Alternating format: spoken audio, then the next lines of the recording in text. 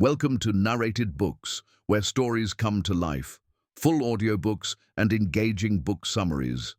Listen, learn and explore new worlds through the power of books. The Prince by Niccolò Machiavelli, translated by William K. Marriott.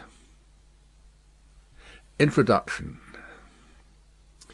Niccolò Machiavelli was born at Florence on 3rd of May 1469. He was the second son of Bernardo di Niccolò Machiavelli, a lawyer of some repute, and of Bartolommea di Stefano Nelli, his wife. Both parents were members of the old Florentine nobility.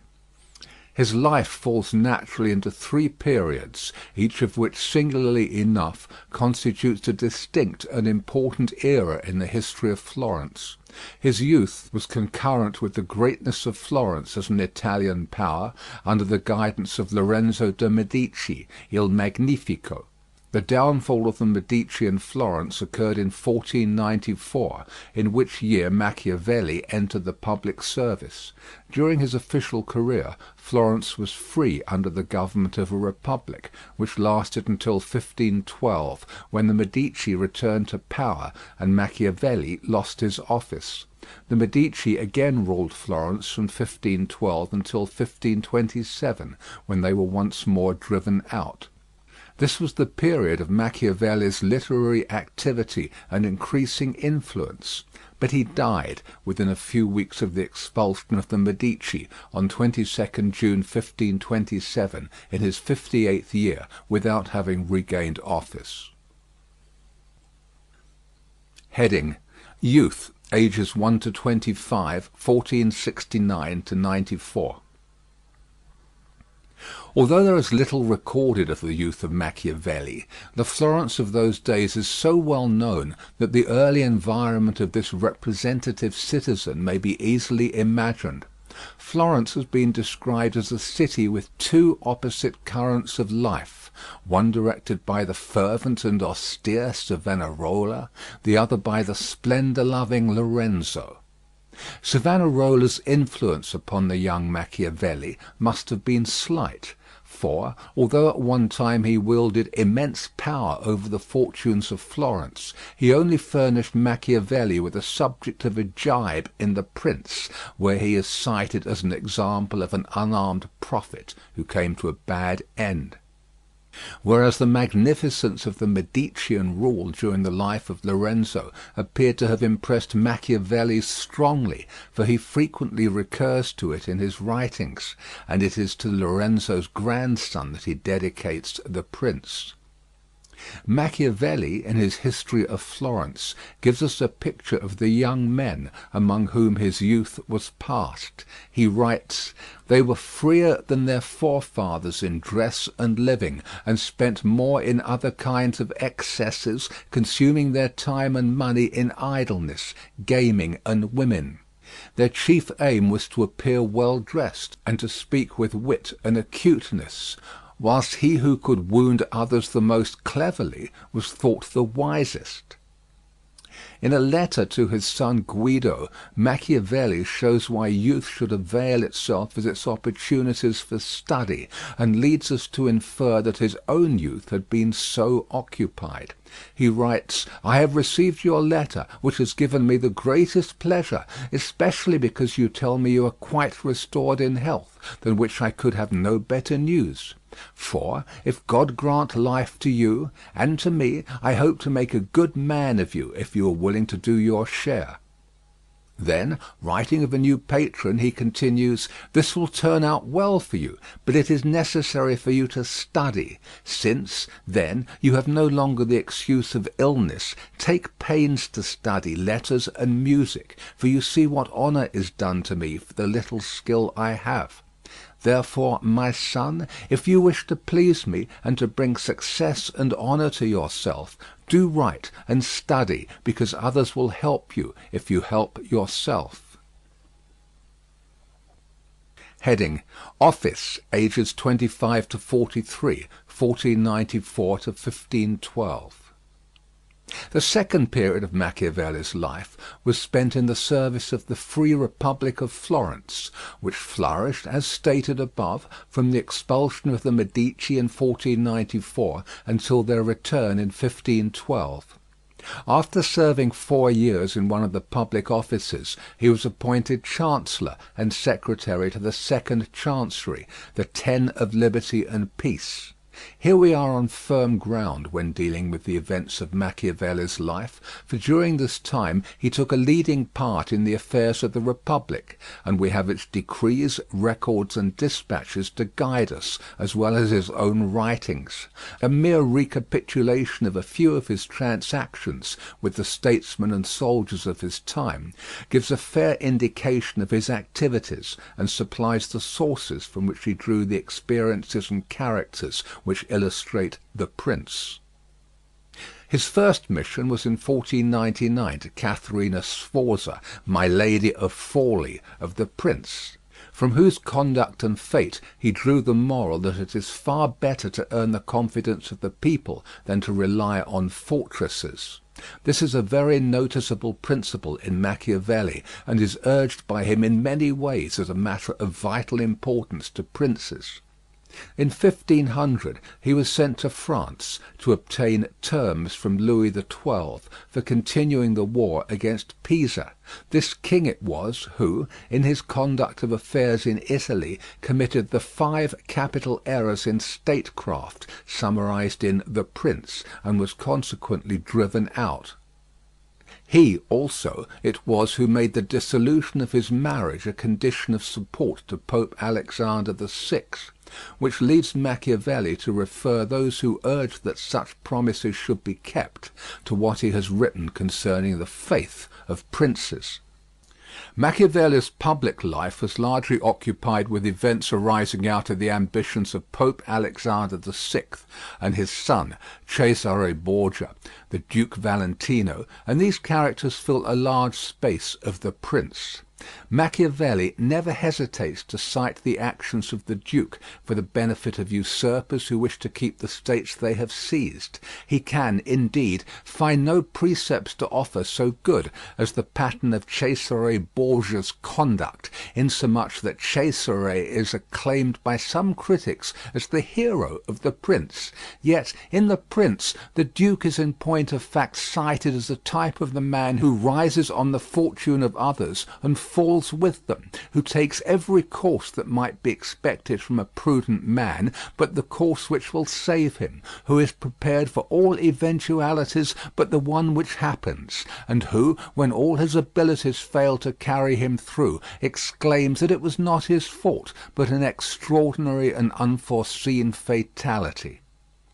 On the death of Pius III in 1503, Machiavelli was sent to Rome to watch the election of his successor, and there he saw Cesare Borgia cheated into allowing the choice of the college to fall on Giuliano delle Rovere, Julius II, who was one of the cardinals that had most reason to fear the duke.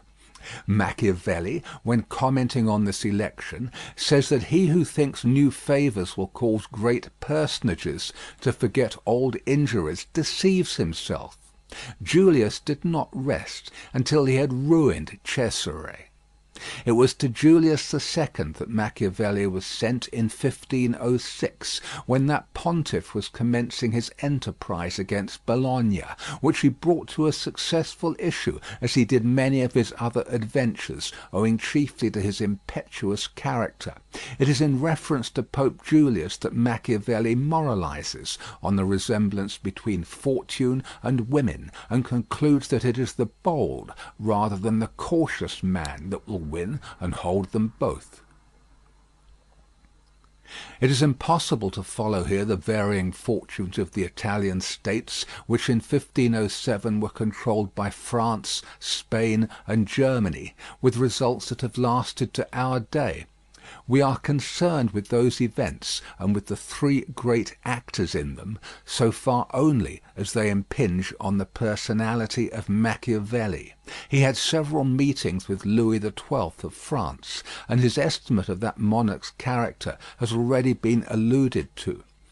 Machiavelli has painted Ferdinand of Aragon as the man who accomplished great things under the cloak of religion, but who in reality had no mercy, faith, humanity, or integrity, and who, had he allowed himself to be influenced by such motives, would have been ruined.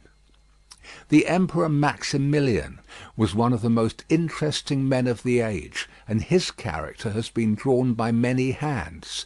But Machiavelli, who was an envoy at his court in 1507–8, reveals the secret of his many failures when he describes him as a secretive man, without force of character, ignoring the human agencies necessary to carry his schemes into effect, and never insisting on the fulfilment of his wishes. The remaining years of Machiavelli's official career were filled with events arising out of the League of Cambrai, made in 1508 between the three great European powers already mentioned and the Pope, with the object of crushing the Venetian Republic.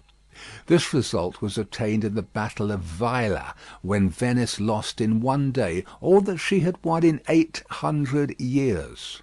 Florence had a difficult part to play during these events, complicated as they were by the feud which broke out between the Pope and the French, because friendship with France had dictated the entire policy of the Republic. When, in 1511, Julius II finally formed the Holy League against France, and with the assistance of the Swiss drove the French out of Italy, Florence lay at the mercy of the Pope and had to submit to his terms, one of which was that the Medici should be restored. The return of the Medici to Florence on 1st of September 1512, and the consequent fall of the Republic, was the signal for the dismissal of Machiavelli and his friends, and thus put an end to his public career, for, as we have seen, he died without regaining office. Heading: Literature and Death, age 43 to 58, 1512 to 27. On the return of the Medici, Machiavelli, who for a few weeks had vainly hoped to retain his office under the new masters of Florence, was dismissed by decree dated 7th November 1512. Shortly after this, he was accused of complicity in an abortive conspiracy against the Medici, imprisoned and put to the question by torture. The new Medician Pope, Leo X, procured his release, and he retired to his small property at San Casciano, near Florence, where he devoted himself to literature. In a letter to Francesco Vettori, dated 13th December 1513, he has left a very interesting description of his life at this period, which elucidates his methods and his motives in writing The Prince.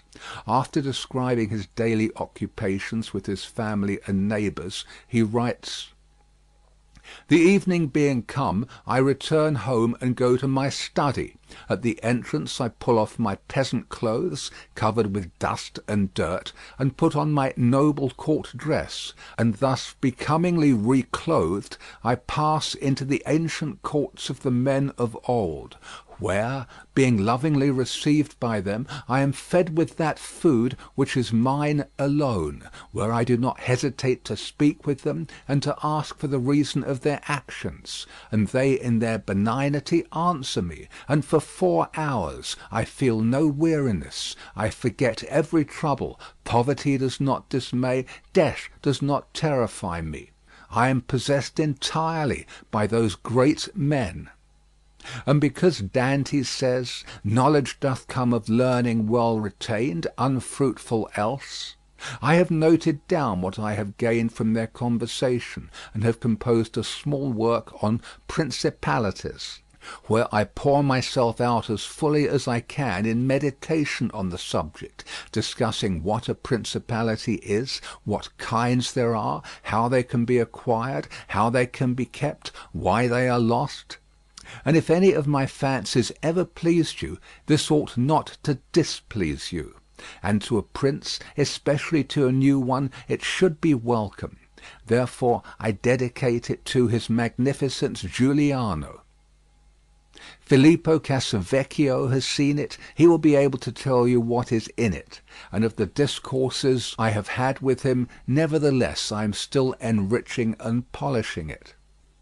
The little book suffered many vicissitudes before attaining the form in which it has reached us.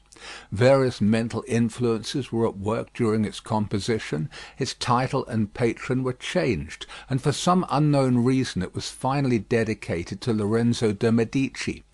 Although Machiavelli discussed with Casavecchio whether it should be sent or presented in person to the patron, there is no evidence that Lorenzo ever received it or even read it. He certainly never gave Machiavelli any employment. Although it was plagiarized during Machiavelli's lifetime, The Prince was never published by him, and its text is still disputable. Machiavelli concludes his letter to Vettori thus: "And as to this little thing," his book, "when it has been read, it will be seen that during the 15 years I have given to the study of statecraft, I have neither slept nor idled, and men ought ever to desire to be served by one who has reaped experience at the expense of others. And of my loyalty none could doubt, because having always kept faith, I could not now learn how to break it. For he who has been faithful and honest, as I have, cannot change his nature, and my poverty is a witness to my honesty." Before Machiavelli had got The Prince off his hands, he commenced his Discourse on the First Decade of Titus Livius, which should be read concurrently with The Prince. These and several minor works occupied him until the year 1518, when he accepted a small commission to look after the affairs of some Florentine merchants at Genoa. In 1519 the Medicean rulers of Florence granted a few political concessions to her citizens, and Machiavelli, with others, was consulted upon a new constitution, under which the Great Council was to be restored, but on one pretext or another it was not promulgated. In 1520 the Florentine merchants again had recourse to Machiavelli to settle their difficulties with Lucca. But this year was chiefly remarkable for his re-entry into Florentine literary society, where he was much sought after, and also for the production of his Art of War. It was in the same year that he received a commission at the instance of Cardinal de' Medici to write the History of Florence, a task which occupied him until 1525. His return to popular favour may have determined the Medici to give him this employment, for an old writer observes that an able statesman out of work, like a huge whale, will endeavour to overturn the ship, unless he has an empty cask to play with. When the History of Florence was finished, Machiavelli took it to Rome for presentation to his patron, Giuliano de' Medici, who had in the meanwhile become pope under the title of Clement VII. It is somewhat remarkable that, as, in 1513, Machiavelli had written The Prince for the instruction of the Medici after they had just regained power in Florence, so, in 1525, he dedicated the History of Florence to the head of the family when its ruin was now at hand. In that year the Battle of Pavia destroyed the French rule in Italy, and left Francis I a prisoner in the hands of his great rival Charles V. This was followed by the sack of Rome, upon the news of which the popular party at Florence threw off the yoke of the Medici, who were once more banished. Machiavelli was absent from Florence at this time, but hastened his return, hoping to secure his former office of secretary to the Ten of Liberty and Peace. Unhappily, he was taken ill soon after he reached Florence, where he died on 22nd June, 1527. Heading: The Man and His Works. No one can say where the bones of Machiavelli rest, but modern Florence has decreed him a stately cenotaph in Santa Croce by the side of her most famous sons, recognizing that, whatever other nations may have found in his works, Italy found in them the idea of her unity and the germs of her renaissance among the nations of Europe. Whilst it is idle to protest against the world-wide and evil signification of his name, it may be pointed out that the harsh construction of his doctrine, which this sinister reputation implies, was unknown to his own day, and that the researches of recent times have enabled us to interpret him more reasonably. It is due to these inquiries that the shape of an unholy necromancer, which so long haunted men's vision, has begun to fade. Machiavelli was undoubtedly a man of great observation, acuteness, and industry, noting with appreciative eye whatever passed before him, and with his supreme literary gift turning it to account in his enforced retirement from affairs. He does not present himself, nor is he depicted by his contemporaries, as a type of that rare combination, the successful statesman and author, for he appears to have been only moderately prosperous in his several embassies and political employments. He was misled by Caterina Sforza, ignored by Louis XII, overawed by Cesare Borgia. Several of his embassies were quite barren of results. His attempts to fortify Florence failed, and the soldiery that he raised astonished everybody by their cowardice. In the conduct of his own affairs he was timid and time-serving. He dared not appear by the side of Soderini, to whom he owed so much, for fear of compromising himself. His connection with the Medici was open to suspicion, and Giuliano appears to have recognized his real forte when he set him to write the history of Florence, rather than employ him in the state. And it is on the literary side of his character, and there alone, that we find no weakness and no failure. Although the light of almost 4 centuries has been focused on the Prince, its problems are still debatable and interesting, because they are the eternal problems between the ruled and their rulers. Such as they are, its ethics are those of Machiavelli's contemporaries, yet they cannot be said to be out of date so long as the governments of Europe rely on material rather than on moral forces. Its historical incidents and personages become interesting by reason of the uses which Machiavelli makes of them to illustrate his theories of government and conduct. Leaving out of consideration those maxims of state which still furnish some European and Eastern statesmen with principles of action, the Prince is bestrewn with truths that can be proved at every turn. Men are still the dupes of their simplicity and greed, as they were in the days of Alexander VI. The cloak of religion still conceals the vices which Machiavelli laid bare in the character of Ferdinand of Aragon. Men will not look at things as they really are, but as they wish them to be, and are ruined. In politics there are no perfectly safe courses. Prudence consists in choosing the least dangerous ones. Then, to pass to a higher plane, Machiavelli reiterates that although crimes may win an empire, they do not win glory. Necessary wars are just wars, and the arms of a nation are hallowed when it has no other resource but to fight. It is the cry of a far later day than Machiavelli's that government should be elevated into a living moral force, capable of inspiring the people with a just recognition of the fundamental principles of society. To this high argument the Prince contributes but little. Machiavelli always refused to write either of men or of governments otherwise than as he found them, and he writes with such skill and insight that his work is of abiding value.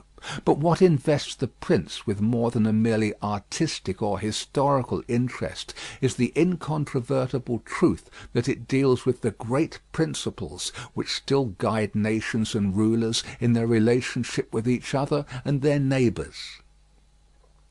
In translating The Prince, my aim has been to achieve at all costs an exact literal rendering of the original, rather than a fluent paraphrase adapted to the modern notions of style and expression. Machiavelli was no facile phrasemonger. The conditions under which he wrote obliged him to weigh every word. His themes were lofty, his substance grave, his manner nobly plain and serious. Quis eo fuit unquam in partiundus rebus, in defiendis in explandis pressior?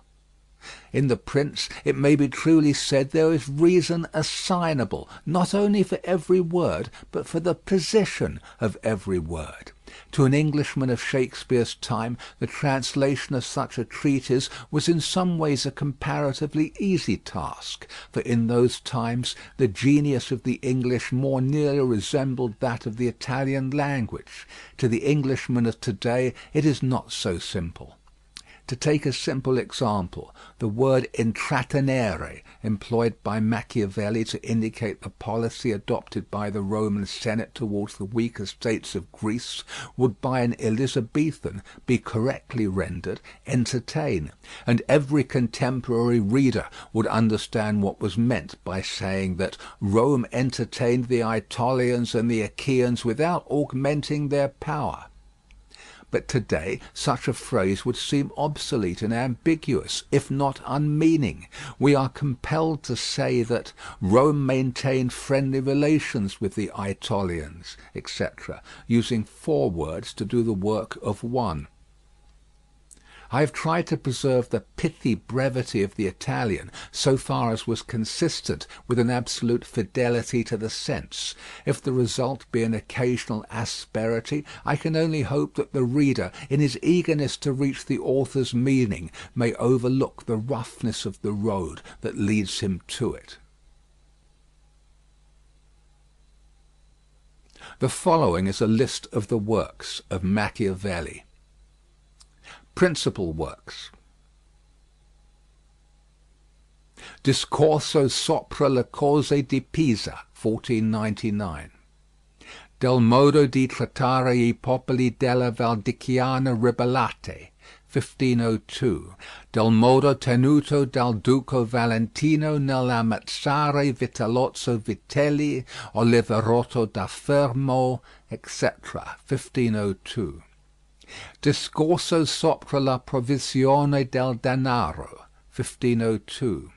Decennale primo, poem in terza rima, 1506. Ritratti delle cose dell'Alemagna, 1508-12. Decennale secondo, 1509. Ritratti delle cose di Francia, 1510. Discorsi sopra la prima decada di T. Livio, 3 volumes, 1512-17. Il Principe, 1513. Andria, comedy translated from Terence, 1513? Mandragola, prose comedy in 5 acts with prologue in verse, 1513. Della Lingua, dialogue, 1514. Clizia, comedy in prose, 1515? Belphegor Archidiavolo, novel, 1515. Asino d'Oro, poem in terza rima, 1517. Dell'arte della guerra, 1519-20. Discorso sopra il riformare lo Stato di Firenze, 1520. Sommario delle cose della città di Lucca, 1520. Vita di Castruccio Castracani da Lucca, 1520. Historiae Fiorentina, 8 books, 1521-5. Frammenti Storici, 1525. Other poems include sonetti, canzoni, ottave, and canti canascialeschi. Editions, Aldo, Venice, 1546. Della Tertina, 1550. Cambiaggi, Florence, 6 volumes, 1782-5. Dei Classici, Milan, 10, 1813. Silvestri, 9 volumes, 1820-2.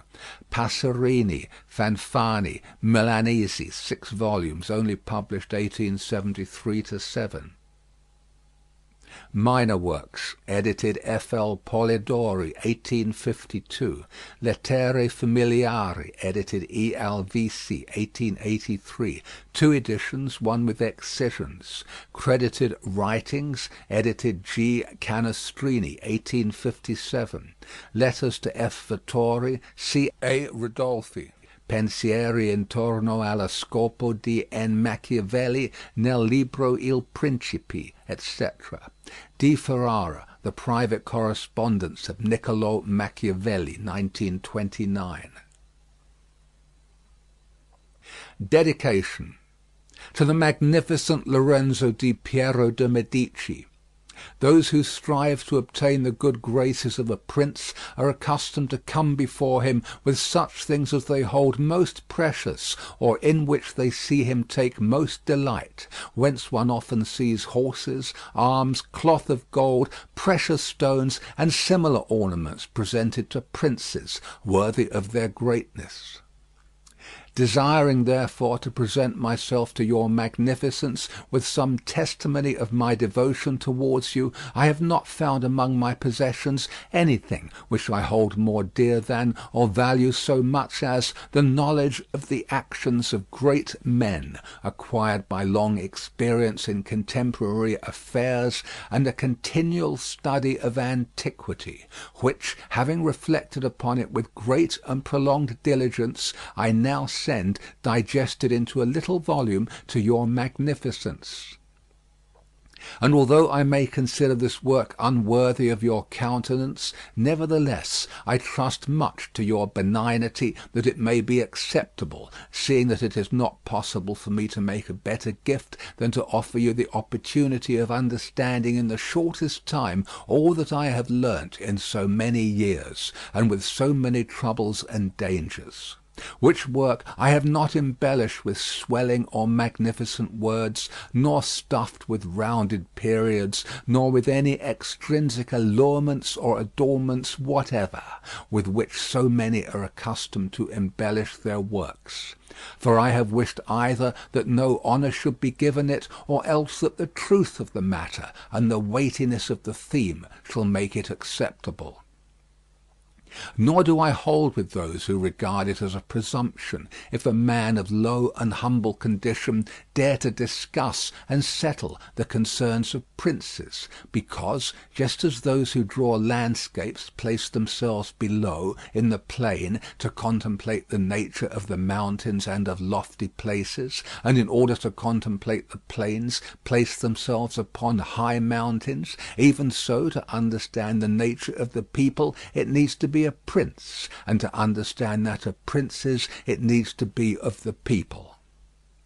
Take then, your magnificence, this little gift, in the spirit in which I send it, wherein, if it be diligently read and considered by you, you will learn my extreme desire that you should attain that greatness which fortune and your other attributes promise.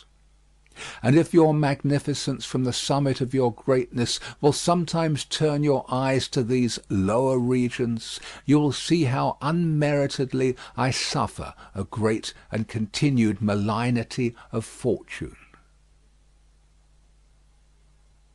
End of front matter. Chapter 1. How many kinds of principalities there are, and by what means they are acquired. All states, all powers that have held and hold rule over men have been and are either republics or principalities.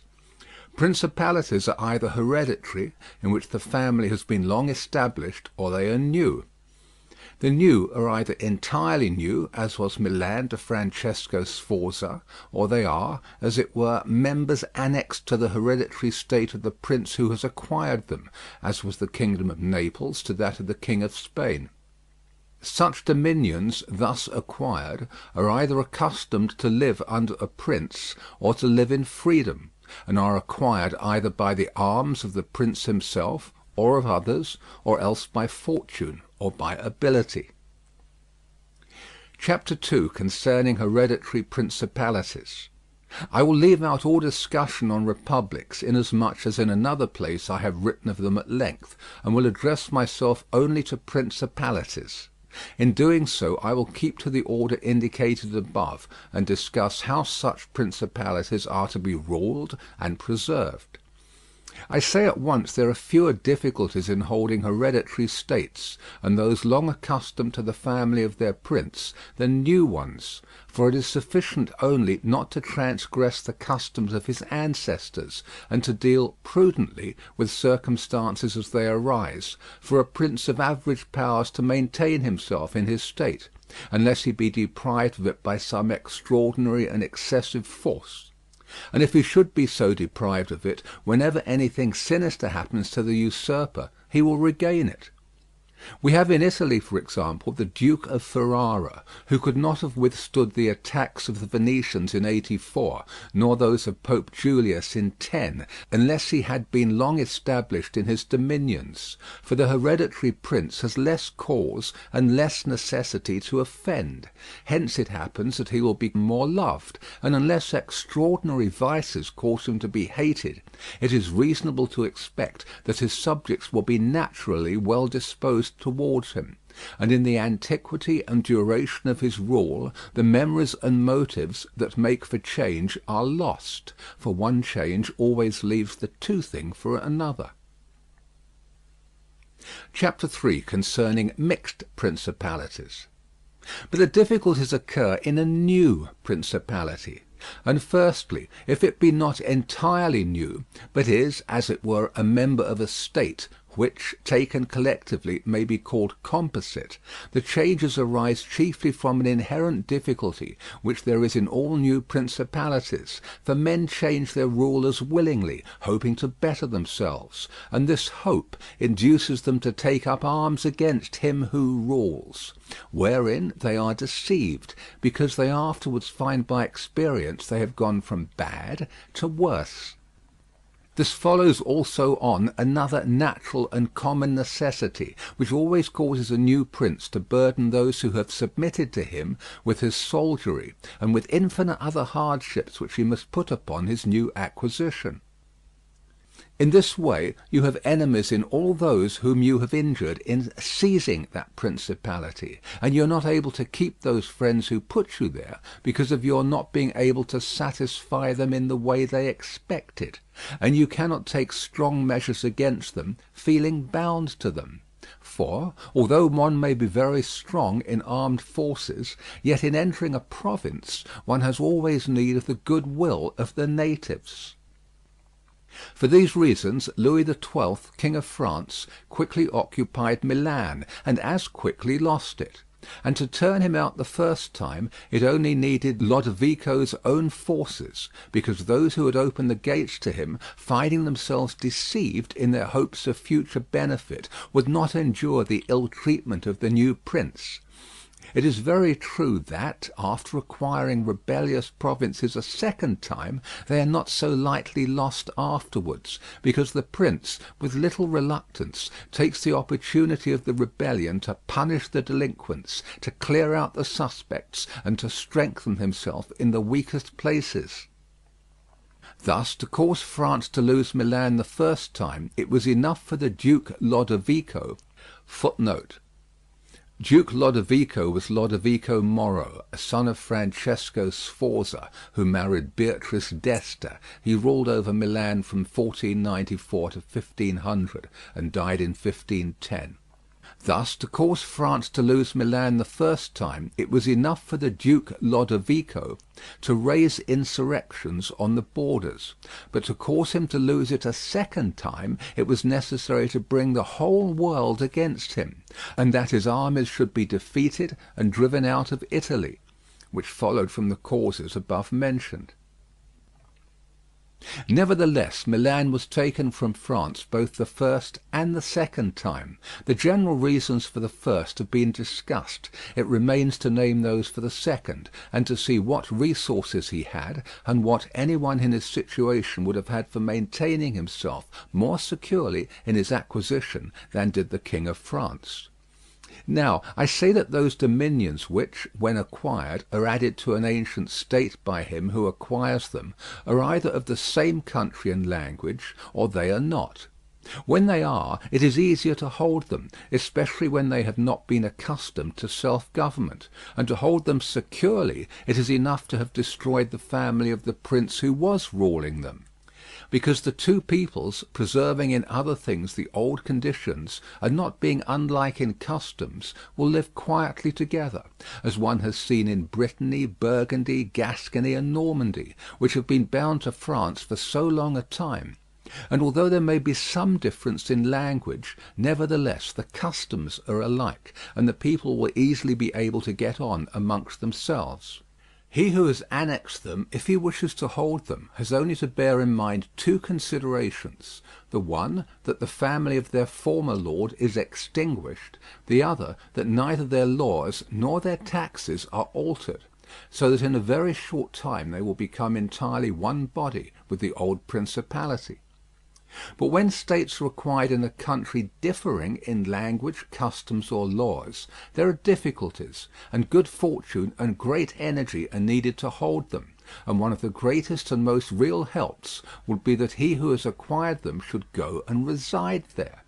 This would make his position more secure and durable, as it has made that of the Turk in Greece, who, notwithstanding all the other measures taken by him for holding that state, if he had not settled there, would not have been able to keep it; because, if one is on the spot, disorders are seen as they spring up, and one can quickly remedy them; but if one is not at hand, they are heard of only when they are great, and then one can no longer remedy them.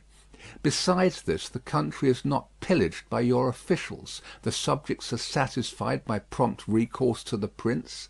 Thus, wishing to be good, they have more cause to love him, and wishing to be otherwise, to fear him. He who would attack that state from the outside must have the utmost caution. As long as the prince resides there, it can only be wrested from him with the greatest difficulty. The other and better course is to send colonies to one or two places, which may be as keys to that state; for it is necessary either to do this, or else to keep there a great number of cavalry and infantry. A prince does not spend much on colonies, for with little or no expense he can send them out and keep them there, and he offends a minority only of the citizens, from whom he takes lands and houses to give them to the new inhabitants. And those whom he offends, remaining poor and scattered, are never able to injure him, whilst the rest, being uninjured, are easily kept quiet, and at the same time are anxious not to err, for fear it should happen to them as it has to those who have been despoiled. In conclusion, I say that these colonies are not costly; they are more faithful, they injure less, and the injured, as has been said, being poor and scattered, cannot hurt. Upon this, one has to remark that men ought either to be well treated or crushed, because they can avenge themselves of lighter injuries, of more serious ones they cannot. Therefore, the injury that is to be done to a man ought to be of such a kind that one does not stand in fear of revenge. But in maintaining armed men there in place of colonies one spends much more, having to consume on the garrison all the income from the state, so that the acquisition turns into a loss, and many more are exasperated, because the whole state is injured. Through the shifting of the garrison up and down all become acquainted with hardship, and all become hostile, and they are enemies who, whilst beaten on their own ground, are yet able to do hurt. For every reason, therefore, such guards are as useless as a colony is useful. Again, the prince who holds a country differing in the above respects ought to make himself the head and defender of his less powerful neighbours, and to weaken the more powerful amongst them, taking care that no foreigner as powerful as himself shall, by any accident, get a footing there, for it will always happen that such a one will be introduced by those who are discontented, either through excess of ambition or through fear, as one has seen already. The Romans were brought into Greece by the Aetolians, and in every other country where they obtained a footing they were brought in by the inhabitants. And the usual course of affairs is that, as soon as a powerful foreigner enters a country, all the subject states are drawn to him, moved by the hatred which they feel against the ruling power. So that in respect to those subject states he has not to take any trouble to gain them over to himself, for the whole of them quickly rally to the state which he has acquired there. He has only to take care that they do not get hold of too much power and too much authority, and then with his own forces and with their good will he can easily keep down the more powerful of them, so as to remain entirely master in the country. And he who does not properly manage this business will soon lose what he has acquired, and whilst he does hold it he will have endless difficulties and troubles. The Romans, in the countries which they annexed, observed closely these measures. They sent colonies and maintained friendly relations with the minor powers. Footnote, see remark in the introduction on the word intratenere. Without increasing their strength, they kept down the greater and did not allow any strong foreign powers to gain authority. Greece appears to me sufficient for an example. The Achaeans and Aetolians were kept friendly by them, the kingdom of Macedonia was humbled, Antiochus was driven out. Yet the merits of the Achaeans and Aetolians never secured for them permission to increase their power, nor did the persuasions of Philip ever induce the Romans to be his friends without first humbling him, nor did the influence of Antiochus make them agree that he should retain any lordship over the country. Because the Romans did in these instances what all prudent princes ought to do, who have to regard not only present troubles but also future ones, for which they must prepare with every energy, because when foreseen it is easy to remedy them, but if you wait until they approach, the medicine is no longer in time, because the malady has become incurable.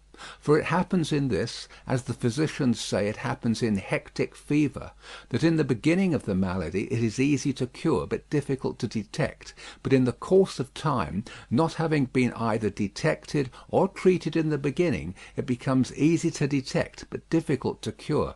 This it happens in affairs of state, for when the evils that arise have been foreseen, which it is only given to a wise man to see, they can be quickly redressed, but when, through not having been foreseen, they have been permitted to grow in a way that every one can see them, there is no longer a remedy. Therefore the Romans, foreseeing troubles, dealt with them at once, and, even to avoid a war, would not let them come to a head. For they knew that war is not to be avoided, but is only to be put off to the advantage of others. Moreover, they wished to fight with Philip and Antiochus in Greece, so as not to have to do it in Italy. They could have avoided both. But this they did not wish, nor did that ever please them which is for ever in the mouths of the wise ones of our time. Let us enjoy the benefits of the time, but rather the benefits of their own valour and prudence, for time drives everything before it, and is able to bring with it good as well as evil, and evil as well as good. But let us turn to France, and inquire whether she has done any of the things mentioned. I will speak of Louis. Footnote, Louis XII, King of France, the father of the people, born 1462, died 1515, and not of Charles. Footnote, Charles VIII, King of France, born 1470, died 1498. I will speak of Louis, and not of Charles, as the one whose conduct is the better to be observed, he having held possession of Italy for the longest period. And you will see that he has done the opposite to those things which ought to be done to retain a state composed of diverse elements. King Louis was brought into Italy by the ambition of the Venetians, who desired to obtain half the state of Lombardy by his intervention. I will not blame the course taken by the king, because, wishing to get a foothold in Italy, and having no friends there, seeing rather that every door was shut to him owing to the conduct of Charles, he was forced to accept those friendships which he could get, and he would have succeeded very quickly in his design if in other matters he had not made some mistakes. The king, however, having acquired Lombardy, regained at once the authority which Charles had lost. Genoa yielded. The Florentines became his friends. The Marquis of Mantua, the Duke of Ferrara, the Bentivogli, my Lady of Forli, the lords of Firenze, of Pesaro, of Rimini, of Camerino, of Piombino, the Lucchesi, the Pisans, the Sienese, everybody made advances to him to become his friend. Then could the Venetians realize the rashness of the course taken by them, which, in order that they might secure 2 towns in Lombardy, had made the king master of 2/3 of Italy. Let any one now consider with what little difficulty the king could have maintained his position in Italy had he observed the rules above laid down, and kept all his friends secure and protected. For although they were numerous, they were both weak and timid, some afraid of the church, some of the Venetians, and thus they would always have been forced to stand in with him, and by their means he could easily have made himself secure against those who remained powerful. But he was no sooner in Milan than he did the contrary, by assisting Pope Alexander to occupy the Romagna. It never occurred to him that by this action he was weakening himself, depriving himself of friends and of those who had thrown themselves into his lap, whilst he aggrandized the church by adding much temporal power to the spiritual, thus giving it greater authority. And, having committed this prime error, he was obliged to follow it up, so much so that, to put an end to the ambition of Alexander, and to prevent his becoming the master of Tuscany, he was himself forced to come into Italy. And as if it were not enough to have aggrandized the church and deprived himself of friends, he, wishing to have the kingdom of Naples, divides it with the king of Spain, and where he was the prime arbiter in Italy, he takes an associate, so that the ambitious of that country and the malcontents of his own should have somewhere to shelter. And whereas he could have left in the kingdom his own pensioner as king, he drove him out, to put one there who was able to drive him, Louis, out in turn. The wish to acquire is in truth very natural and common, and men always do so when they can, and for this they will be praised, not blamed. But when they cannot do so, yet wish to do so by any means, then there is folly and blame. Therefore, if France could have attacked Naples with her own forces, she ought to have done so. If she could not, then she ought not to have divided it. And if the partition which she made with the Venetians in Lombardy was justified by the excuse that by it she got a foothold in Italy, this other partition merited blame, for it had not the excuse of that necessity. Therefore Louis made these 5 errors. He destroyed the minor powers, he increased the strength of one of the greater powers in Italy, he brought in a foreign power, he did not settle in the country, he did not send colonies. Which errors, had he lived, were not enough to injure him, had he not made a 6th, by taking away their dominions from the Venetians, because, had he not aggrandized the church, nor brought Spain into Italy, it would have been very reasonable and necessary to humble them. But having first taken these steps, he ought never to have consented to their ruin, for they, being powerful, would always have kept off others from designs on Lombardy, to which the Venetians would never have consented except to become masters themselves there. Also, because the others would not wish to take Lombardy from France in order to give it to the Venetians, and to run counter to both, they would not have had the courage.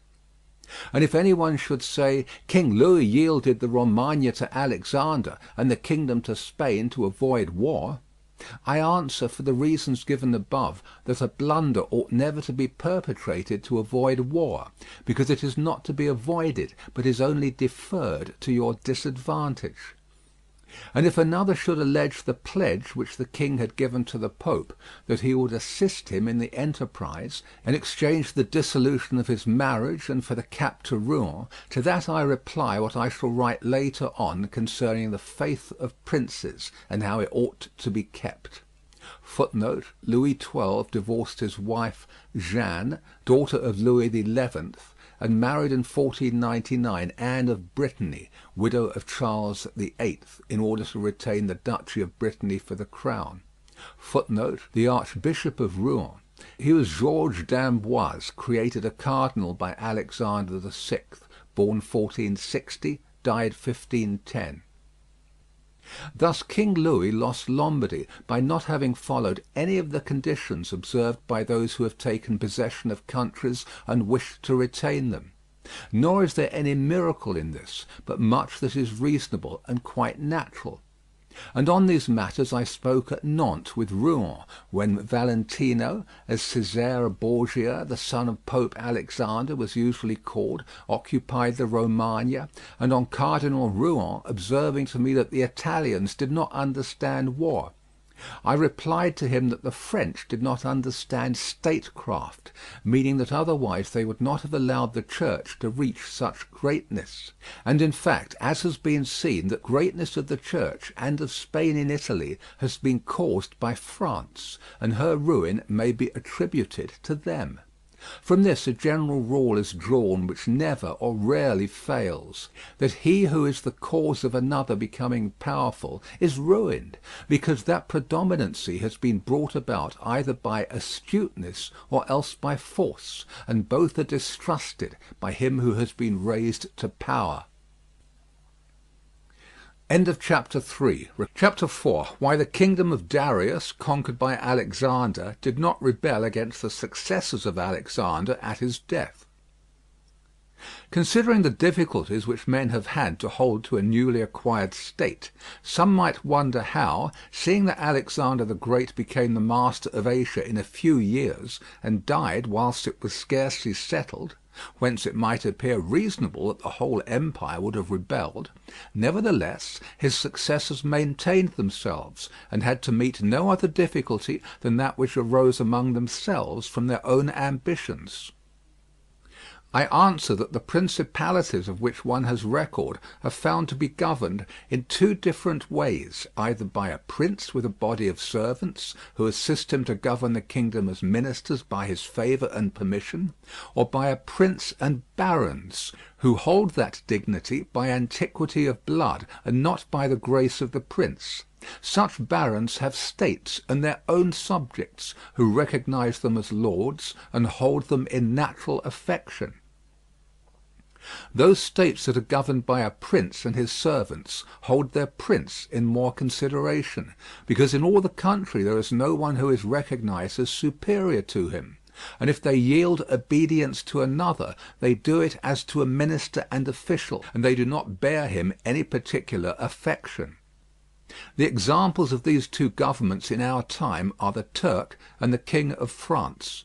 The entire monarchy of the Turk is governed by one lord, the others are his servants, and, dividing his kingdom into sanjaks, he sends their different administrators, and shifts and changes them as he chooses.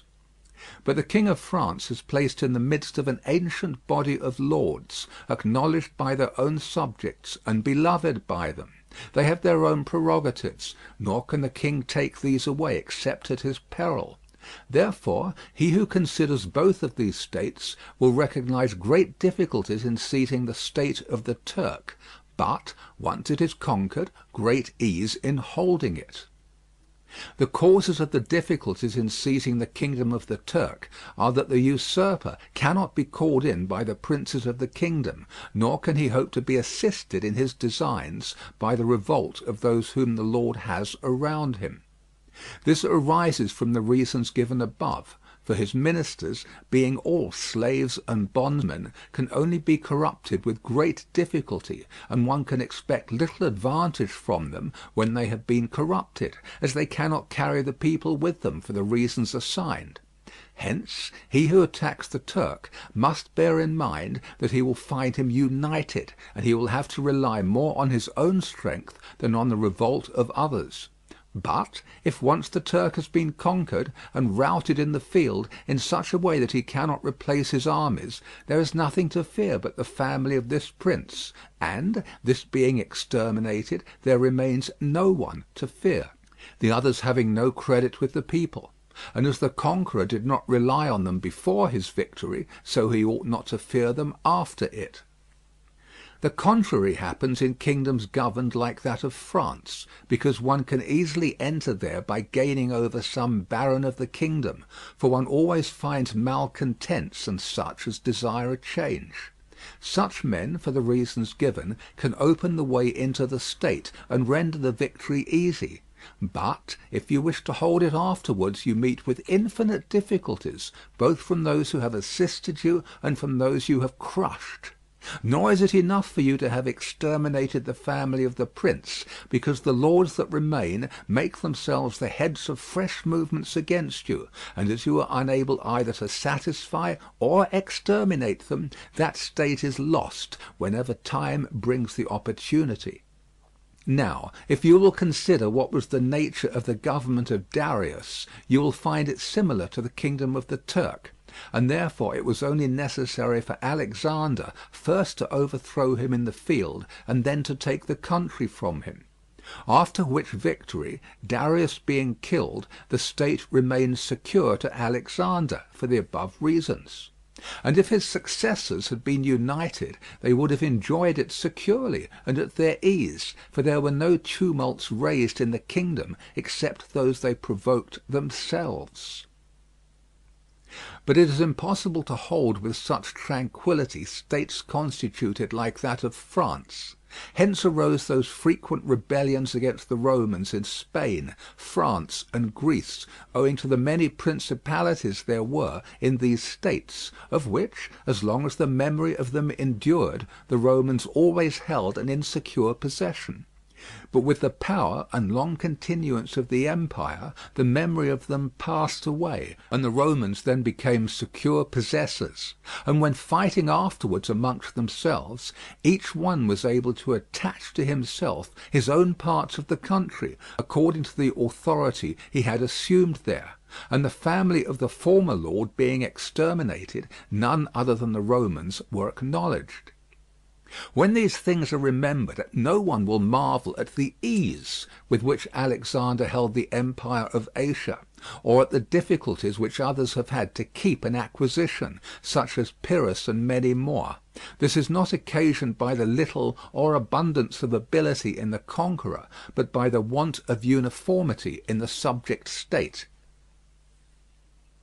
Chapter 5, concerning the way to govern cities or principalities which lived under their own laws before they were annexed.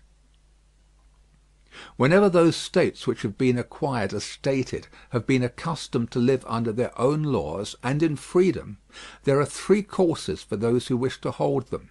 The first is to ruin them, the next is to reside there in person, the third is to permit them to live under their own laws, drawing a tribute, and establishing within it an oligarchy which will keep it friendly to you.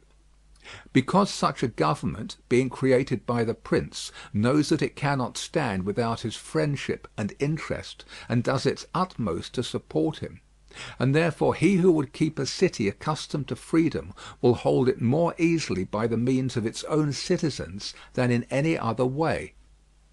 There are, for example, the Spartans and the Romans. The Spartans held Athens and Thebes, establishing there an oligarchy. Nevertheless, they lost them. The Romans, in order to hold Capua, Carthage, and Numantia, dismantled them and did not lose them.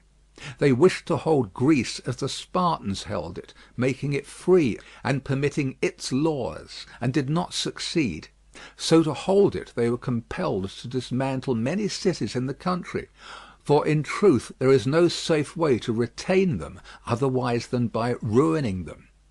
And he who becomes master of a city accustomed to freedom and does not destroy it, may expect to be destroyed by it. For in rebellion it has always the watchword of liberty and its ancient privileges as a rallying point, which neither time nor benefits will ever cause it to forget. And whatever you may do or provide against, they never forget that name or their privileges unless they are disunited or dispersed. And at every chance they immediately rally to them, as Pisa after the 100 years she had been held in bondage by the Florentines. But when cities or countries are accustomed to live under a prince, and his family is exterminated, they, being on the one hand accustomed to obey, and on the other hand not having the old prince, cannot agree in making one from amongst themselves, and they do not know how to govern themselves. For this reason they are very slow to take up arms, and a prince can gain them to himself and secure them much more easily.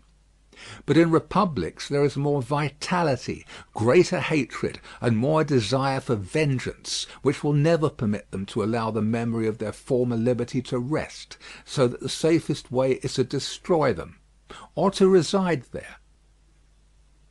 Chapter 6, concerning new principalities which are acquired by one's own arms and ability. Let no one be surprised if, in speaking of entirely new principalities as I shall do, I adduce the highest examples both of prince and of state. Because men, walking almost always in paths beaten by others, and following by imitation their deeds, are yet unable to keep entirely to the ways of others, or attain to the power of those they imitate. A wise man ought always to follow the paths beaten by great men, and to imitate those who have been supreme, so that if his ability does not equal theirs, at least it will savour of it. Let him act like the clever archers who, designing to hit the mark which yet appears too far distant, and knowing the limits to which the strength of their bow attains, take aim much higher than the mark, not to reach by their strength or arrow to so great a height, but to be able with the aid of so high an aim to hit the mark they wish to reach. I say therefore that in entirely new principalities, where there is a new prince, more or less difficulty is found in keeping them, according as there is more or less ability in him who has acquired the state. Now, as the fact of becoming a prince from a private station presupposes either ability or fortune, it is clear that one or other of these things will mitigate in some degree many difficulties. Nevertheless, he who has relied least on fortune is established the strongest. Further, it facilitates matters when the prince, having no other state, is compelled to reside there in person. But to come to those who, by their own ability and not through fortune, have risen to be princes, I say that Moses, Cyrus, Romulus, Theseus, and such like, are the most excellent examples. And although one may not discuss Moses, he having been a mere executor of the will of God, yet he ought to be admired, if only for that favour which made him worthy to speak with God. But in considering Cyrus and others who have acquired or founded kingdoms, all will be found admirable. And if their particular deeds and conduct shall be considered, they will not be found inferior to those of Moses, although he had so great a preceptor. And in examining their actions and lives, one cannot see that they owed anything to fortune beyond opportunity, which brought them the material to mould into the form which seemed best to them. Without that opportunity their powers of mind would have been extinguished, and without those powers the opportunity would have come in vain. It was necessary, therefore, to Moses that he should find the people of Israel in Egypt enslaved and oppressed by the Egyptians, in order that they should be disposed to follow him so as to be delivered out of bondage. It was necessary that Romulus should not remain in Alba, and that he should be abandoned at his birth, in order that he should become king of Rome and founder of the fatherland. It was necessary that Cyrus should find the Persians discontented with the government of the Medes, and the Medes soft and effeminate through their long peace. Theseus could not have shown his ability had he not found the Athenians dispersed. These opportunities, therefore, made these men fortunate, and their high ability enabled them to recognize the opportunity whereby their country was ennobled and made famous.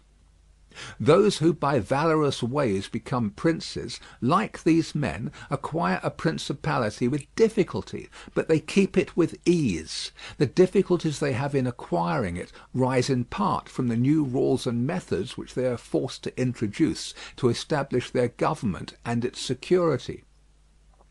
And it ought to be remembered that there is nothing more difficult to take in hand, more perilous to conduct, or more uncertain in its success, than to take the lead in the introduction of a new order of things, because the innovator has for enemies all those who have done well under the old conditions, and lukewarm defenders in those who may do well under the new. This coolness arises partly from fear of the opponents, who have the laws on their side, and partly from the incredulity of men, who do not readily believe in new things until they have had a long experience of them. Thus it happens that whenever those who are hostile have the opportunity to attack, they do it like partisans, while the others defend lukewarmly, in such wise that the prince is endangered along with them. It is necessary, therefore, if we desire to discuss this matter thoroughly, to inquire whether these innovators can rely on themselves or have to depend on others; that is to say, whether, to consummate their enterprise, have they to use prayers or can they use force. In the first instance they always succeed badly, and never compass anything; but when they can rely on themselves and use force, then they are rarely endangered. Hence it is that all armed prophets have conquered, and the unarmed ones have been destroyed. Besides the reasons mentioned, the nature of the people is variable, and whilst it is easy to persuade them, it is difficult to fix them in that persuasion. And thus it is necessary to take such measures that, when they believe no longer, it may be possible to make them believe by force. If Moses, Cyrus, Theseus, and Romulus had been unarmed, they could not have enforced their constitutions for long, as happened in our time to Fra Girolamo Savonarola, who was ruined with his new order of things immediately the multitude believed in him no longer, and he had no means of keeping steadfast those who believed, or of making the unbelievers to believe. Therefore such as these have great difficulties in consummating their enterprise, for all their dangers are in the ascent, yet with ability they will overcome them. But when these are overcome, and those who envied them their success are exterminated, they will begin to be respected, and they will continue afterwards powerful, secure, honoured, and happy. To these great examples I wish to add a lesser one; still it bears some resemblance to them, and I wish it to suffice me for all of a like kind. It is Hiero the Syracusan. Footnote: Hiero II, born about 307 B.C., died 216 B.C. It is Hiero the Syracusan. This man rose from a private station to be Prince of Syracuse, nor did he either owe anything to fortune but opportunity, for the Syracusans, being oppressed, chose him for their captain. Afterwards he was rewarded by being made their prince.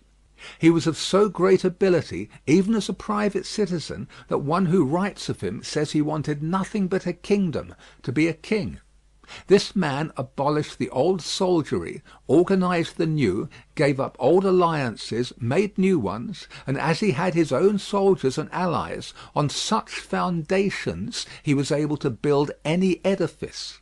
Thus, whilst he had endured much trouble in acquiring, he had but little in keeping. End of chapter 6. Chapter 7. Concerning new principalities, which are acquired either by the arms of others or by good fortune. Those who solely by good fortune become princes from being private citizens have little trouble in rising, but much in keeping atop.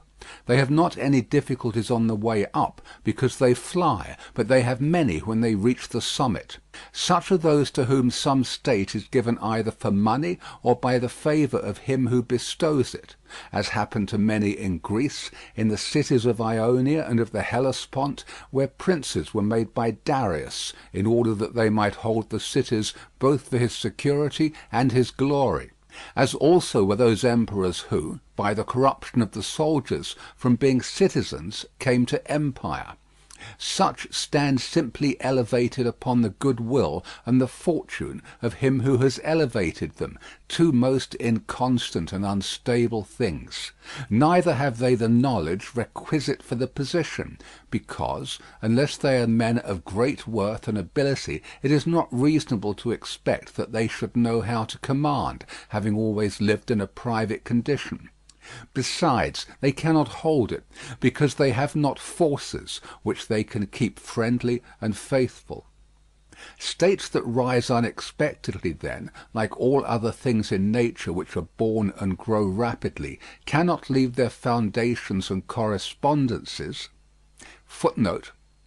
Le radici correspondenzi, their roots, i.e. foundations and correspondences or relations with other states, a common meaning of correspondence and correspondency in the 16th and 17th centuries, cannot leave their foundations and correspondences fixed in such a way that the first storm will not overthrow them, unless, as is said, those who unexpectedly become princes are men of so much ability that they know they have to be prepared at once to hold that which fortune has thrown into their laps, and that those foundations which others have laid before they became princes, they must lay afterwards.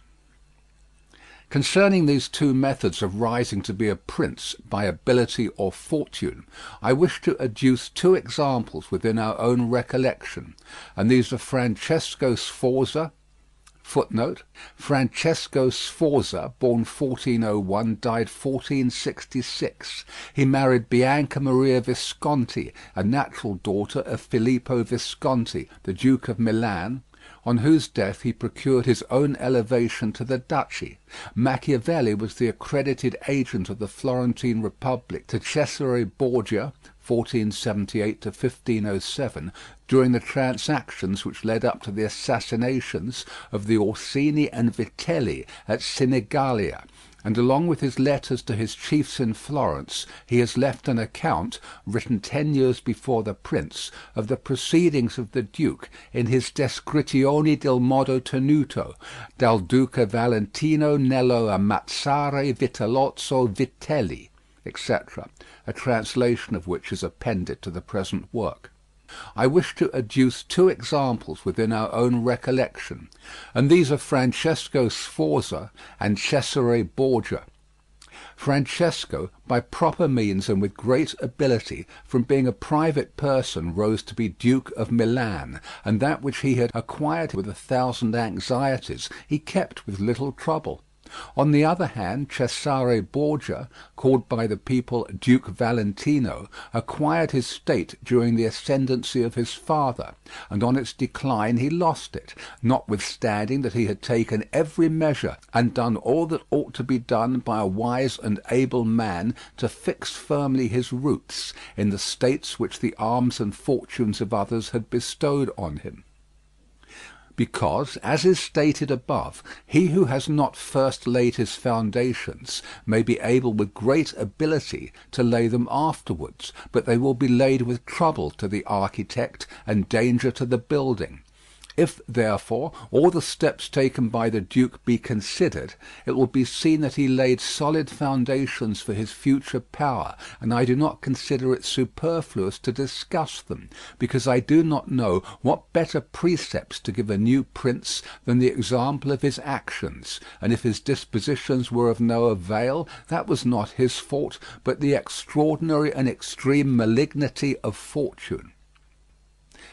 Alexander VI, in wishing to aggrandise the duke, his son, had many immediate and prospective difficulties. Firstly, he did not see his way to make him master of any state that was not a state of the Church, and if he was willing to rob the Church, he knew that the Duke of Milan and the Venetians would not consent, because Faenza and Rimini were already under the protection of the Venetians.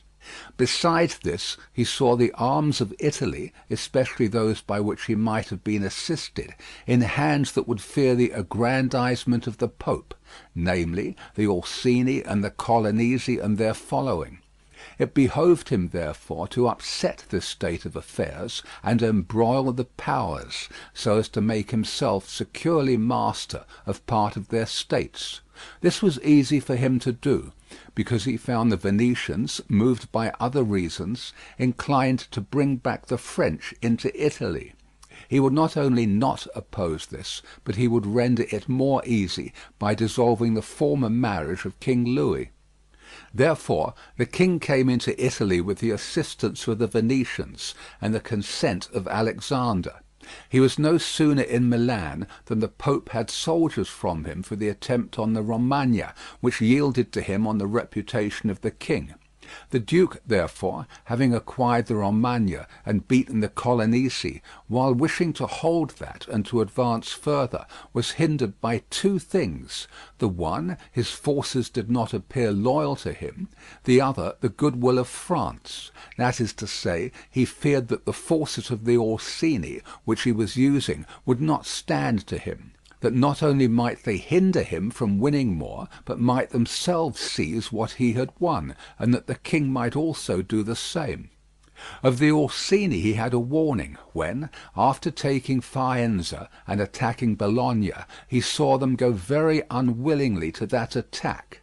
And as to the king, he learned his mind when he himself, after taking the duchy of Urbino, attacked Tuscany, and the king made him desist from that undertaking. Hence the duke decided to depend no more upon the arms and the luck of others. For the first thing he weakened the Orsini and Colonnesi parties in Rome by gaining to himself all their adherents who were gentlemen, making them his gentlemen, giving them good pay, and according to their rank honouring them with office and command in such a way that in a few months all attachment to the factions was destroyed and turned entirely to the duke. After this he awaited an opportunity to crush the Orsini, having scattered the adherents of the Colonna house. This came to him soon, and he used it well. For the Orsini, perceiving at length that the aggrandisement of the duke and the church was ruin to them, called a meeting of the Magioni in Perugia.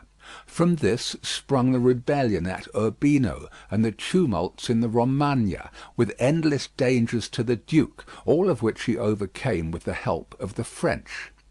Having restored his authority, not to leave it at risk by trusting either to the French or other outside forces, he had recourse to his wiles, and he knew so well how to conceal his mind that, by the mediation of Signor Pagolo, whom the duke did not fail to secure with all kinds of attention, giving him money, apparel, and horses, the Orsini were reconciled, so that their simplicity brought them into his power at Sinigalia. Footnote: Sinigalia, 31st December 1502. Having exterminated the leaders and turned their partisans into his friends, the duke laid sufficiently good foundations to his power, having all the Romagna and the duchy of Urbino, and the people now beginning to appreciate the prosperity, he gained them all over to himself. And as this point is worthy of notice, and to be imitated by others, I am not willing to leave it out. When the duke occupied the Romagna, he found it under the rule of weak masters, who rather plundered their subjects than ruled them, and gave them more cause for disunion than for union, so that the country was full of robbery, quarrels, and every kind of violence. And so, wishing to bring back peace and obedience to authority, he considered it necessary to give it a good governor. Thereupon he promoted Messer Ramiro d'Orco, Footnote: Romero d'Orco, Romero de Lorca. Therefore he promoted Messer Romero d'Orco, a swift and cruel man, to whom he gave the fullest power. This man in a short time restored peace and unity with the greatest success.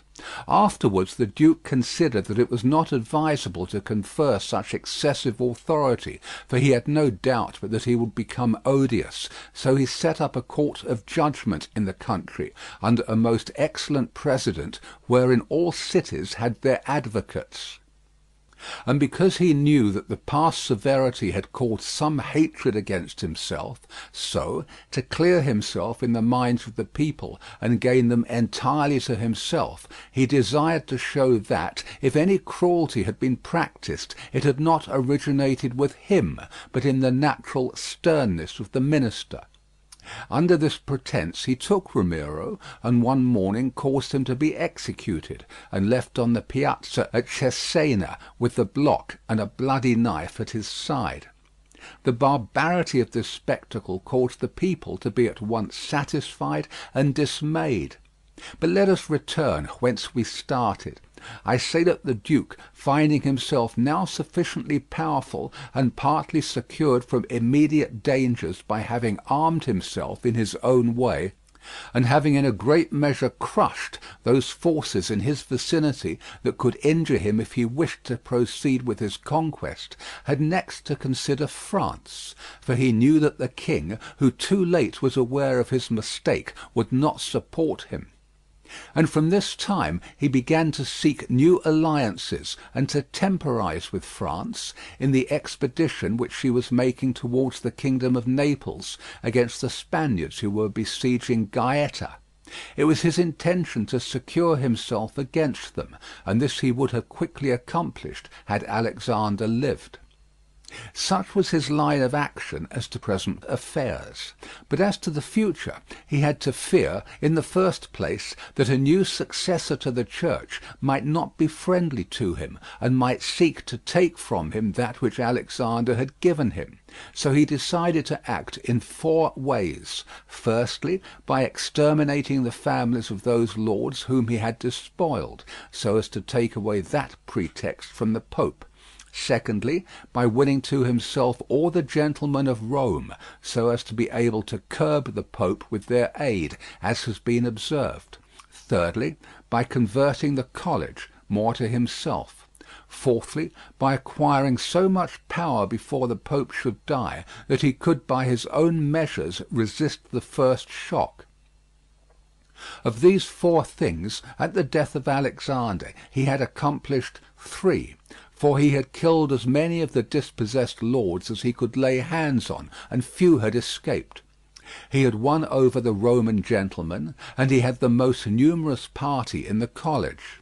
And as to any fresh acquisition, he intended to become master of Tuscany, for he already possessed Perugia and Piombino, and Pisa was under his protection.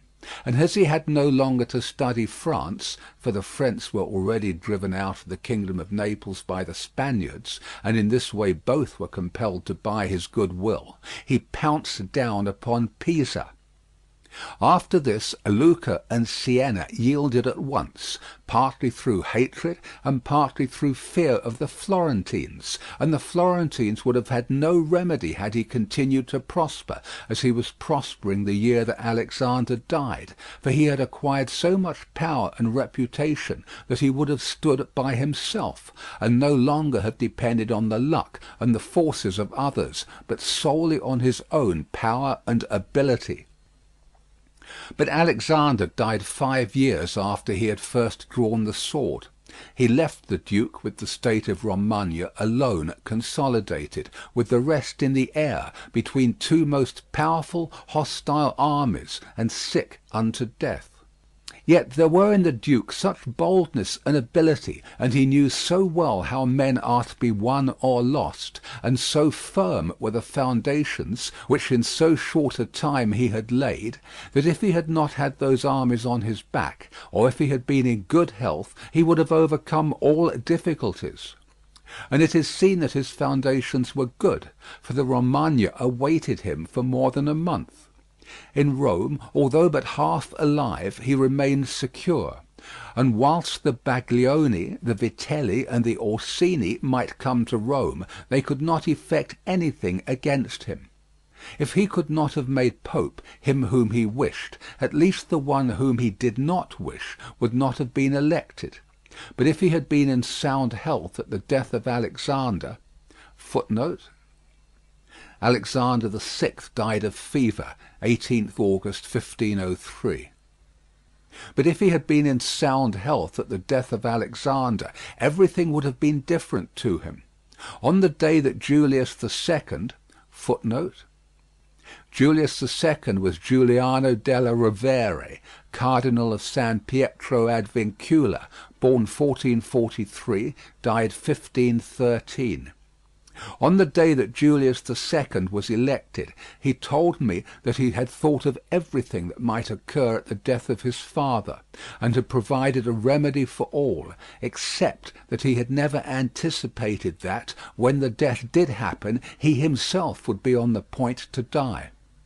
When all the actions of the duke are recalled, I do not know how to blame him, but rather it appears to be, as I have said, that I ought to offer him for imitation to all those who, by the fortune or the arms of others, are raised to government; because he, having a lofty spirit and far-reaching aims, could not have regulated his conduct otherwise, and only the shortness of the life of Alexander and his own sickness frustrated his designs.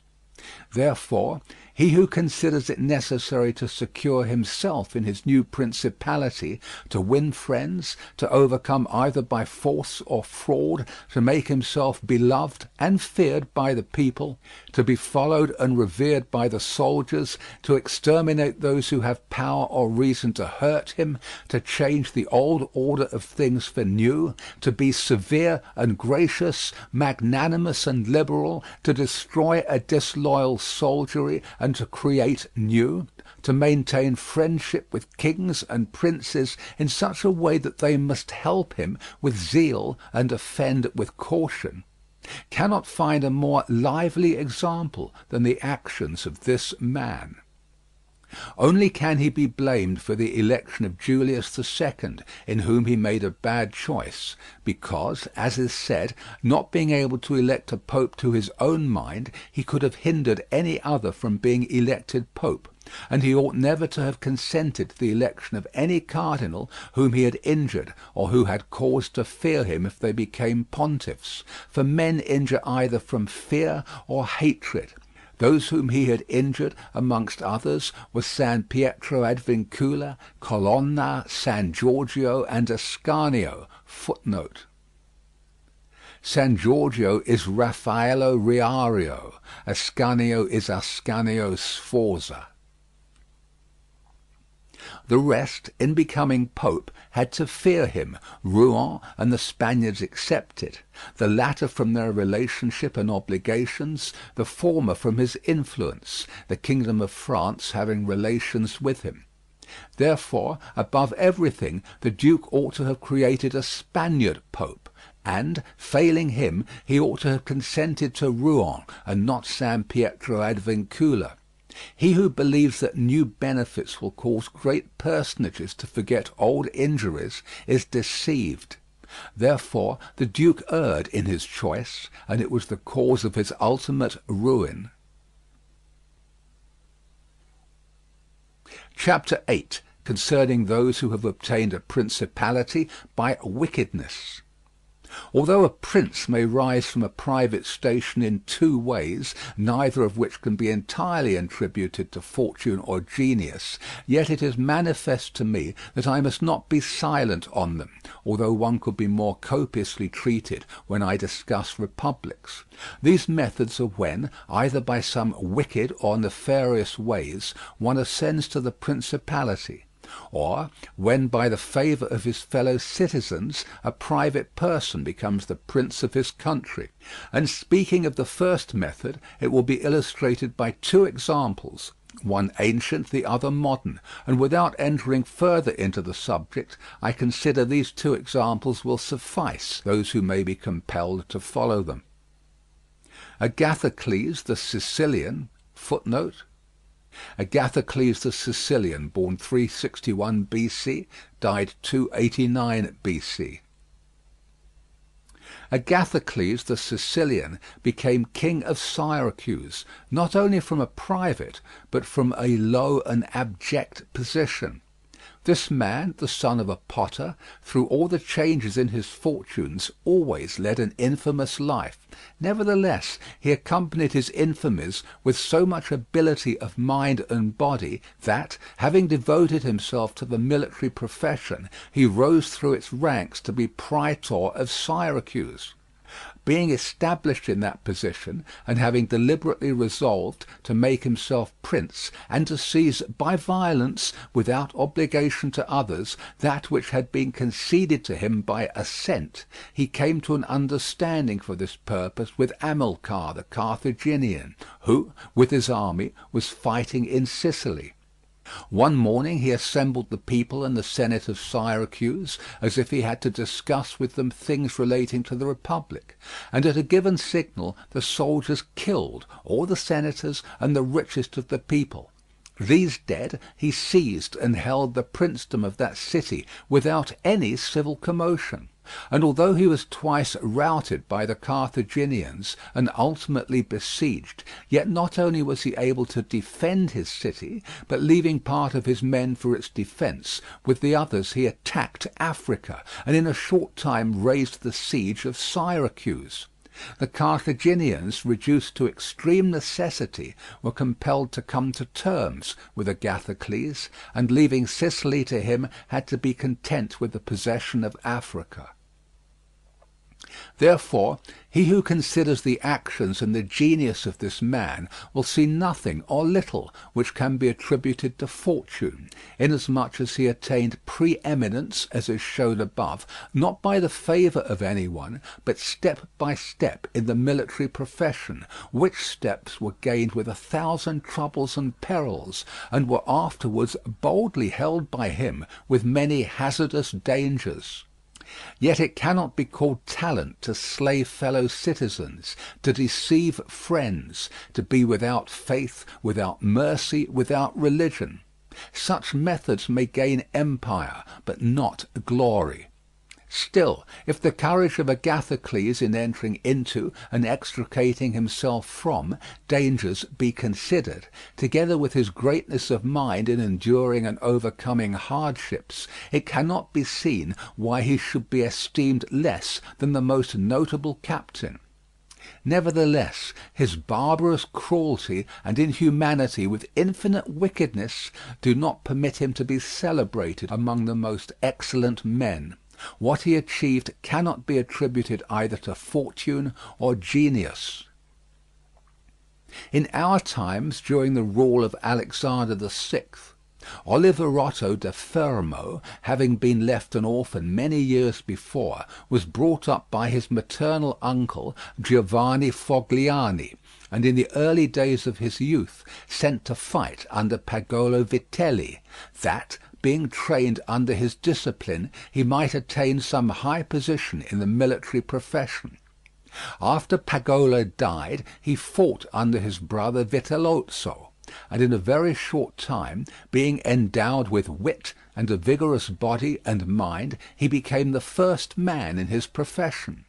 But it appearing a paltry thing to serve under others, he resolved, with the aid of some citizens of Fermo, to whom the slavery of their country was dearer than its liberty, and with the help of the Vitelleschi, to seize Fermo.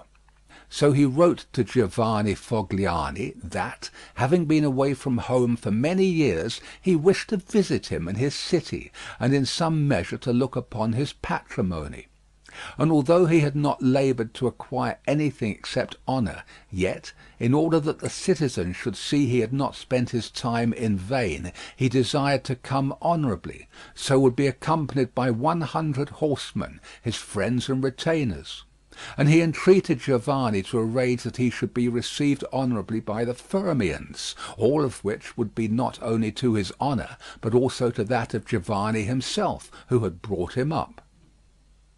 Giovanni, therefore, did not fail in any attentions due to his nephew, and he caused him to be honourably received by the Fermians, and he lodged him in his own house, where, having passed some days, and having arranged what was necessary for his wicked designs, Oliverotto gave a solemn banquet, to which he invited Giovanni Fogliani and the chiefs of Fermo.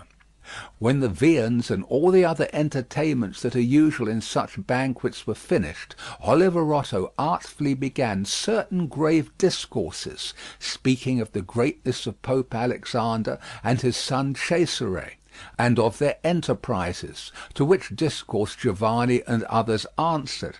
But he rose at once, saying that such matters ought to be discussed in a more private place, and he betook himself to a chamber, whither Giovanni and the rest of the citizens went in after him.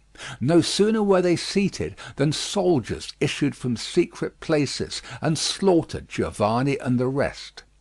After these murders, Oliverotto, mounted on horseback, rode up and down the town, and besieged the chief magistrate in the palace, so that in fear the people were forced to obey him, and to form a government, of which he made himself the prince.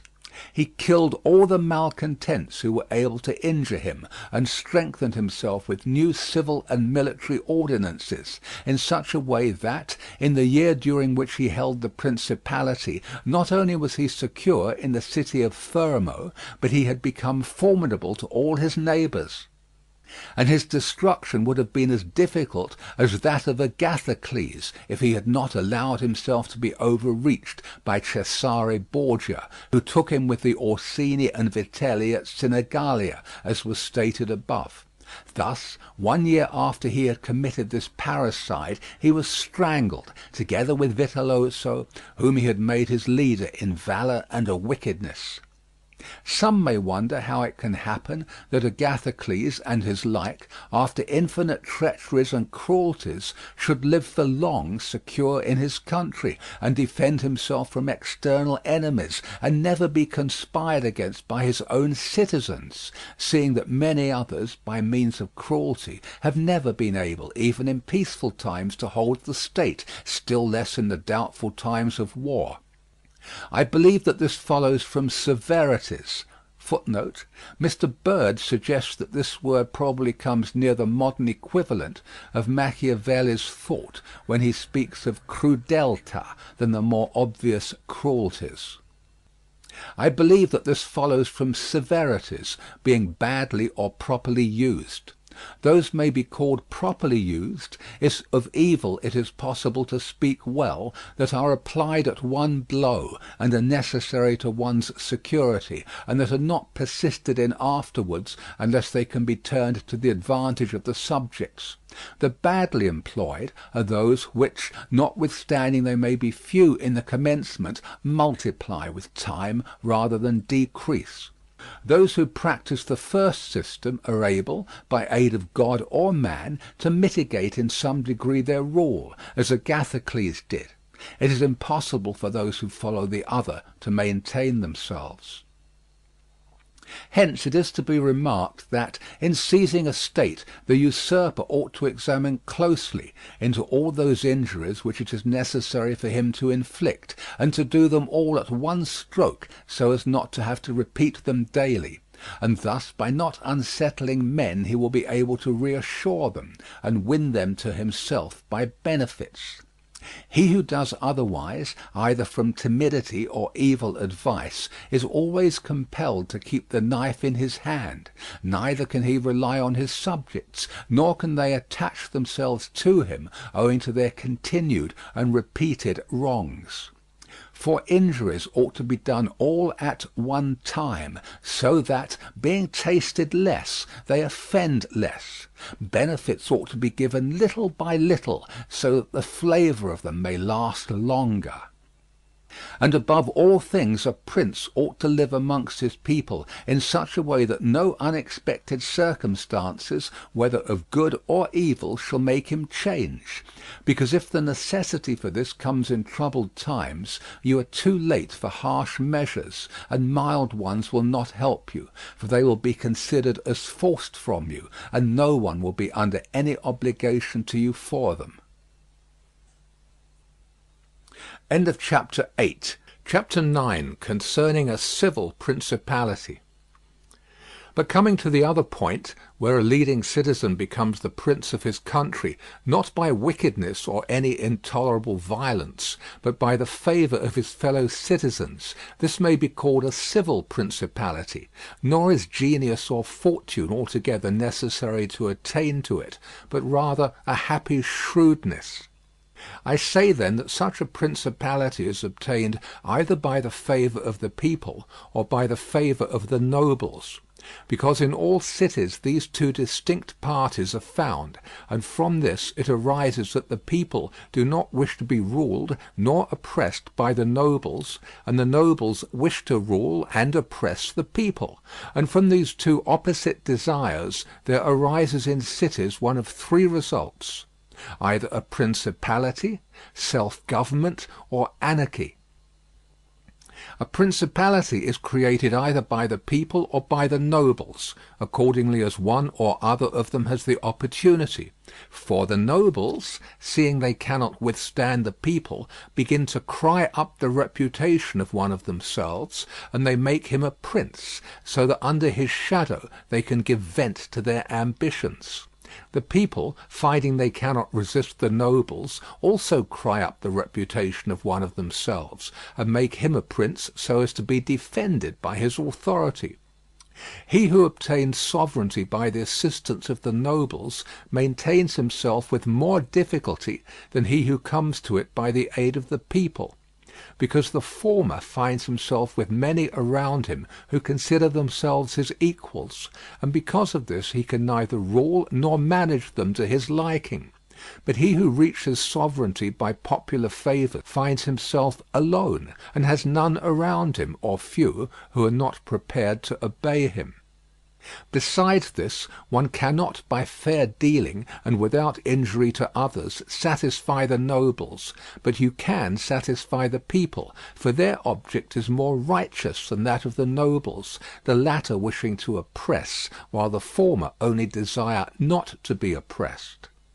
It is to be added also that a prince can never secure himself against a hostile people, because of there being too many, whilst from the nobles he can secure himself, as they are few in number. The worst that a prince may expect from a hostile people is to be abandoned by them, but from hostile nobles he has not only to fear abandonment, but also that they will rise against him, for they, being in these affairs more far-seeing and astute, always come forward in time to save themselves, and to obtain favours from him whom they expect to prevail. Further, the prince is compelled to live always with the same people, but he can do well without the same nobles, being able to make and unmake them daily, and to give or take away authority when it pleases him.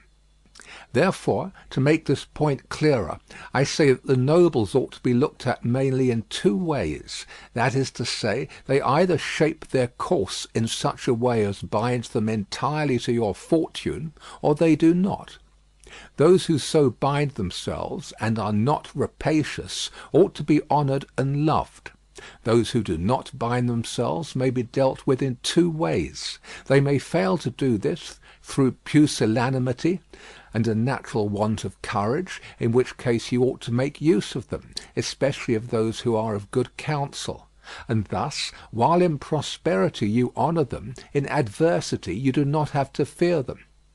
But when for their own ambitious ends they shun binding themselves, it is a token that they are giving more thought to themselves than to you, and a prince ought to guard against such, and to fear them as if they were open enemies, because in adversity they always help to ruin him.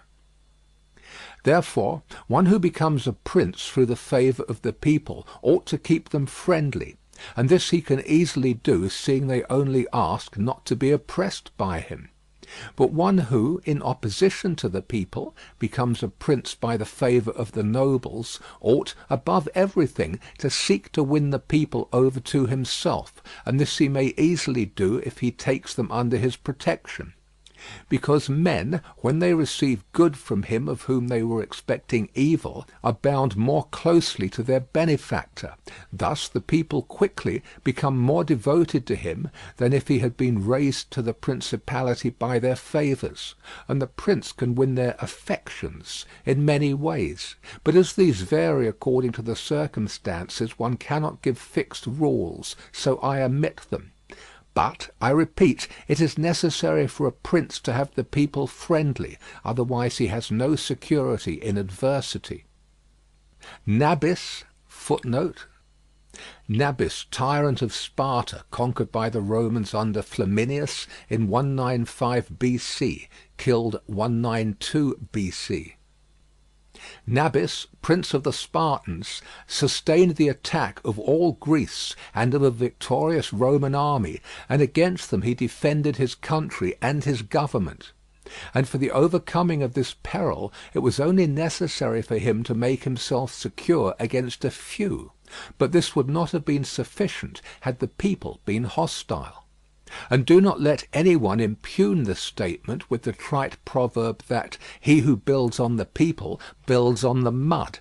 For this is true when a private citizen makes a foundation there, and persuades himself that the people will free him when he is oppressed by his enemies or by the magistrates, wherein he would find himself very often deceived, as happened to the Gracchi in Rome and to Messer Giorgio Scali in Florence. Footnote: Messer Giorgio Scali. This event is to be found in Machiavelli's Florentine History, Book 3. But granted a prince who has established himself as above, who can command, and is a man of courage, undismayed in adversity, who does not fail in other qualifications, and who, by his resolution and energy, keeps the whole people encouraged, such a one will never find himself deceived in them, and it will be shown that he has laid his foundations well.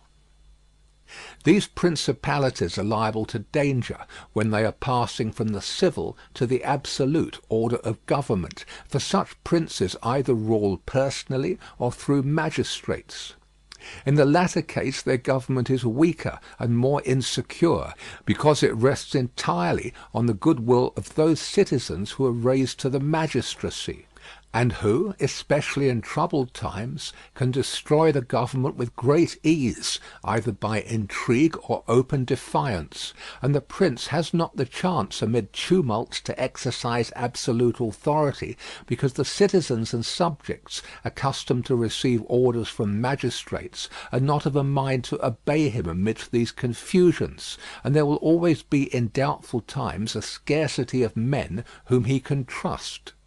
For such a prince cannot rely upon what he observes in quiet times, when citizens have need of the state, because then every one agrees with him. They all promise, and when death is far distant they all wish to die for him. But in troubled times, when the state has need of its citizens, then he finds but few. And so much the more is this experiment dangerous, inasmuch as it can only be tried once. Therefore a wise prince ought to adopt such a course that his citizens will always in every sort and kind of circumstance have needs of the state and of him, and then he will always find them faithful. Chapter 10, concerning the way in which the strength of all principalities ought to be measured. It is necessary to consider another point in examining the character of these principalities, that is, whether a prince has such power that, in case of need, he can support himself with his own resources, or whether he has always need of the assistance of others. And to make this quite clear, I say that I consider those who are able to support themselves by their own resources who can, either by abundance of men or money, raise a sufficient army to join battle against any one who comes to attack them. And I consider those always to have need of others who cannot show themselves against the enemy in the field, but are forced to defend themselves by sheltering behind walls. The first case has been discussed, but we will speak of it again should it recur. In the second case one could say nothing except to encourage such princes to provision and fortify their towns, and not on any account to defend the country.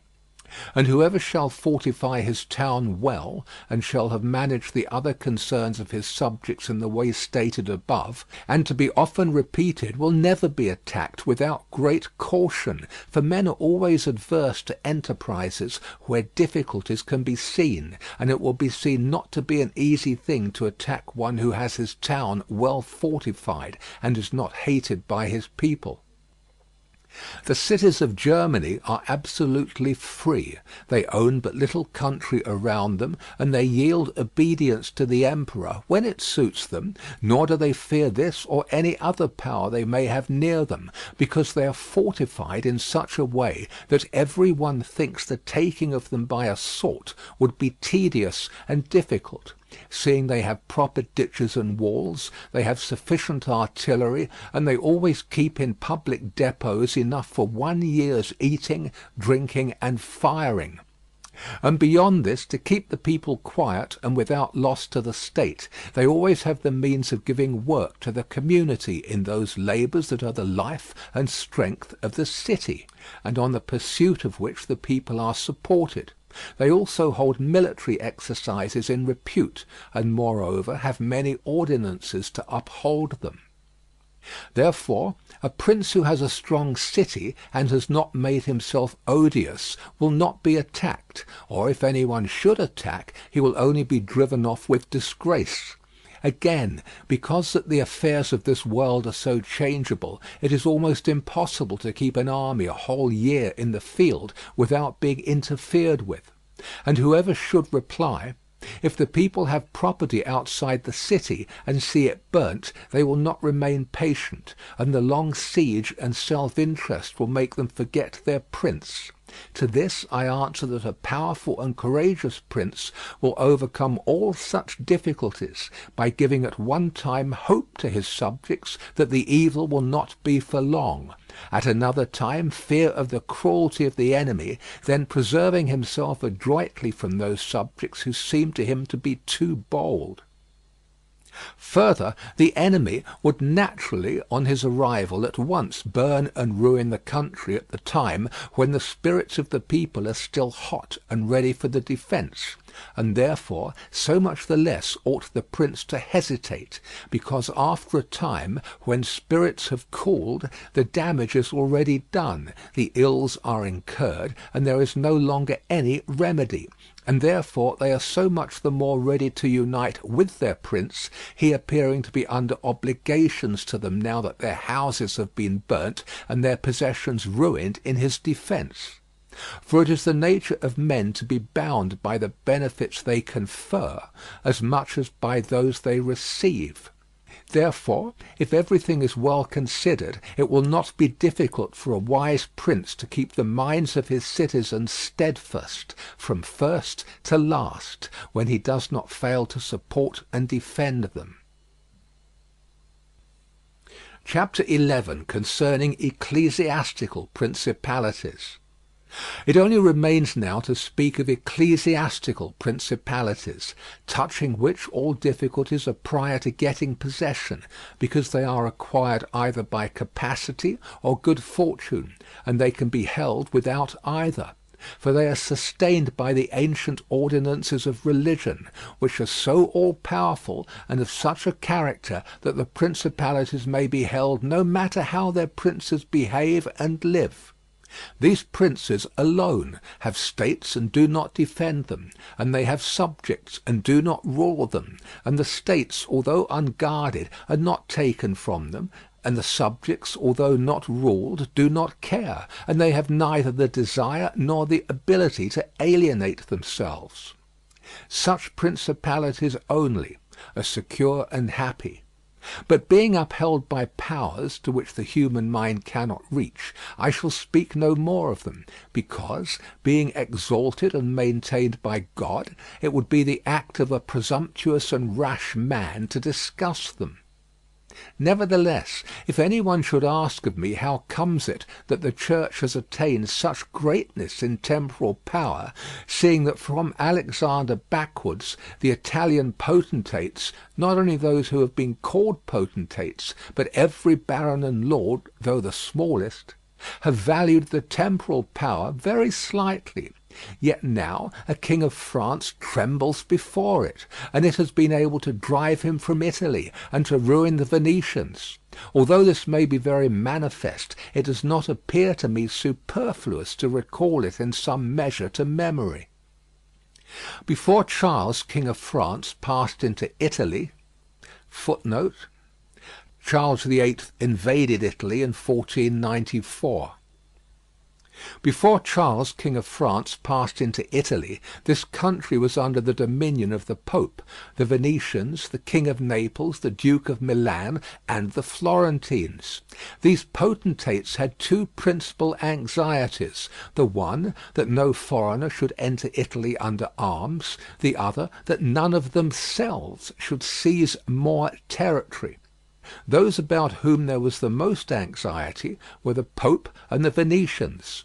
To restrain the Venetians, the union of all the others was necessary, as it was for the defence of Ferrara; and to keep down the Pope they made use of the barons of Rome, who, being divided into two factions, Orsini and Colonnesi, had always a pretext for disorder, and, standing with arms in their hands under the eyes of the pontiff, kept the pontificate weak and powerless. And although there might arise sometimes a courageous pope, such as Sixtus, yet neither fortune nor wisdom could rid him of these annoyances.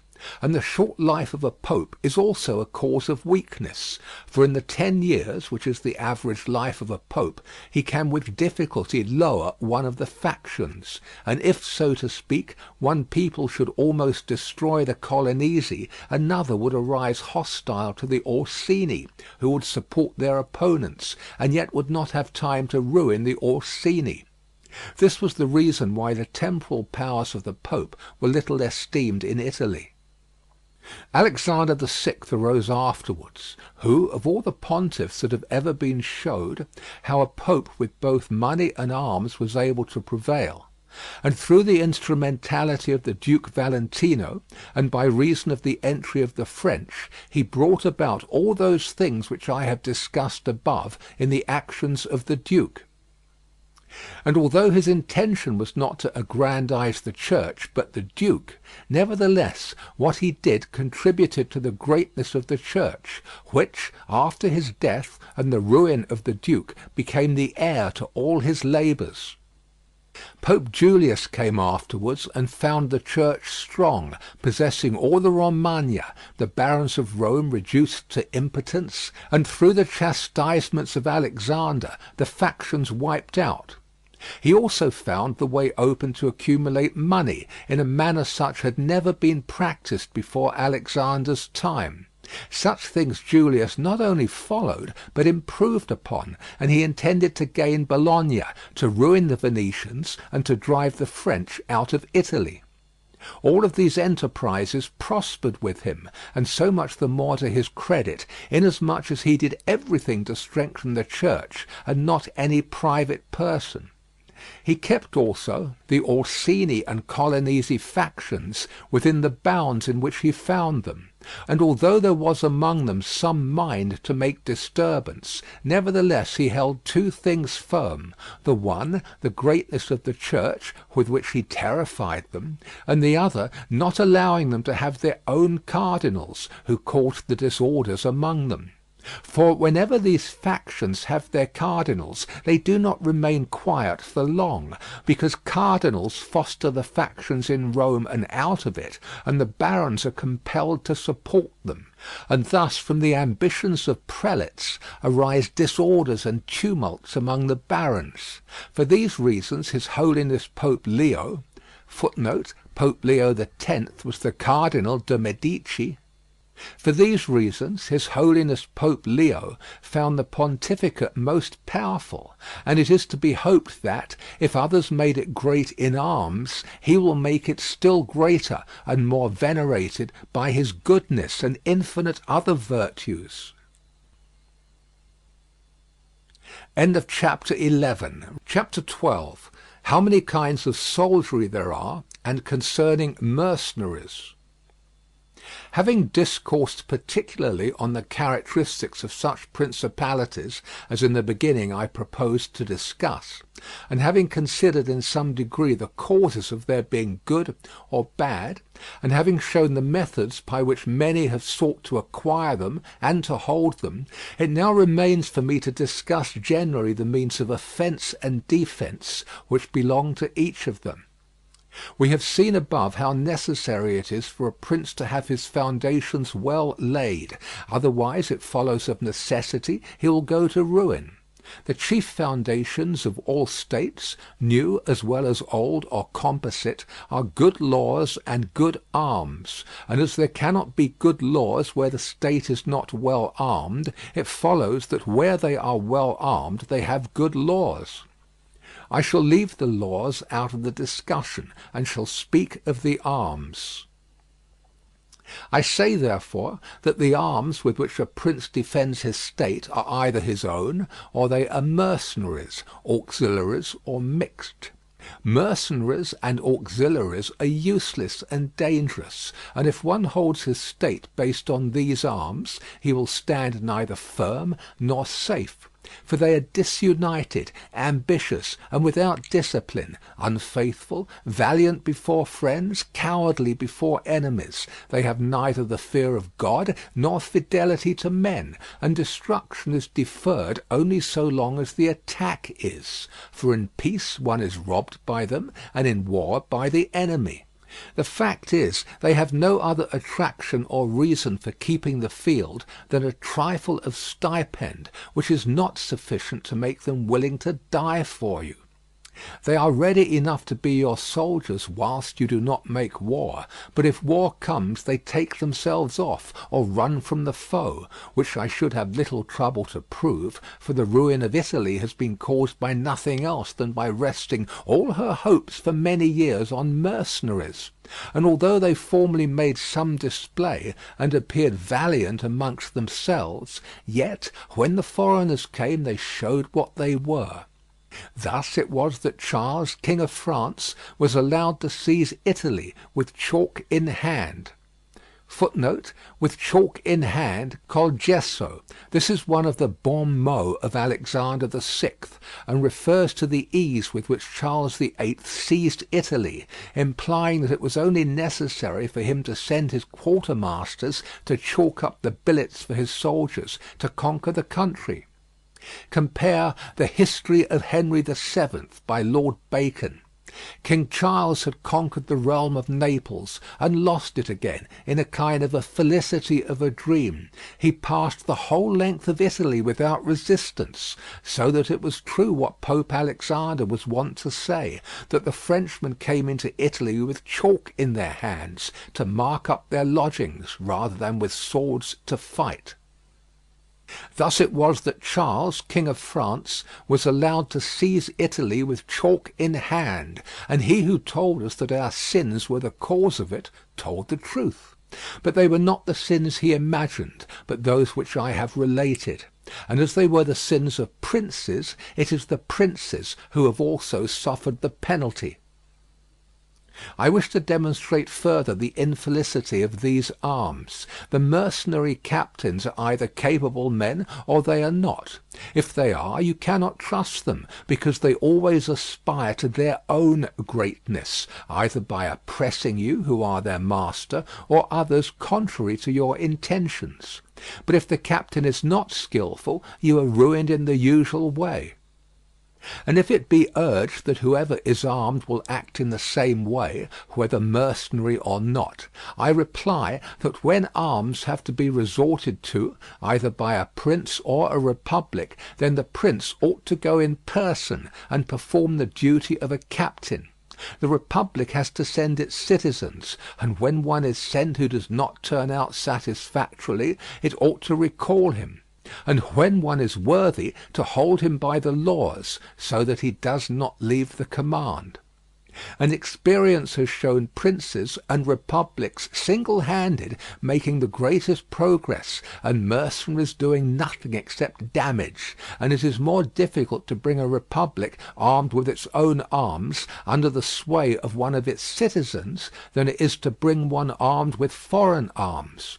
Rome and Sparta stood for many ages armed and free. The Switzers are completely armed and quite free. Of ancient mercenaries, for example, there are the Carthaginians, who were oppressed by their mercenary soldiers after the first war with the Romans, although the Carthaginians had their own citizens for captains. After the death of Epaminondas, Philip of Macedon was made captain of their soldiers by the Thebans, and after victory he took away their liberty. Duke Filippo being dead, the Milanese enlisted Francesco Sforza against the Venetians, and he, having overcome the enemy at Caravaggio, allied himself with them to crush the Milanese, his masters. Battle of Caravaggio, 15th September 1448. His father, Sforza, having been engaged by Queen Joanna of Naples, Joanna II of Naples, the widow of Ladislao, King of Naples. His father, Sforza, having been engaged by Queen Joanna of Naples, left her unprotected, so that she was forced to throw herself into the arms of the King of Aragon in order to save her kingdom. And if the Venetians and Florentines formerly extended their dominions by these arms, and yet their captains did not make themselves princes, but have defended them, I reply that the Florentines in this case have been favoured by chance. For of the able captains of whom they might have stood in fear, some have not conquered, some have been opposed, and others have turned their ambitions elsewhere. One who did not conquer was Giovanni Acuto. Giovanni Acuto, an English knight whose name was Sir John Hawkwood. He fought in the English wars in France and was knighted by Edward III. Afterwards he collected a body of troops and went into Italy. These became the famous White Company. He took part in many wars and died in Florence in 1394. He was born about 1320 at Sibyl Headingham, a village in Essex. He married Domnia, a daughter of Bernabo Visconti. One who did not conquer was Giovanni Acuto, and since he did not conquer, his fidelity cannot be proved. But every one will acknowledge that, had he conquered, the Florentines would have stood at his discretion. Sforza had the Bracceschi always against him, so they watched each other. Francesco turned his ambition to Lombardy, Braccio against the Church and the kingdom of Naples. But let us come to that which happened a short while ago. The Florentines appointed as their captain Pagolo Vitelli, a most prudent man, who from a private position had risen to the greatest renown. If this man had taken Pisa, nobody can deny that it would have been proper for the Florentines to keep in with him, for if he became the soldier of their enemies they had no means of resisting, and if they held to him they must obey him. The Venetians, if their achievements are considered, will be seen to have acted safely and gloriously, so long as they sent to war their own men, when with armed gentlemen and plebeians they did valiantly. This was before they turned to enterprises on land, but when they began to fight on land they forsook this virtue and followed the custom of Italy. And in the beginning of their expansion on land, through not having much territory, and because of their great reputation, they had not much to fear from their captains. But when they expanded, as under Carmignuola, Carmignuola, Francesco Busoni, born at Carmignola about 1390, executed at Venice, 5th May 1432. But when they expanded, as under Carmignuola, they had a taste for this mistake; for, having found him a most valiant man, they beat the Duke of Milan under his leadership; and on the other hand, knowing how lukewarm he was in the war, they feared they would no longer conquer under him, and for this reason they were not willing, nor were they able, to let him go. And so, not to lose again that which they had acquired, they were compelled, in order to secure themselves, to murder him. They had afterwards for their captains Bartolomeo da Bergamo, Roberto da San Severino, the Count of Pitiliano, Bartolomeo Colleoni of Bergamo, died 1457. Roberto of San Severino died fighting for Venice against Sigismund, Duke of Austria, in 1487. Primo Capitano in Italia, Machiavelli, Count of Pitiliano. Niccolo Orsini, born 1442, died 1510. The Count of Pitiliano and the like, under whom they had to dread loss and not gain, as happened afterwards at Weiler, Battle of Weiler in 1509, where in one battle they lost that which in 800 years they had acquired with so much trouble. Because from such arms conquests come but slowly, long delayed and inconsiderable, but the losses sudden and portentous. And as with these examples I have reached Italy, which has been ruled for many years by mercenaries, I wish to discuss them more seriously, in order that, having seen their rise and progress, one may be better prepared to counteract them. You must understand that the empire has recently come to be repudiated in Italy, that the Pope has acquired more temporal power, and that Italy has been divided up into more states, for the reason that many of the great cities took up arms against their nobles, who, formerly favoured by the emperor, were oppressing them, whilst the church was favouring them so as to gain authority in temporal power.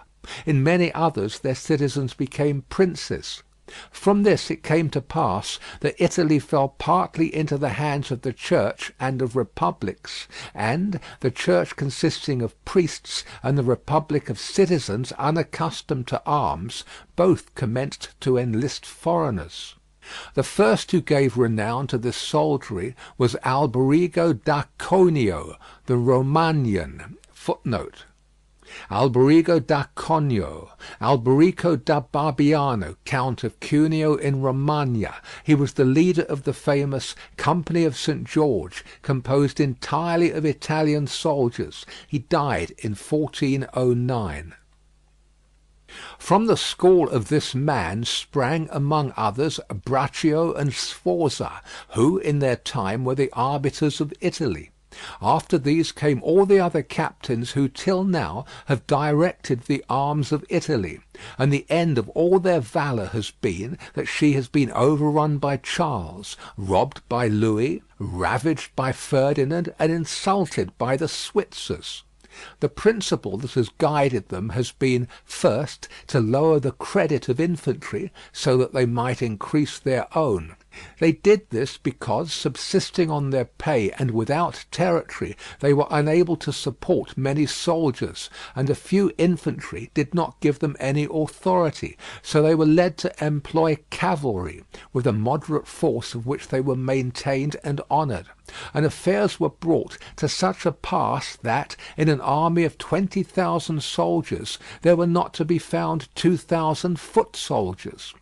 They had, besides this, used every art to lessen fatigue and danger to themselves and their soldiers, not killing in the fray, but taking prisoners, and liberating without ransom.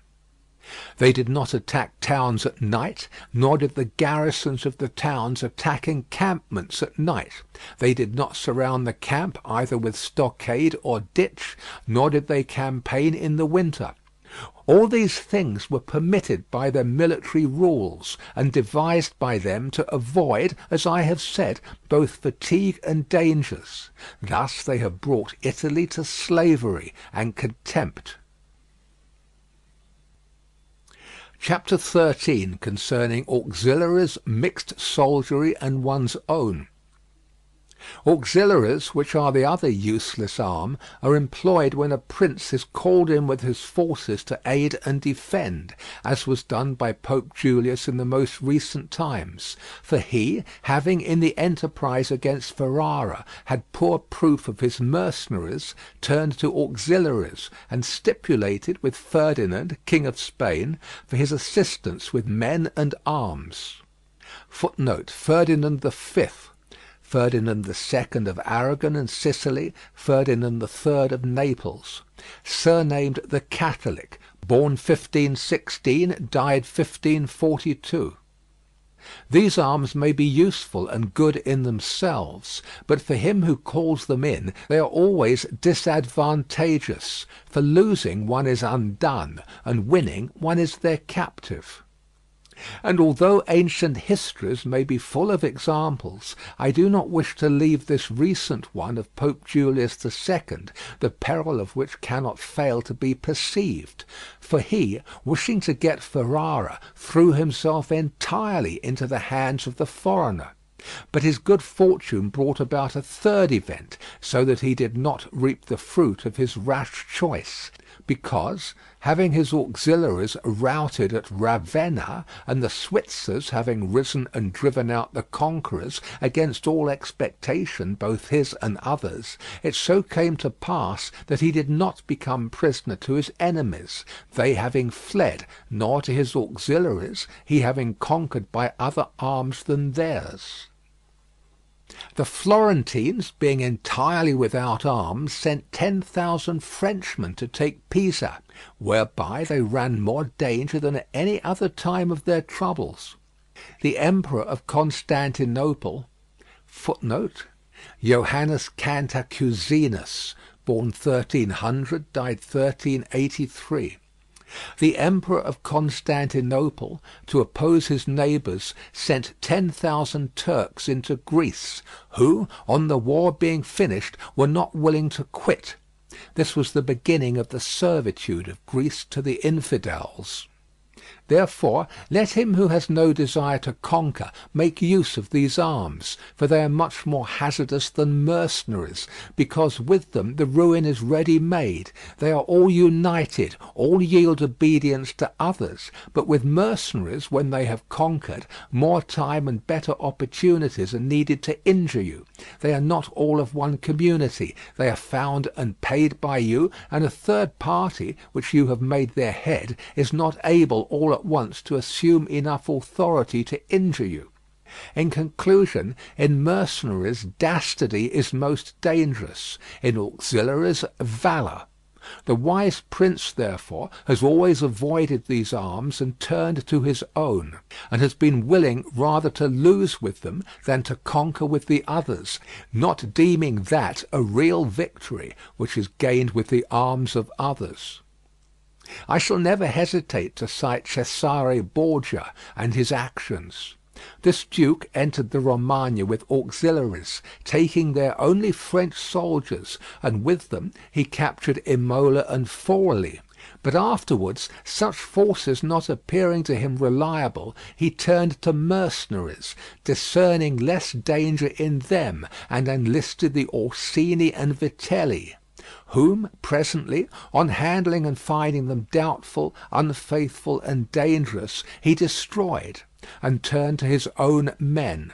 And the difference between one and the other of these forces can easily be seen when one considers the difference there was in the reputation of the duke when he had the French, when he had the Orsini and Vitelli, and when he relied on his own soldiers, on whose fidelity he could always count and found it ever increasing. He was never esteemed more highly than when every one saw that he was complete master of his own forces. I was not intending to go beyond Italian and recent examples, but I am unwilling to leave out Hiero, the Syracusan, he being one of those I have named above. This man, as I have said, made head of the army by the Syracusans, soon found out that a mercenary soldiery, constituted like our Italian condottieri, was of no use. And it appearing to him that he could neither keep them nor let them go, he had them all cut to pieces, and afterwards made war with his own forces, and not with aliens. I wish also to recall to memory an instance from the Old Testament applicable to this subject. David offered himself to Saul to fight with Goliath, the Philistine champion, and to give him courage Saul armed him with his own weapons, which David rejected as soon as he had them on his back, saying he could make no use of them, and that he wished to meet the enemy with his sling and his knife. In conclusion, the arms of others either fall from your back, or they weigh you down, or they bind you fast. Charles VII, the father of King Louis XI, footnotes. Charles VII of France, surnamed the Victorious, born 1403, died 1461. Louis XI, son of the above, born 1423, died 1483. Charles VII, the father of King Louis XI, having by good fortune and valour liberated France from the English, recognized the necessity of being armed with forces of his own, and he established in his kingdom ordinances concerning men at arms and infantry. Afterwards his son, King Louis, abolished the infantry, and began to enlist the Switzers, which mistake, followed by others, is, as is now seen, a source of peril to that kingdom, because, having raised the reputation of the Switzers, he has entirely diminished the value of his own arms, for he has destroyed the infantry altogether, and his men at arms he has subordinated to others, for, being as they are so accustomed to fight along with Switzers, it does not appear that they can now conquer without them. Hence it arises that the French cannot stand against the Switzers, and without the Switzers they do not come off well against others. The armies of the French have thus become mixed, partly mercenary and partly national, both of which arms together are much better than mercenaries alone or auxiliaries alone, but much inferior to one's own forces. And this example proves it, for the kingdom of France would be unconquerable if the ordinance of Charles had been enlarged or maintained. But the scanty wisdom of man, on entering into an affair which looks well at first, cannot discern the poison that is hidden in it, as I have said above of hectic fevers. Therefore, if he who rules a principality cannot recognize evils until they are upon him, he is not truly wise, and this insight is given to few. And if the first disaster to the Roman Empire, footnote, many speakers to the House the other night in the debate on the reduction of armament seemed to show a most lamentable ignorance of the conditions under which the British Empire maintains its existence. When Mr. Balfour replied to the allegations that the Roman Empire sank under the weight of its military obligations, he said that this was wholly unhistorical. He might well have added that the Roman power was at its zenith when every citizen acknowledged his liability to fight for the state, but that it began to decline as soon as this obligation was no longer recognized. Pall Mall Gazette, 15th May 1906. And if the first disaster to the Roman Empire should be examined, it will be found to have commenced only with the enlisting of the Goths, because from that time the vigour of the Roman Empire began to decline, and all that valour which had raised it passed away to others. I conclude, therefore, that no principality is secure without having its own forces. On the contrary, it is entirely dependent on good fortune, not having the valour which in adversity would defend it. And it has always been the opinion and judgment of wise men that nothing can be so uncertain or unstable as fame or power not founded on its own strength. And one's own forces are those which are composed either of subjects, citizens, or dependents. All others are mercenaries or auxiliaries.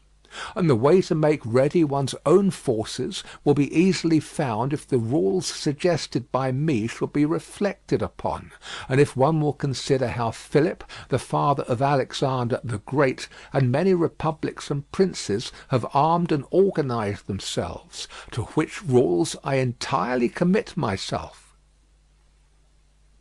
End of chapter 13.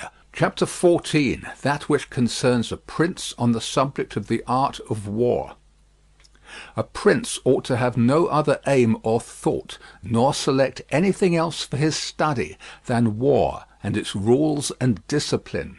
For this is the sole art that belongs to him who rules, and it is of such force that it not only upholds those who are born princes, but it often enables men to rise from a private station to that rank.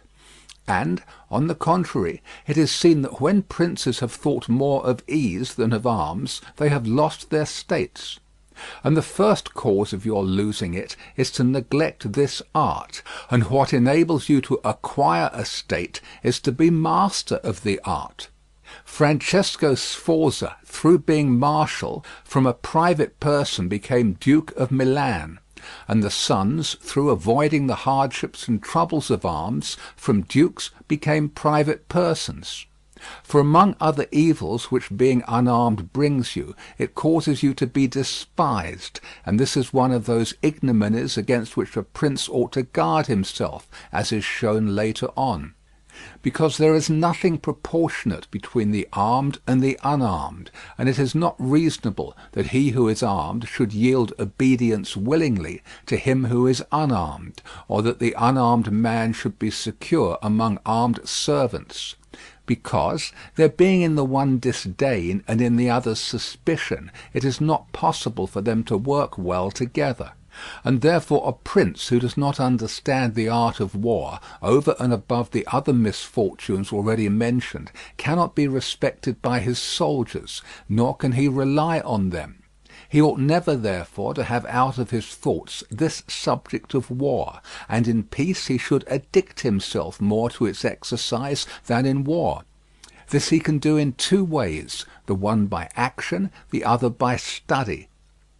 As regards action, he ought above all things to keep his men well organized and drilled, to follow incessantly the chase, by which he accustoms his body to hardships, and learns something of the nature of localities, and gets to find out how the mountains rise, how the valleys open out, how the plains lie, and to understand the nature of rivers and marshes. And in all this to take the greatest care, which knowledge is useful in two ways. Firstly, he learns to know his country, and is better able to undertake its defence. Afterwards, by means of the knowledge and observation of that locality, he understands with ease any other which it may be necessary for him to study hereafter, because the hills, valleys, and plains, and rivers and marshes that are, for instance, in Tuscany, have a certain resemblance to those of other countries. So that with a knowledge of the aspect of one country, one can easily arrive at a knowledge of others. And the prince that lacks this skill lacks the essential which it is desirable that a captain should possess, for it teaches him to surprise his enemy, to select quarters, to lead armies, to array the battle, to besiege towns to advantage. Philopoemen, footnote, Philopoemen, the last of the Greeks, born 252 BC, died 183 BC. Philopoemen, prince of the Achaeans, among other praises which writers have bestowed on him, is commended because in time of peace he never had anything in his mind but the rules of war, and when he was in the country with friends he often stopped and reasoned with them. If the enemy should be upon that hill, and we should find ourselves here with our army, with whom would be the advantage? How should one best advance to meet him, keeping the ranks? If we should wish to retreat, how ought we to pursue? And he would set forth to them, as he went, all the chances that could befall an army. He would listen to their opinion and state his, confirming it with reasons, so that by these continual discussions there could never arise, in time of war, any unexpected circumstances that he could not deal with. But to exercise the intellect the prince should read histories, and study there the actions of illustrious men, to see how they have borne themselves in war, to examine the causes of their victories and defeat, so as to avoid the latter and imitate the former. And above all, do as an illustrious man did, who took as an exemplar one who had been praised and famous before him, and whose achievements and deeds he always kept in his mind. As it is said, Alexander the Great imitated Achilles, Caesar Alexander, Scipio Cyrus. And whoever reads the life of Cyrus, written by Xenophon, will recognize afterwards in the life of Scipio how that imitation was his glory, and how in chastity, affability, humanity, and liberality Scipio conformed to those things which have been written of Cyrus by Xenophon. A wise prince ought to observe some such rules, and never in peaceful times stand idle, but increase his resources with industry in such a way that may be available to him in adversity, so that if fortune chances it may find him prepared to resist her blows. Chapter 15, concerning things for which men, and especially princes, are praised or blamed.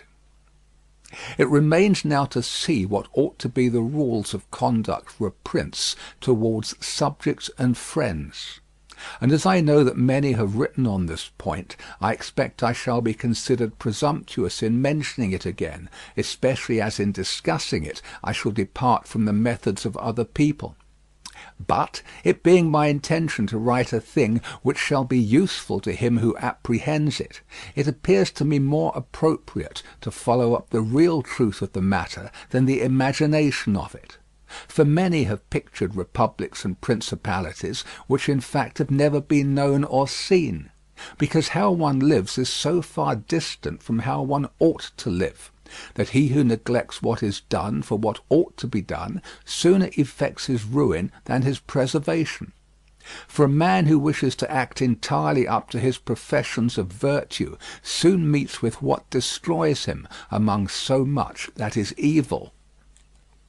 Hence it is necessary for a prince wishing to hold his own to know how to do wrong, and to make use of it or not according to necessity. Therefore, putting on one side imaginary things concerning a prince, and discussing those which are real, I say that all men, when they are spoken of, and chiefly princes for being more highly placed, are remarkable for some of those qualities which bring them either blame or praise, and thus it is that one is reputed liberal, another miserly, using a Tuscan term, because an avaricious person in our language is still he who desires to possess by robbery, whilst we call one miserly who deprives himself too much of the use of his own. One is reputed generous, one rapacious, one cruel, one compassionate, one faithless, another faithful, one effeminate and cowardly, another bold and brave, one affable, another haughty, one lascivious, another chaste, one sincere, another cunning, one hard, another easy, one grave, another frivolous, one religious, another unbelieving, and the like. And I know that every one will confess that it would be most praiseworthy in a prince to exhibit all the above qualities that are considered good. But because they can neither be entirely possessed nor observed, for human conditions do not permit it, it is necessary for him to be sufficiently prudent that he may know how to avoid the reproach of those vices which would lose him his state, and also to keep himself, if it be possible, from those which would not lose him it. But, this not being possible, he may with less hesitation abandon himself to them. And again, he need not make himself uneasy at incurring a reproach for those vices without which the state can only be saved with difficulty. For, if everything is considered carefully, it will be found that something which looks like virtue, if followed, would be his ruin; whilst something else, which looks like vice, yet followed brings him security and prosperity. Chapter 16, concerning liberality and meanness. Commencing then with the first of the above-named characteristics, I say that it would be well to be reputed liberal. Nevertheless, liberality exercised in a way that does not bring you the reputation for it injures you. For, if one exercises it honestly and as it should be exercised, it may not become known, and you will not avoid the reproach of its opposite. Therefore, any one wishing to maintain among men the name of liberal is obliged to avoid no attribute of magnificence, so that a prince thus inclined will consume in such acts all his property, and will be compelled, in the end, if he wishes to maintain the name of liberal, to unduly weigh down his people, and tax them, and do everything he can to get money. This will soon make him odious to his subjects, and becoming poor he will be little valued by any one. Thus with his liberality, having offended many and rewarded few, he is affected by the very first trouble, and imperilled by whatever may be the first danger. Recognizing this himself, and wishing to draw back from it, he runs at once into the reproach of being miserly. Therefore a prince, not being able to exercise this virtue of liberality in such a way that it is recognized, except to his cost, if he is wise, he ought not to fear the reputation of being mean, for in time he will come to be more considered than if liberal, seeing that with his economy his revenues are enough, that he can defend himself against all attacks, and is able to engage in enterprises without burdening his people. Thus it comes to pass that he exercises liberality towards all from whom he does not take, who are numberless, and meanness towards those to whom he does not give, who are few. We have not seen great things done in our time except by those who have been considered mean; the rest have failed. Pope Julius II was assisted in reaching the papacy by a reputation for liberality, yet he did not strive afterwards to keep it up when he made war on the King of France. And he made many wars without imposing any extraordinary tax on his subjects, for he supplied his additional expenses out of his long thriftiness. The present King of Spain would not have undertaken or conquered in so many enterprises if he had been reputed liberal. A prince, therefore, provided that he has not to rob his subjects, that he can defend himself, that he does not become poor and abject, that he is not forced to become rapacious, ought to hold of little account a reputation for being mean, for it is one of those vices which will enable him to govern. And if any one should say, Caesar obtained empire by liberality, and many others have reached the highest positions by having been liberal and by being considered so, I answer, either you are a prince in fact, or in a way to become one. In the first case this liberality is dangerous; in the second it is very necessary to be considered liberal. And Caesar was one of those who wished to become pre-eminent in Rome, but if he had survived after becoming so, and had not moderated his expenses, he would have destroyed his government. And if any one should reply, many have been princes, and have done great things with armies, who have been considered very liberal, I reply, either a prince spends that which is his own or his subjects, or else that of others. In the first case he ought to be sparing; in the second he ought not to neglect any opportunity for liberality. And to the prince who goes forth with his army, supporting it by pillage, sack, and extortion, handling that which belongs to others, this liberality is necessary, otherwise he would not be followed by soldiers. And of that which is neither yours nor your subjects, you can be a ready giver, as were Cyrus, Caesar, and Alexander, because it does not take away your reputation if you squander that of others, but adds to it. It is only squandering your own that injures you.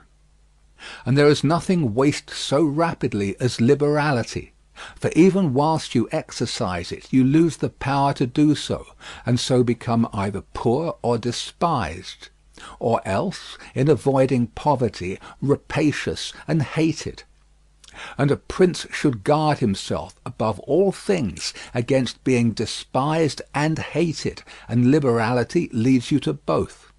Therefore it is wiser to have a reputation for meanness, which brings reproach without hatred, than to be compelled through seeking a reputation for liberality to incur a name for rapacity, which begets reproach with hatred.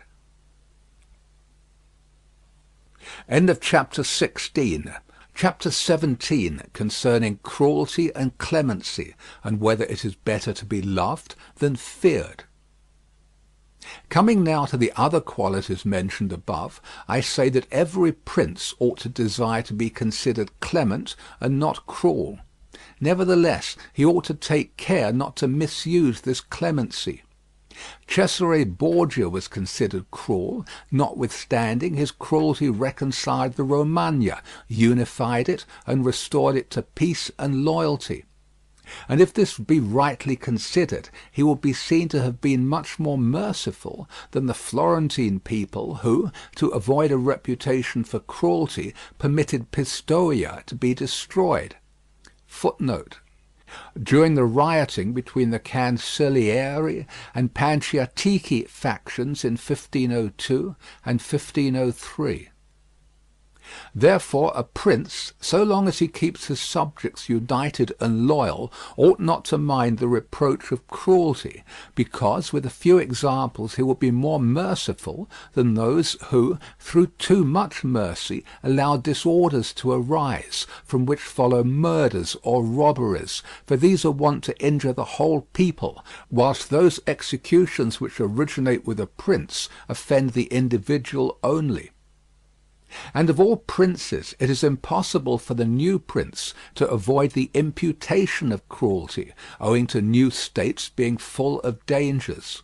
Hence Virgil, through the mouth of Dido, excuses the inhumanity of her reign owing to its being new, saying, res jura et regni novitas mi talia cogunt moliri, et late fines custode tueri. Footnote: against my will my fate a throne unsettled, and an infant state bid me defend my realms with all my powers, and guard with these severities my shores. Christopher Pitt. Nevertheless, he ought to be slow to believe and to act, nor should he himself show fear, but proceed in a temperate manner with prudence and humanity, so that too much confidence may not make him incautious, and too much distrust render him intolerable. Upon this a question arises, whether it be better to be loved than feared, or feared than loved.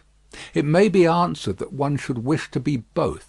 But, because it is difficult to unite them in one person, it is much safer to be feared than loved, when, of the two, either must be dispensed with. Because this is to be asserted in general of men, that they are ungrateful, fickle, false, cowardly, covetous, and as long as you succeed they are yours entirely.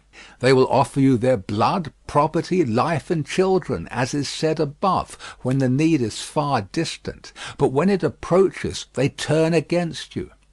And that prince who, relying entirely on their promises, has neglected other precautions, is ruined, because friendships that are obtained by payments, and not by greatness or nobility of mind, may indeed be earned, but they are not secured, and in time of need cannot be relied upon. And men have less scruple in offending one who is beloved than one who is feared, for love is preserved by the link of obligation, which, owing to the baseness of men, is broken at every opportunity for their advantage. But fear preserves you by a dread of punishment, which never fails. Nevertheless, a prince ought to inspire fear in such a way that, if he does not win love, he avoids hatred, because he can endure very well being feared whilst he is not hated, which will always be as long as he abstains from the property of his citizens and subjects and from their women. But when it is necessary for him to proceed against the life of someone, he must do it on proper justification and for manifest cause, but above all things he must keep his hands off the property of others, because men more quickly forget the death of their father than the loss of their patrimony. Besides, pretexts for taking away the property are never wanting. For he who has once begun to live by robbery will always find pretexts for seizing what belongs to others, but reasons for taking life, on the contrary, are more difficult to find and sooner lapse. But when a prince is with his army and has under control a multitude of soldiers, then it is quite necessary for him to disregard the reputation of cruelty, for without it he would never hold his army united or disposed to its duties. Among the wonderful deeds of Hannibal this one is enumerated, that having led an enormous army composed of many various races of men to fight in foreign lands, no dissensions arose either among them or against the prince, whether in his bad or in his good fortune. This arose from nothing else than his inhuman cruelty, which, with his boundless valour, made him revered and terrible in the sight of his soldiers, but without that cruelty his other virtues were not sufficient to produce this effect. And short-sighted writers admire his deeds from one point of view, and from another condemn the principal cause of them. That it is true his other virtues would not have been sufficient for him may be proved by the case of Scipio, that most excellent man, not only of his own times, but within the memory of man, against whom, nevertheless, his army rebelled in Spain. This arose from nothing but his too great forbearance, which gave his soldiers more license than is consistent with military discipline. For this who is upbraided in the Senate by Fabius Maximus, and called the corrupter of the Roman soldiery. The Locrians were laid waste by a legate of Scipio, yet they were not avenged by him, nor was the insolence of the legate punished, owing entirely to his easy nature. Insomuch that someone in the Senate, wishing to excuse him, said there were many men who knew much better how not to err than to correct the errors of others. This disposition, if he had been continued in the command, would have destroyed in time the fame and glory of Scipio. But, he being under the control of the Senate, this injurious characteristic not only concealed itself, but contributed to his glory. Returning to the question of being feared or loved, I come to the conclusion that men loving according to their own will, and fearing according to that of the prince, a wise prince should establish himself on that which is in his own control, and not in that of others. He must endeavour only to avoid hatred, as is noted. Chapter 18, concerning the way in which princes should keep faith. Footnote: the present chapter has given greater offence than any other portion of Machiavelli's writings. Bird, Il Principe, page 297. Every one admits how praiseworthy it is in a prince to keep faith, and to live with integrity and not with craft.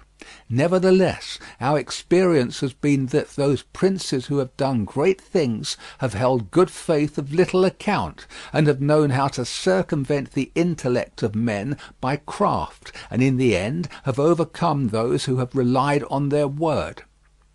You must know there are two ways of contesting. Footnote: Contesting, i.e. striving for mastery. Mr. Bird points out that this passage is imitated directly from Cicero's De Officiis. Nam cum sint dua genera de certandi, unum per disceptationem, alterum per vim, cumque illud proprium sit homines, hoc belluarum confugiendum est ad posterius, si uti non licet superiore. You must know there are two ways of contesting, the one by the law, the other by force. The first method is proper to men, the second to beasts. But because the first is frequently not sufficient, it is necessary to have recourse to the second. Therefore, it is necessary for a prince to understand how to avail himself of the beast and the man. This has been figuratively taught to princes by ancient writers, who describe how Achilles and many other princes of old were given to the centaur Chiron to nurse, who brought them up in his discipline, which means solely that as they had for a teacher one who is half beast and half man, so it is necessary for a prince to know how to make use of both natures, and that one without the other is not durable. A prince, therefore, being compelled knowingly to adopt the beast, ought to choose the fox and the lion, because the lion cannot defend himself against snares, and the fox cannot defend himself against wolves. Therefore it is necessary to be a fox to discover the snares, and a lion to terrify the wolves. Those who rely simply on the lion do not understand what they are about. Therefore a wise lord cannot, nor ought he to, keep faith when such observance may be turned against him, and when the reasons that cause him to pledge it exist no longer. If men were entirely good, this precept would not hold. But because they are bad and will not keep faith with you, you too are not bound to observe it with them. Nor will there ever be wanting to a prince legitimate reasons to excuse this non-observance. Of this endless modern examples could be given, showing how many treaties and engagements have been made void and of no effect through the faithlessness of princes. And he who has known best how to employ the fox has succeeded best. But it is necessary to know well how to disguise this characteristic, and to be a great pretender and dissembler. And men are so simple and so subject to present necessities that he who seeks to deceive will always find someone who will allow himself to be deceived. One recent example I cannot pass over in silence. Alexander VI did nothing else but deceive men, nor ever thought of doing otherwise, and he always found victims. For there never was a man who had greater power in asserting, or who with greater oaths would affirm a thing, yet would observe it less. Nevertheless, his deceits always succeeded according to his wishes, because he well understood this side of mankind. Footnote: Non dimanco sempre gli succederono gli inganni ad votum. The words ad votum are omitted in the Testina edition 1550. Alexander never did what he said. Cesare never said what he did. Italian proverb. Therefore it is unnecessary for a prince to have all the good qualities I have enumerated, but it is very necessary to appear to have them. And I shall dare to say this also, that to have them and always to observe them is injurious, and that to appear to have them is useful, to appear merciful, faithful, humane, religious, upright, and to be so, but with a mind so framed that should you require not to be so, you may be able and know how to change to the opposite. And you have to understand this, that a prince, especially a new one, cannot observe all those things for which men are esteemed, being often forced, in order to maintain the state, to act contrary to fidelity, friendship, humanity, and religion. Footnote: contrary to fidelity, or faith, contro alla fede, and tutto fede, altogether faithful in the next paragraph. It is noteworthy that these two phrases, contro alla fede and tutto fede, were omitted in the Testina edition, which was published with the sanction of the papal authorities. It may be that the meaning attached to the word fede was the faith, i.e. the Catholic creed, and not as rendered here fidelity and faithful. Observe that the word religione was suffered to stand in the text of the Testina, being used to signify indifferently every shade of belief, as witness the religion, a phrase inevitably employed to designate the Huguenot heresy. South, in his Sermon 9, page 69, edition 1843, comments on this passage as follows. That great patron and coryphaeus of this tribe, Niccolò Machiavel, laid down this for a master rule in his political scheme, that the show of religion was helpful to the politician, but the reality of it hurtful and pernicious. Therefore it is necessary for him to have a mind ready to turn itself accordingly as the winds and variations of fortune force it, yet, as I have said above, not to diverge from the good if he can avoid doing so, but, if compelled, then to know how to set about it. For this reason a prince ought to take care that he never lets anything slip from his lips that is not replete with the above-named 5 qualities, that he may appear to him who sees and hears him altogether merciful, faithful, humane, upright, and religious. There is nothing more necessary to appear to have than this last quality, inasmuch as men judge generally more by the eye than by the hand, because it belongs to everybody to see you, to few to come in touch with you.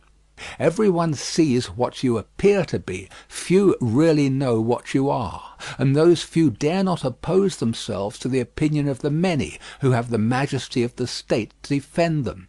And in the actions of all men, and especially of princes, which it is not prudent to challenge, one judges by the result. For that reason, let a prince have the credit of conquering and holding his state.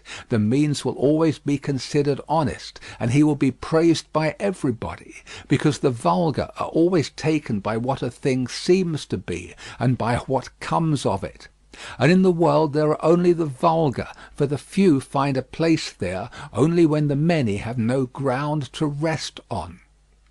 One prince of the present time, footnote, Ferdinand of Aragon.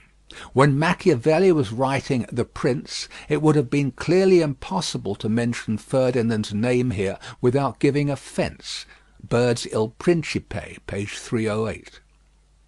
One prince of the present time, whom it is not well to name, never preaches anything else but peace and good faith, and to both he is most hostile, and either, if he kept it, would have deprived him of reputation and kingdom many a time. End of chapter 18. Chapter 19. That one should avoid being despised and hated. Now, concerning the characteristics of which mention is made above, I have spoken of the more important ones. The others I wish to discuss briefly under this generality, that the prince must consider, as has been in part said before, how to avoid those things which will make him hated or contemptible. And as often as he shall have succeeded, he will have fulfilled his part, and he need not fear any danger in other reproaches. It makes him hated above all things, as I have said, to be rapacious, and to be a violator of the property and women of his subjects, from both of which he must abstain. And when neither their property nor their honour is touched, the majority of men live content, and he has only to contend with the ambition of a few, whom he can curb with ease in many ways. It makes him contemptible to be considered fickle, frivolous, effeminate, mean-spirited, irresolute, from all of which a prince should guard himself as from a rock. and he should endeavour to show in his actions greatness, courage, gravity, and fortitude, and in his private dealings with his subjects let him show that his judgments are irrevocable, and maintain himself in such reputation that no one can hope either to deceive him or to get round him. That prince is highly esteemed who conveys this impression of himself, and he who is highly esteemed is not easily conspired against, for, provided it is well known that he is an excellent man and revered by his people, he can only be attacked with difficulty. For this reason a prince ought to have two fears, one from within, on account of his subjects, the other from without, on account of external powers. From the latter he is defended by being well armed and having good allies, and if he is well armed he will have good friends, and affairs will always remain quiet within when they are quiet without, unless they should have been already disturbed by conspiracy. And even should affairs outside be disturbed, if he has carried out his preparations and has lived as I have said, as long as he does not despair, he will resist every attack, as I said Nabis the Spartan did. But concerning his subjects, when affairs outside are disturbed, he has only to fear that they will conspire secretly, from which a prince can easily secure himself by avoiding being hated and despised, and by keeping the people satisfied with him, which it is most necessary for him to accomplish, as I said above at length. And one of the most efficacious remedies that a prince can have against conspiracies is not to be hated and despised by the people, for he who conspires against a prince always expects to please them by his removal, but when the conspirator can only look forward to offending them, he will not have the courage to take such a course, for the difficulties that confront a conspirator are infinite. And as experience shows, many have been the conspiracies, but few have been successful, because he who conspires cannot act alone, nor can he take a companion except from those who he believes to be malcontents, and as soon as you have opened your mind to a malcontent, you have given him the material with which to content himself, for, by denouncing you, he can look for every advantage. So that, seeing the gain from this course to be assured, and seeing the other to be doubtful and full of dangers, he must be a very rare friend, or a thoroughly obstinate enemy of the prince, to keep faith with you. And to reduce the matter into a small compass, I say that, on the side of the conspirator, there is nothing but fear, jealousy, prospect of punishment to terrify him. But on the side of the prince there is the majesty of the principality, the laws, the protection of friends, and the state to defend him. So that, adding to all these things the popular goodwill, it is impossible that any one should be so rash as to conspire. For whereas in general the conspirator has to fear before the execution of his plot, in this case he has also to fear the sequel to the crime, because on account of it he has the people for an enemy, and thus cannot hope for any escape. Endless examples could be given on this subject, but I will be content with one, brought to pass within the memory of our fathers.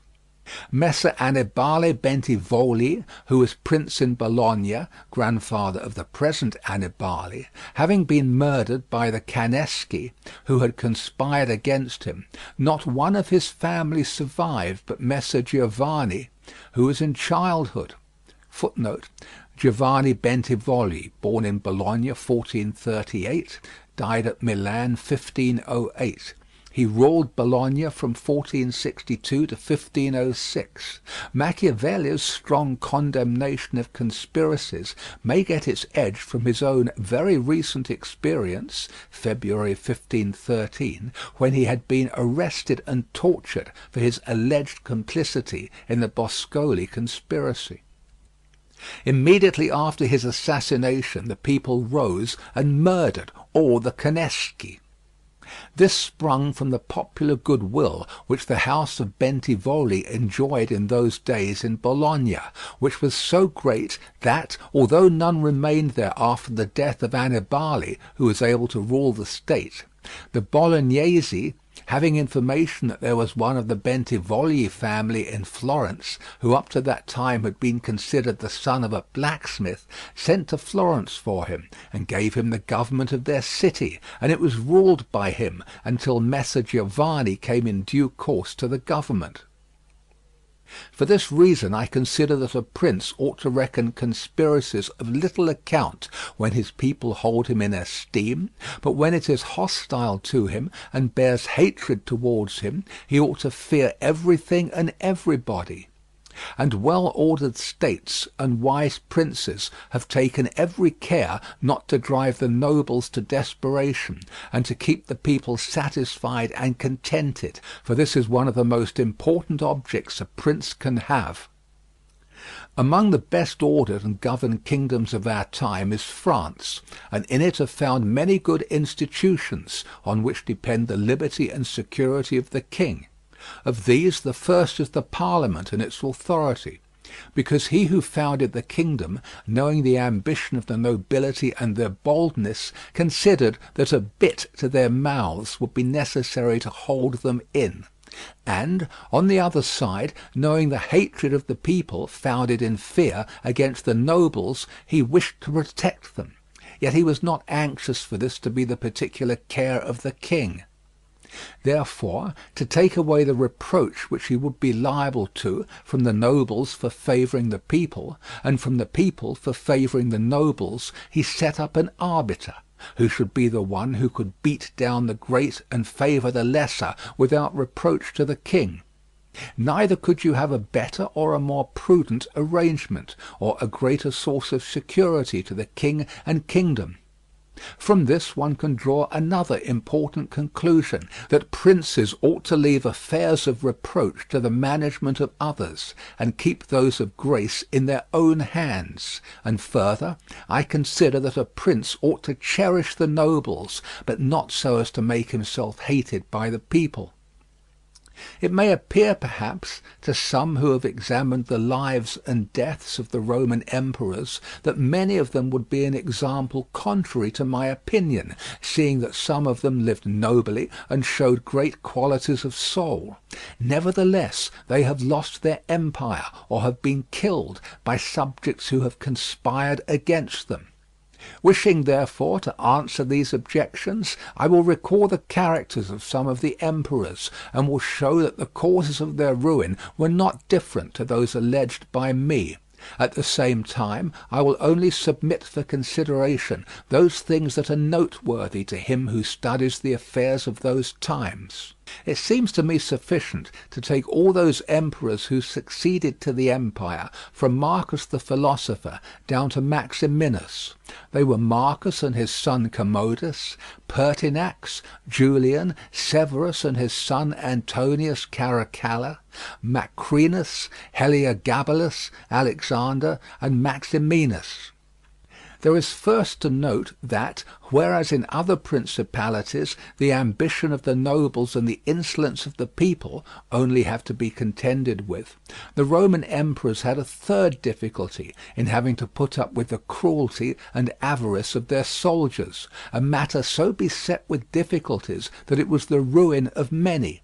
For it was a hard thing to give satisfaction both to soldiers and people, because the people loved peace, and for this reason they loved the unaspiring prince, whilst the soldiers loved the warlike prince, who was bold, cruel, and rapacious, which qualities they were quite willing he should exercise upon the people, so that they could get double pay and give vent to their own greed and cruelty. Hence it arose that those emperors were always overthrown who, either by birth or training, had no great authority, and most of them, especially those who came new to the principality, recognizing the difficulties of those two opposing humours, were inclined to give satisfaction to the soldiers, caring little about injuring the people. which course was necessary, because, as princes cannot help being hated by someone, they ought in the first place to avoid being hated by everyone, and when they cannot compass this, they ought to endeavour with the utmost diligence to avoid the hatred of the most powerful. Therefore, those emperors who through inexperience had need of special favour adhered more readily to the soldiers than to the people, a course which turned out advantageous to them or not, accordingly as the prince knew how to maintain authority over them. From these causes it arose that Marcus, Pertinax, and Alexander, being all men of modest life, lovers of justice, enemies to cruelty, humane, and benignant, came to a sad end, except Marcus. He alone lived and died honoured, because he had succeeded to the throne by a hereditary title, and owed nothing either to the soldiers or the people. And afterwards, being possessed of many virtues which made him respected, he always kept both orders in their place whilst he lived, and was neither hated nor despised. But Pertinax was created emperor against the wishes of the soldiers, who, being accustomed to live licentiously under Commodus, could not endure the honest life to which Pertinax wished to reduce them. Thus, having given cause for hatred, to which hatred there was added contempt for his old age, he was overthrown at the very beginning of his administration. And here it should be noted that hatred is acquired as much by good works as by bad ones. Therefore, as I said before, a prince wishing to keep his state is very often forced to do evil, for when that body is corrupt whom you think you have need of to maintain yourself, it may be either the people, or the soldiers, or the nobles, you have to submit to its humours and to gratify them, and then good works will do you harm.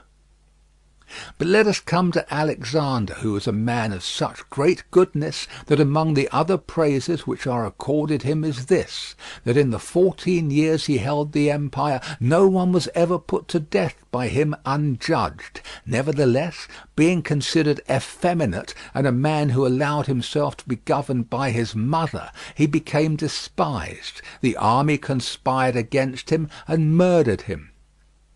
Turning now to the opposite characters of Commodus, Severus, Antonius Caracalla, and Maximinus, will find them all cruel and rapacious, men who, to satisfy their soldiers, did not hesitate to commit every kind of iniquity against the people, and all, except Severus, came to a bad end. But in Severus there was so much valour that, keeping the soldiers friendly, although the people were oppressed by him, he reigned successfully. For his valour made him so much admired in the sight of the soldiers and people that the latter were kept in a way astonished and awed, and the former respectful and satisfied.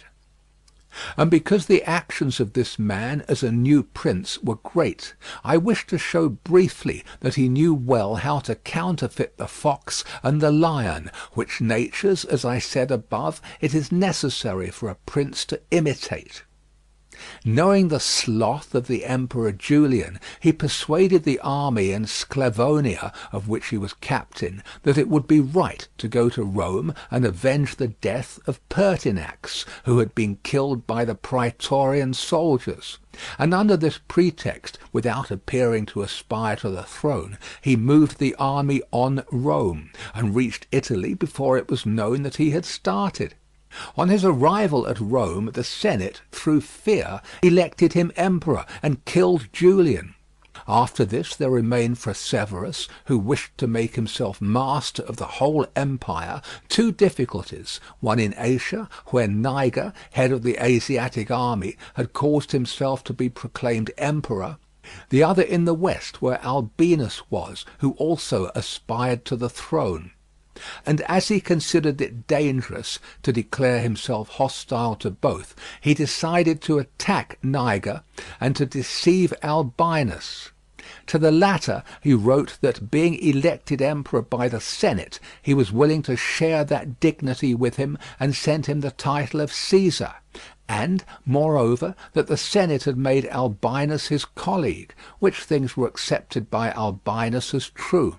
But after Severus had conquered and killed Niger, and settled oriental affairs, he returned to Rome, and complained to the Senate that Albinus, little recognizing the benefits that he had received from him, had by treachery sought to murder him, and for this ingratitude he was compelled to punish him. Afterwards he sought him out in France, and took from him his government and life. He who will, therefore, carefully examine the actions of this man will find him a most valiant lion and a most cunning fox. He will find him feared and respected by every one, and not hated by the army, and it need not be wondered at that he, a new man, was able to hold the empire so well, because his supreme renown always protected him from that hatred which the people might have conceived against him for his violence. But his son Antoninus was a most eminent man, and had very excellent qualities, which made him admirable in the sight of the people, and acceptable to the soldiers, for he was a warlike man, most enduring of fatigue, a despiser of all delicate food and other luxuries, which caused him to be beloved by the armies. Nevertheless, his ferocity and cruelties were so great and so unheard of that, after endless single murders, he killed a large number of the people of Rome and all those of Alexandria.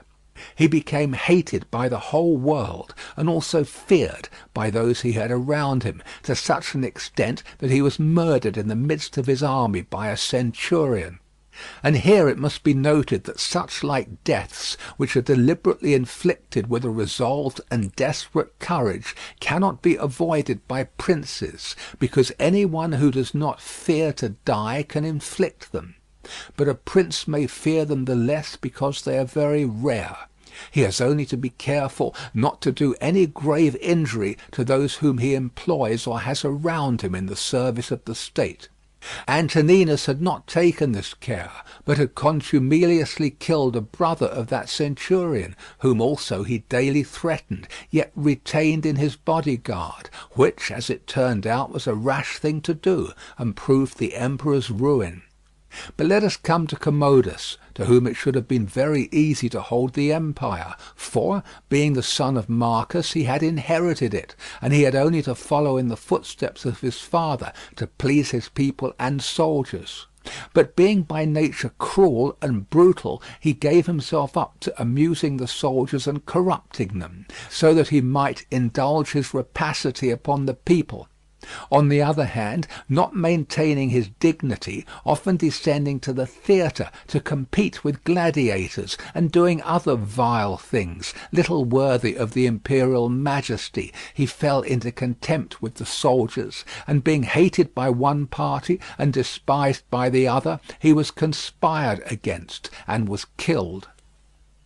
It remains to discuss the character of Maximinus. He was a very warlike man, and the armies, being disgusted with the effeminacy of Alexander, of whom I have already spoken, killed him, and elected Maximinus to the throne. This he did not possess for long, for two things made him hated and despised. The one, his having kept sheep in Thrace, which brought him into contempt, it being well known to all and considered a great indignity by every one; and the other, his having at the accession to his dominions deferred going to Rome and taking possession of the imperial seat. He had also gained a reputation for the utmost ferocity by having, through his prefects in Rome and elsewhere in the empire, practised many cruelties, so that the whole world was moved to anger at the meanness of his birth and to fear at his barbarity. First Africa rebelled, then the Senate with all the people of Rome and all Italy conspired against him, to which may be added his own army. This latter, besieging Aquileia and meeting with difficulties in taking it, were disgusted with his cruelties, and fearing him less when they found so many against him, murdered him. I do not wish to discuss Heliogabalus, Macrinus, or Julian, who, being thoroughly contemptible, were quickly wiped out, but I will bring this discourse to a conclusion by saying that princes in our times have this difficulty of giving inordinate satisfaction to their soldiers in a far less degree, because, notwithstanding one has to give them some indulgence, that is soon done. None of these princes have armies that are veterans in the governments and administration of provinces, as were the armies of the Roman Empire. And whereas it was then more necessary to give satisfaction to the soldiers than to the people, it is now more necessary to all princes, except the Turk and the Soldan, to satisfy the people rather the soldiers, because the people are the more powerful. From the above I have accepted the Turk, who always keeps round him 12,000 infantry and 15,000 cavalry, on which depend the security and strength of the kingdom, and it is necessary that, putting aside every consideration for the people, he should keep them his friends. The kingdom of the Soldan is similar, being entirely in the hands of soldiers. It follows again that, without regard to the people, he must keep them his friends. But you must note that the state of the Soldan is unlike all other principalities, for the reason that it is like the Christian pontificate, which cannot be called either an hereditary or a newly formed principality, because the sons of the old prince are not the heirs, but he who is elected to that position by those who have authority, and the sons remain only noblemen. And this being an ancient custom, it cannot be called a new principality, because there are none of those difficulties in it that are met with in new ones. For although the prince is new, the constitution of the state is old, and it is framed so as to receive him as if he were its hereditary lord. But returning to the subject of our discourse, I say that whoever will consider it will acknowledge that either hatred or contempt has been fatal to the above-named emperors, and it will be recognized also how it happened that, a number of them acting in one way and a number in another, only one in each way came to a happy end, and the rest to unhappy ones. Because it would have been useless and dangerous for Pertinax and Alexander, being new princes, to imitate Marcus, who was heir to the principality, and likewise it would have been utterly destructive to Caracalla, Commodus, and Maximinus to have imitated Severus, they not having sufficient valour to enable them to tread in his footsteps. Therefore a prince new to the principality cannot imitate the actions of Marcus, nor, again, is it necessary to follow those of Severus, but he ought to take from Severus those parts which are necessary to found his state, and from Marcus those which are proper and glorious to keep a state that may already be stable and firm. End of chapter 19. Chapter 20. Are fortresses and many other things to which princes often resort advantageous or hurtful?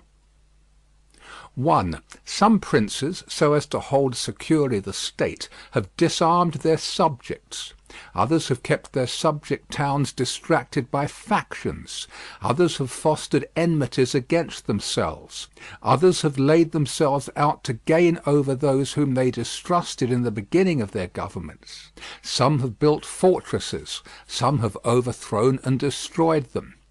And although one cannot give a final judgment on all of these things, unless one possesses the particulars of those states in which a decision has to be made, nevertheless I will speak as comprehensively as the matter of itself will admit. 2. There never was a new prince who has disarmed his subjects. Rather, when he has found them disarmed, he has always armed them, because, by arming them, those arms become yours, those men who were distrusted become faithful, and those who were faithful are kept so, and your subjects become your adherents. And whereas all subjects cannot be armed, yet when those whom you do arm are benefited, the others can be handled more freely, and this difference in their treatment, which they quite understand, makes the former your dependents, and the latter, considering it to be necessary that those who have the most danger and service should have the most reward, excuse you. But when you disarm them, you at once offend them by showing that you distrust them, either for cowardice or for want of loyalty, and either of these opinions breeds hatred against you. And because you cannot remain unarmed, it follows that you turn to mercenaries, which are of the character already shown. Even if they should be good, they would not be sufficient to defend you against powerful enemies and distrusted subjects. Therefore, as I have said, a new prince in a new principality has always distributed arms. Histories are full of examples. But when a prince acquires a new state, which he adds as a province to his old one, then it is necessary to disarm the men of that state, except those who have been his adherents in acquiring it. And these again, with time and opportunity, should be rendered soft and effeminate, and matters should be managed in such a way that all the armed men in the state should be your own soldiers, who in your old state were living near you. 3. Our forefathers, and those who were reckoned wise, were accustomed to say that it was necessary to hold Pistoia by factions and Pisa by fortresses, and with this idea they fostered quarrels in some of their tributary towns so as to keep possession of them the more easily. This may have been well enough in those times when Italy was in a way balanced, but I do not believe that it can be accepted as a precept for today, because I do not believe that factions can ever be of use. Rather, it is certain that when the enemy comes upon you in divided cities, you are quickly lost, because the weakest party will always assist the outside forces, and the other will not be able to resist. The Venetians, moved, as I believe, by the above reasons, fostered the Guelph and Ghibelline factions in their tributary cities, and although they never allowed them to come to bloodshed, yet they nursed these disputes amongst them, so that the citizens, distracted by their differences, should not unite against them. Which, as we saw, did not afterwards turn out as expected, because, after the rout at Vaila, one party at once took courage and seized the state.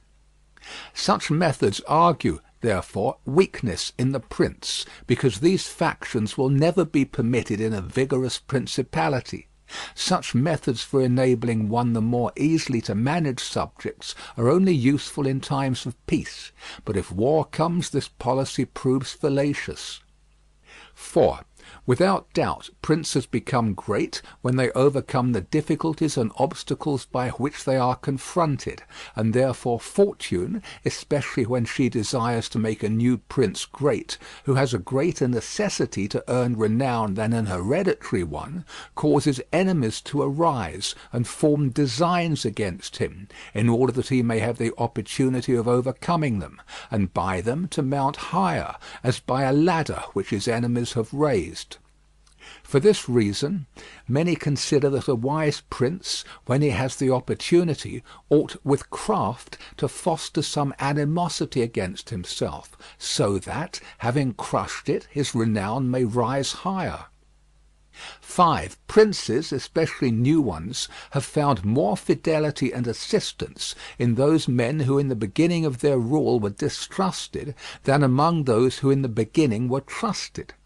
Pandolfo Petrucci, Prince of Siena, ruled his state more by those who had been distrusted than by others.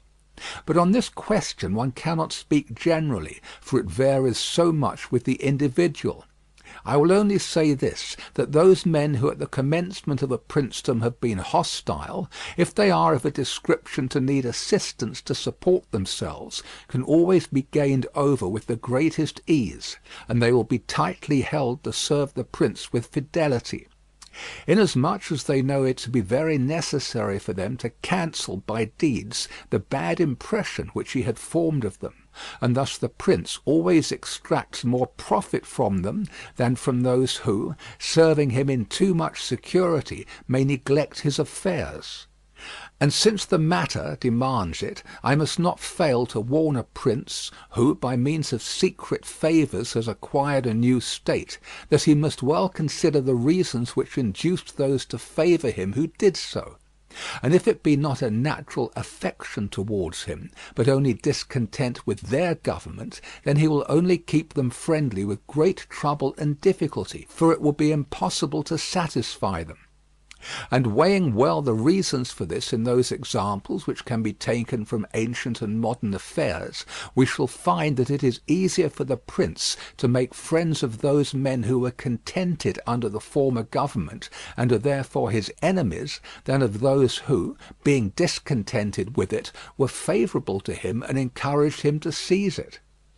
6. It has been a custom with princes, in order to hold their states more securely, to build fortresses that may serve as a bridle and bit to those who might design to work against them, and as a place of refuge from a first attack.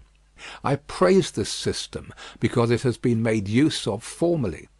Notwithstanding that, Messer Niccolo Vitelli in our times has been seen to demolish 2 fortresses in Città di Castello, so that he might keep that state.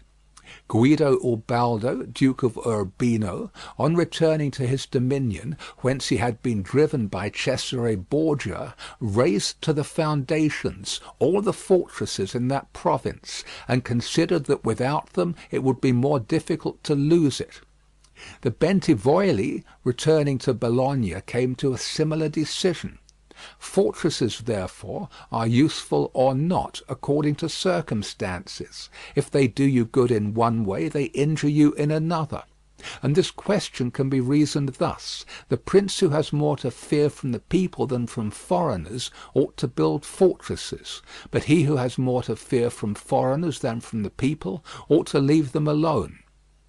The castle of Milan, built by Francesco Sforza, has made, and will make, more trouble for the house of Sforza than any other disorder in the state. For this reason the best possible fortress is not to be hated by the people, because, although you may hold the fortresses, yet they will not save you if the people hate you, for there will never be wanting foreigners to assist the people who have taken arms against you. It has not been seen in our times that such fortresses have been of use to any prince, unless to the Countess of Forli, when the Count Girolamo, her consort, was killed. Catherine Sforza, a daughter of Galeazzo Sforza and Lucrezia Landriani, born 1463, died 1509. It was to the Countess of Forli that Machiavelli was sent as envoy on 1499. A letter from Fortunati to the Countess announces the appointment. "I have been with the Signori," wrote Fortunati, "to learn whom they would send and when. They tell me that Niccolò Machiavelli, a learned young Florentine noble, secretary to my lords of the Ten, is to leave with me at once." Compare Catherine Sforza by Count Pasolini, translated by P. Sylvester, 1898. It has not been seen in our times that such fortresses have been of use to any prince, unless to the Countess of Forli, when the Count Girolamo, her consort, was killed. For by that means she was able to withstand the popular attack and wait for assistance from Milan, and thus recover her state, and the posture of affairs was such at that time that the foreigners could not assist the people. But fortresses were of little value to her afterwards, when Cesare Borgia attacked her, and when the people, her enemy, were allied with foreigners. Therefore it would have been safer for her, both then and before, not to have been hated by the people than to have had the fortresses. All these things considered, then, I shall praise him who builds fortresses as well as him who does not, and I shall blame whoever, trusting in them, cares little about being hated by the people. Chapter 21. How a prince should conduct himself so as to gain renown. Nothing makes a prince so much esteemed as great enterprises and setting a fine example. We have in our time Ferdinand of Aragon, the present King of Spain. He can almost be called a new prince, because he has risen, by fame and glory, from being an insignificant king to be the foremost king in Christendom. And if you will consider his deeds, you will find them all great, and some of them extraordinary. In the beginning of his reign he attacked Granada, and this enterprise was the foundation of his dominions. He did this quietly at first, and without any fear of hindrance, for he held the minds of the barons of Castile occupied in thinking of the war and not anticipating any innovations. Thus they did not perceive that by these means he was acquiring power and authority over them. He was able with the money of the church and of the people to sustain his armies, and by that long war to lay the foundation for the military skill which has since distinguished him. Further, always using religion as a plea so as to undertake greater schemes, he devoted himself with pious cruelty to driving out and clearing his kingdom of the Moors. Nor could there be a more admirable example, nor one more rare. Under this same cloak he assailed Africa. He came down on Italy. He has finally attacked France, and thus his achievements and designs have always been great, and have kept the minds of his people in suspense and admiration, and occupied with the issue of them. And his actions have arisen in such a way, one out of the other, that men have never been given time to work steadily against him. Again, it much assists a prince to set unusual examples in internal affairs, similar to those which are related of Messer Bernardo da Milano, who, when he had the opportunity, by any one in civil life doing some extraordinary thing, either good or bad, would take some method of rewarding or punishing him, which would be much spoken about. And a prince ought, above all things, always endeavour in every action to gain for himself the reputation of being a great and remarkable man. A prince is also respected when he is either a true friend or a downright enemy, that is to say, when, without any reservation, he declares himself in favour of one party against the other, which course will always be more advantageous than standing neutral. Because if two of your powerful neighbours come to blows, they are of such a character that, if one of them conquers, you have either to fear him or not. In either case it will always be more advantageous for you to declare yourself and to make war strenuously. Because, in the first case, if you do not declare yourself, you will invariably fall a prey to the conqueror, to the pleasure and satisfaction of him who has been conquered, and you will have no reasons to offer, nor anything to protect or to shelter you. Because he who conquers does not want doubtful friends who will not aid him in the time of trial, and he who loses will not harbour you because you did not willingly, sword in hand, court his fate. Antiochus went into Greece, being sent for by the Aetolians to drive out the Romans. He sent envoys to the Achaeans, who were friends of the Romans, exhorting them to remain neutral. And on the other hand the Romans urged them to take up arms. This question came to be discussed in the council of the Achaeans, where the legate of Antiochus urged them to stand neutral. To this the Roman legate answered, "As for that which has been said, that it is better and more advantageous for your state not to interfere in our war, nothing can be more erroneous, because by not interfering you will be left, without favour or consideration, the guerdon of the conqueror.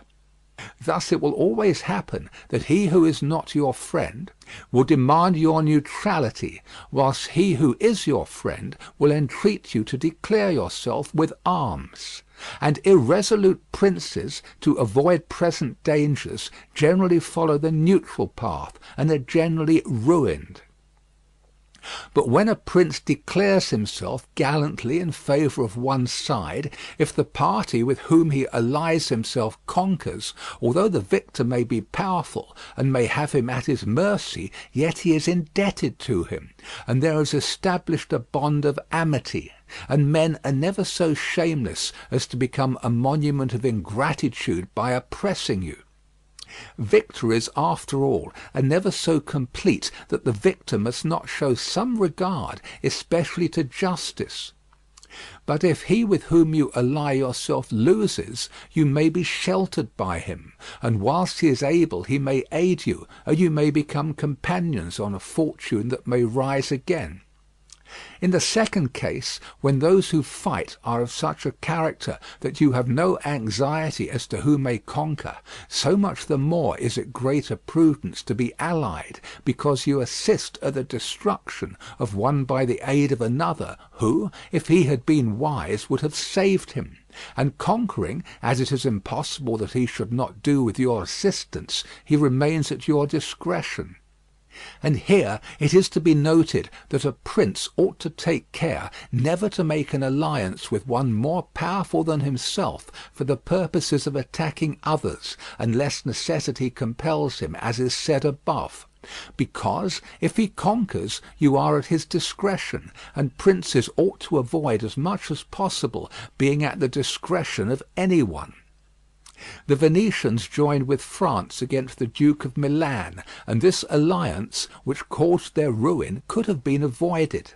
But when it cannot be avoided, as happened to the Florentines when the Pope and Spain sent armies to attack Lombardy, then, in such a case, for the above reasons, the prince ought to favour one of the parties.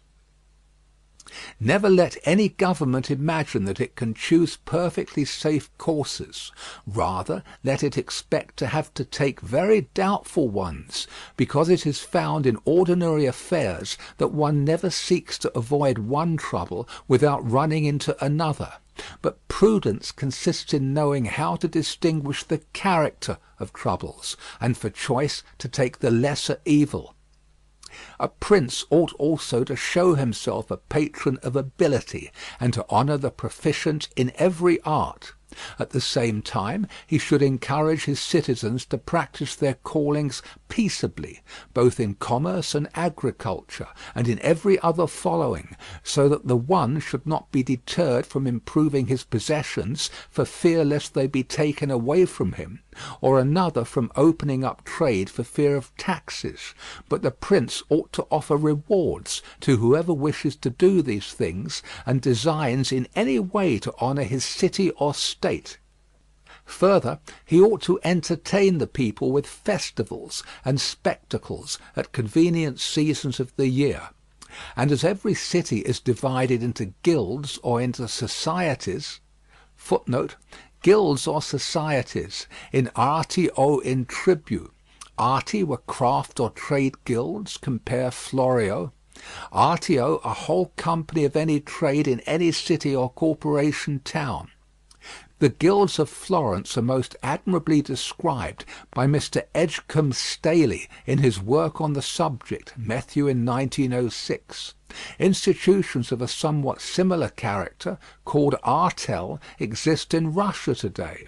Compare Sir Mackenzie Wallace's Russia, edition 1905. The sons were always during the working season members of an artel. In some of the larger towns there are artels of a much more complex kind. Permanent associations possessing large capital and pecuniarily responsible for the acts of the individual members. The word artel, despite its apparent similarity, has, Mr. Aylmer Maude assures me, no connection with ars or arte. Its root is that of the verb rotitia, to bind oneself by an oath, and it is generally admitted to be only another form of rota, which now signifies a regimental company. In both words the underlying idea is that of a body of men united by an oath. Tribu were possibly Gentile groups, united by common descent and including individuals connected by marriage. Perhaps our words sects or clans would be most appropriate. Further, he ought to entertain the people with festivals and spectacles at convenient seasons of the year, and as every city is divided into guilds or into societies, he ought to hold such bodies in esteem and associate with them sometimes, and show himself an example of courtesy and liberality, nevertheless always maintaining the majesty of his rank. For this he must never consent to abate in anything. Chapter 22, concerning the secretaries of princes. The choice of servants is of no little importance to a prince, and they are good or not according to the discrimination of the prince. And the first opinion which one forms of a prince and of his understanding is by observing the men he has around him, and when they are capable and faithful he may always be considered wise, because he has known how to recognize the capable and to keep them faithful. But when they are otherwise, one cannot form a good opinion of him, for the prime error which he made was in choosing them. There were none who knew Messer Antonio da Venafro as the servant of Pandolfo Petrucci, Prince of Siena, who would not consider Pandolfo to be a very clever man in having Venafro for his servant. Because there are three classes of intellects, one which comprehends by itself, another which appreciates what others comprehended, and a third which neither comprehends by itself nor by the showing of others. The first is the most excellent, the second is good, the third is useless. Therefore it follows necessarily that, if Pandolfo was not in the first rank, he was in the second, for whenever one has judgment to know good and bad when it is said and done, although he himself may not have the initiative, yet he can recognize the good and the bad in his servant, and the one he can praise and the other correct. Thus the servant cannot hope to deceive him, and is kept honest. But to enable a prince to form an opinion of his servant, there is one test which never fails. When you see the servant thinking more of his own interest than of yours, and seeking inwardly his own profit in everything, such a man will never make a good servant, nor will you ever be able to trust him, because he who has the state of another in his hands ought never to think of himself, but always of his prince, and never pay any attention to matters in which the prince is not concerned. On the other hand, to keep his servant honest, the prince ought to study him, honouring him, enriching him, doing him kindnesses, sharing with him the honours and cares, and at the same time let him see that he cannot stand alone, so that many honours may not make him desire more, many riches make him wish for more, and that many cares may make him dread chances. When, therefore, servants and princes toward servants are thus disposed, they can trust each other. But when it is otherwise, the end will always be disastrous for either one or the other. End of chapter 22. Chapter 23. How flatterers should be avoided. I do not wish to leave out an important branch of this subject, for it is a danger from which princes are with difficulty preserved, unless they are very careful and discriminating. It is that of flatterers, of whom courts are full, because men are so self-complacent in their own affairs, and in a way so deceived in them, that they are preserved with difficulty from this pest, and if they wish to defend themselves, they run the danger of falling into contempt. Because there is no other way of guarding oneself from flatterers except letting men understand that to tell you the truth does not offend you. But when every one may tell you the truth, respect for you abates. Therefore a wise prince ought to hold a third course, by choosing the wise men in his state, and giving to them only the liberty of speaking the truth to him, and then only of those things of which he enquires, and of none others. But he ought to question them upon everything, and listen to their opinions, and afterwards form his own conclusions. With these counsellors, separately and collectively, he ought to carry himself in such a way that each of them should know that, the more freely he shall speak, the more he shall be preferred. Outside of these he should listen to no one, pursue the thing resolved on, and be steadfast in his resolutions. He who does otherwise is either overthrown by flatterers, or is so often changed by varying opinions that he falls into contempt. I wish on this subject to adduce a modern example. Fra Luca, the man of affairs to Maximilian, Maximilian I, born in 1459, died 1519, Emperor of the Holy Roman Empire. He married first Mary, daughter of Charles the Bold, after her death Bianca Sforza, and thus became involved in Italian politics.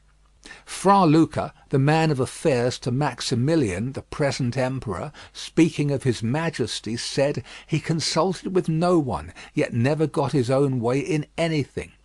This arose because of his following a practice the opposite to the above. For the emperor is a secretive man. He does not communicate his designs to any one, nor does he receive opinions on them.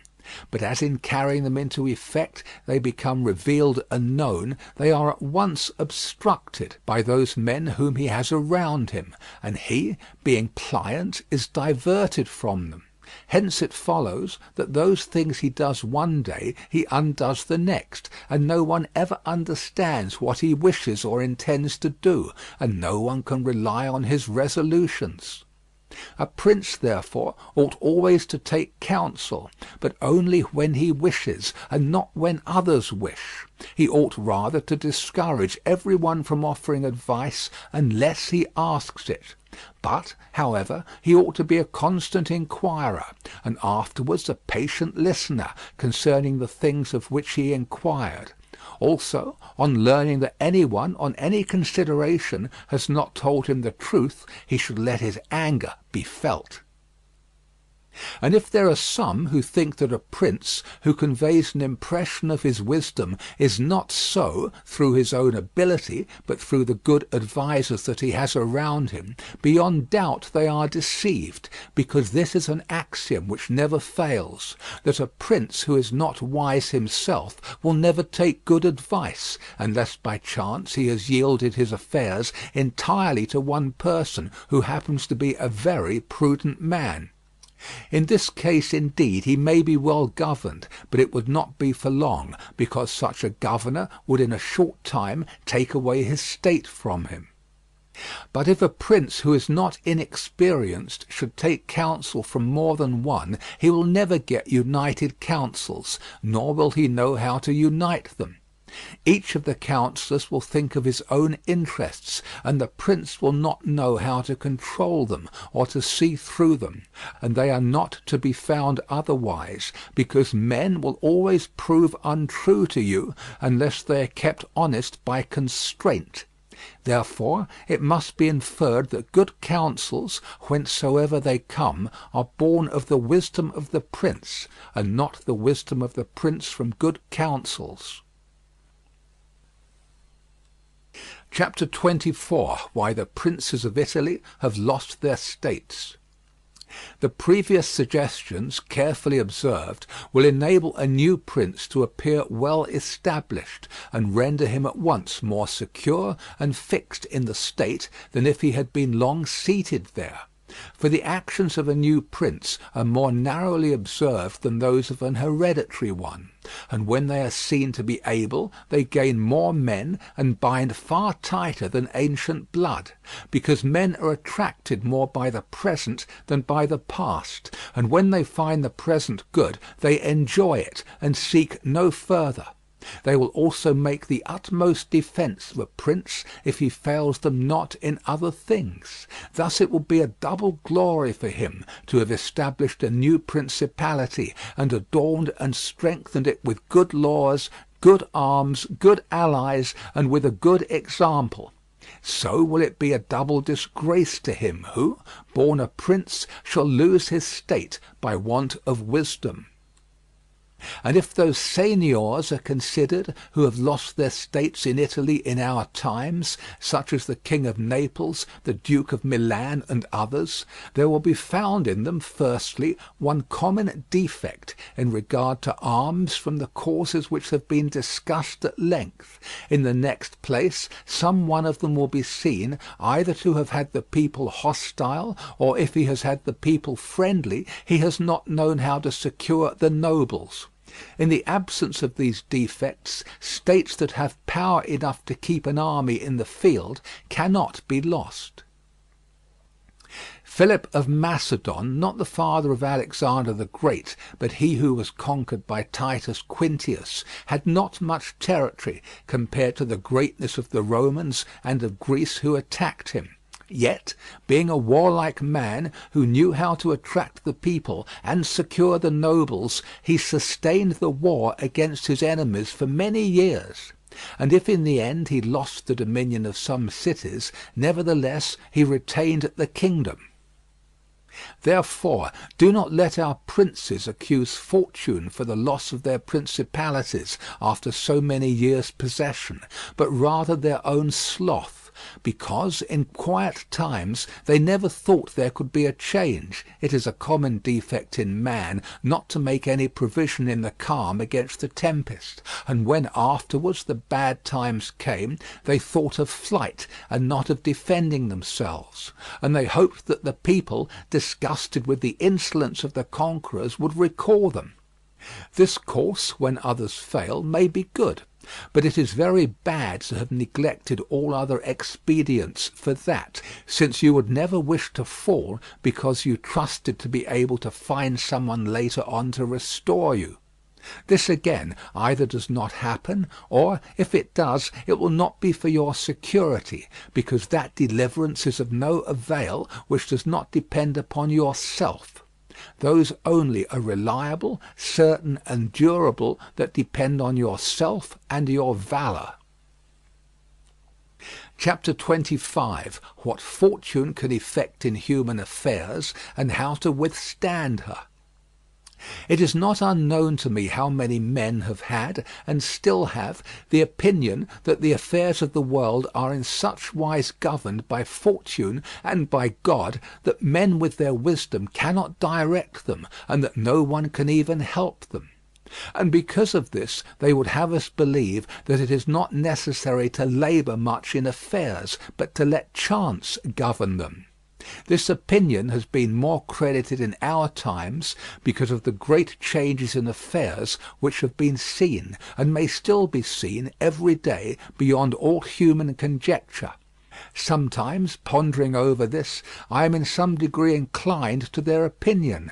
Nevertheless, not to extinguish our free will, I hold it to be true that fortune is the arbiter of one half of our actions. Footnote: Frederick the Great was accustomed to say, "The older one gets, the more convinced one becomes that His Majesty King Chance does 3/4 of the business of this miserable universe." Sorel's Eastern Question. Nevertheless, not to extinguish our free will, I hold it to be true that fortune is the arbiter of one half of our actions, but that she still leaves us to direct the other half, or perhaps a little less. I compare her to one of those raging rivers which when in flood overflows the plains, sweeping away trees and buildings, bearing away the soil from place to place. Everything flies before it, all yield to its violence, without being able in any way to withstand it. And yet, though its nature be such, it does not follow therefore that men, when the weather becomes fair, shall not make provision, both with defences and barriers, in such a manner that, rising again, the waters may pass away by canal, and their force be neither so unrestrained nor so dangerous.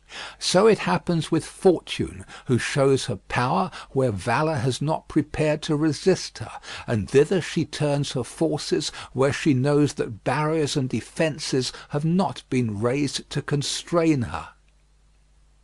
And if you will consider Italy, which is the seat of these changes, and which has given to them their impulse, you will see it to be an open country without barriers and without any defence. For if it had been defended by proper valour, as are Germany, Spain, and France, either this invasion would not have made the great changes it has made, or it would not have come at all. And this I consider enough to say concerning resistance to fortune in general. But confining myself more to the particular, I say that a prince may be seen happy today and ruined tomorrow, without having shown any change of disposition or character. This, I believe, arises firstly from causes that have already been discussed at length, namely, that the prince who relies entirely on fortune is lost when it changes. I believe also that he will be successful who directs his actions according to the spirit of the times, and that he whose actions do not accord with the times will not be successful. Because men are seen in affairs that lead to the end which every man has before him, namely glory and riches, to get there by various methods, one with caution, another with haste, one by force, another by skill, one by patience, another by its opposite, and each one succeeds in reaching the goal by a different method. One can also see of two cautious men, the one attain his end, the other fail, and similarly, two men by different observances are equally successful, the one being cautious, the other impetuous. All this arises from nothing else than whether or not they conform in their methods to the spirit of the times. This follows from what I have said, that two men working differently bring about the same effect, and of two working similarly, one attains his object and the other does not. Changes in estate also issue from this, for if, to one who governs himself with caution and patience, times and affairs converge in such a way that his administration is successful, his fortune is made. But if times and affairs change, he is ruined if he does not change his course of action. But a man is not often found sufficiently circumspect to know how to accommodate himself to the change, both because he cannot deviate from what nature inclines him to do, and also because, having always prospered by acting in one way, he cannot be persuaded that it is well to leave it. And therefore the cautious man, when it is time to turn adventurous, does not know how to do it. Hence he is ruined. But had he changed his conduct with the times, fortune would not have changed. Pope Julius II went to work impetuously in all his affairs, and found the times and circumstances conform so well to that line of action that he always met with success. Consider his first enterprise against Bologna. Messer Giovanni Bentivogli being still alive, the Venetians were not agreeable to it, nor was the King of Spain, and he had the enterprise still under discussion with the King of France. Nevertheless, he personally entered upon the expedition with his accustomed boldness and energy, a move which made Spain and the Venetians stand irresolute and passive, the latter from fear, the former from desire to recover the kingdom of Naples. On the other hand, he drew after him the King of France, because that king, having observed the movement, and desiring to make the Pope his friend so as to humble the Venetians, found it impossible to refuse him. Therefore Julius, with his impetuous action, accomplished what no other pontiff with simple human wisdom could have done. For if he had waited in Rome until he could get away, with his plans arranged and everything fixed, as any other pontiff would have done, he would never have succeeded, because the King of France would have made 1,000 excuses, and the others would have raised 1,000 fears. I will leave his other actions alone, as they were all alike, and they all succeeded, for the shortness of his life did not let him experience the contrary. But if circumstances had arisen which required him to go cautiously, his ruin would have followed, because he would never have deviated from those ways to which nature inclined him. I conclude, therefore, that fortune, being changeful and mankind steadfast in their ways, so long as the two are in agreement men are successful, but unsuccessful when they fall out. For my part, I consider that it is better to be adventurous than cautious, because fortune is a woman, and if you wish to keep her under, it is necessary to beat and ill-use her, and it is seen that she allows herself to be mastered by the adventurous rather than by those who go to work more coldly.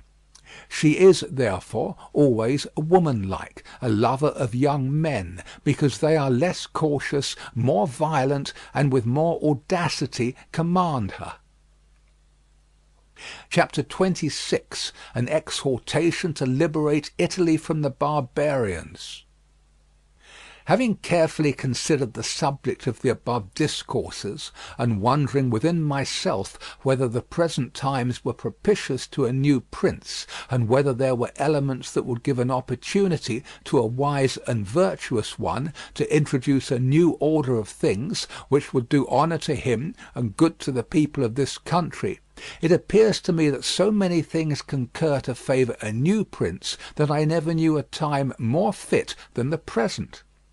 And if, as I said, it was necessary that the people of Israel should be captive, so as to make manifest the ability of Moses, that the Persians should be oppressed by the Medes, so as to discover the greatness of the soul of Cyrus, and that the Athenians should be dispersed to illustrate the capabilities of Theseus, then, at the present time, in order to discover the virtue of an Italian spirit, it was necessary that Italy should be reduced to the extremity that she is now in, that she should be more enslaved than the Hebrews, more oppressed than the Persians, more scattered than the Athenians, without head, without order, beaten, despoiled, torn, overrun, and to have endured every kind of desolation. Although lately some spark may have been shown by one, which made us think he was ordained by God for our redemption, nevertheless it was afterwards seen in the height of his career that fortune rejected him, so that Italy, left us without life, waits for him who shall yet heal her wounds, and put an end to the ravaging and plundering of Lombardy, to the swindling and taxing of the kingdom and of Tuscany, and cleanse those sores that for long have festered. It is seen how she entreats God to send someone who shall deliver her from these wrongs and barbarous insolences. It is seen also that she is ready and willing to follow a banner if only someone will raise it. Nor is there to be seen at present one in whom she can place more hope than in your illustrious house. Footnote: Giuliano de' Medici. He had just been created a cardinal by Leo X. In 1523 Giuliano was elected pope and took the title of Clement VII. Nor is there to be seen at present one in whom she can place more hope than in your illustrious house, with its valour and fortune, favoured by God and by the Church of which it is now the chief, and which could be made the head of this redemption. This will not be difficult if you will recall to yourself the actions and lives of the men I have named. And although they were great and wonderful men, yet they were men, and each one of them had no more opportunity than the present offers, for their enterprises were neither more just nor easier than this, nor was God more their friend than he is yours. With us there is great justice, because that war is just which is necessary, and arms are hallowed when there is no other hope but in them. Here there is the greatest willingness, and where the willingness is great, the difficulties cannot be great if you will only follow those men to whom I have directed your attention. Further than this, how extraordinarily the ways of God have been manifested beyond example. The sea is divided, a cloud has led the way, the rock has poured forth water, it has rained manna, everything has contributed to your greatness. You ought to do the rest. God is not willing to do everything, and thus take away our free will and that share of glory which belongs to us. And it is not to be wondered at if none of the above-named Italians have been able to accomplish all that is expected from your illustrious house, and if in so many revolutions in Italy and in so many campaigns it has always appeared as if military virtue were exhausted. This has happened because the old order of things was not good, and none of us have known how to find a new one. And nothing honours a man more than to establish new laws and new ordinances when he himself was newly risen. Such things, when they are well founded and dignified, will make him revered and admired, and in Italy there are not wanting opportunities to bring such into use in every form. Here there is great valour in the limbs, whilst it fails in the head. Look attentively at the duels and the hand-to-hand combats, how superior the Italians are in strength, dexterity, and subtlety. But when it comes to armies, they do not bear comparison, and this springs entirely from the insufficiency of the leaders, since those who are capable are not obedient, and each one seems to himself to know there having never been any one so distinguished above the rest, either by valour or fortune, that others would yield to him. Hence it is that for so long a time, and during so much fighting in the past 20 years, whenever there has been an army wholly Italian, it has always given a poor account of itself. The first witness to this is Il Taro, afterwards Alessandria, Capua, Genoa, Vaila, Bologna, Mestre. Footnote: the battles of Il Taro 1495, Alessandria 1499, Capua 1501, Genoa 1507, Vaila 1509, Bologna 1511, Mestre 1513. If, therefore, your illustrious house wishes to follow these remarkable men who have redeemed their country, it is necessary, before all things, as a true foundation for every enterprise, to be provided with your own forces, because there can be no more faithful, truer, or better soldiers. And although singly they are good, altogether they will be much better when they find themselves commanded by their prince, honoured by him, and maintained at his expense. Therefore it is necessary to be prepared with such arms, so that you can be defended against foreigners by Italian valour. And although Swiss and Spanish infantry may be considered very formidable, nevertheless there is a defect in both, by reason of which a third order would not only be able to oppose them, but might be relied upon to overthrow them. For the Spaniards cannot resist cavalry, and the Switzers are afraid of infantry whenever they encounter them in close combat. Owing to this, as has been and may again be seen, the Spaniards are unable to resist French cavalry, and the Switzers are overthrown by Spanish infantry. And although a complete proof of this latter cannot be shown, nevertheless there was some evidence of it at the battle of Ravenna, when the Spanish infantry were confronted by German battalions, who follow the same tactics as the Swiss.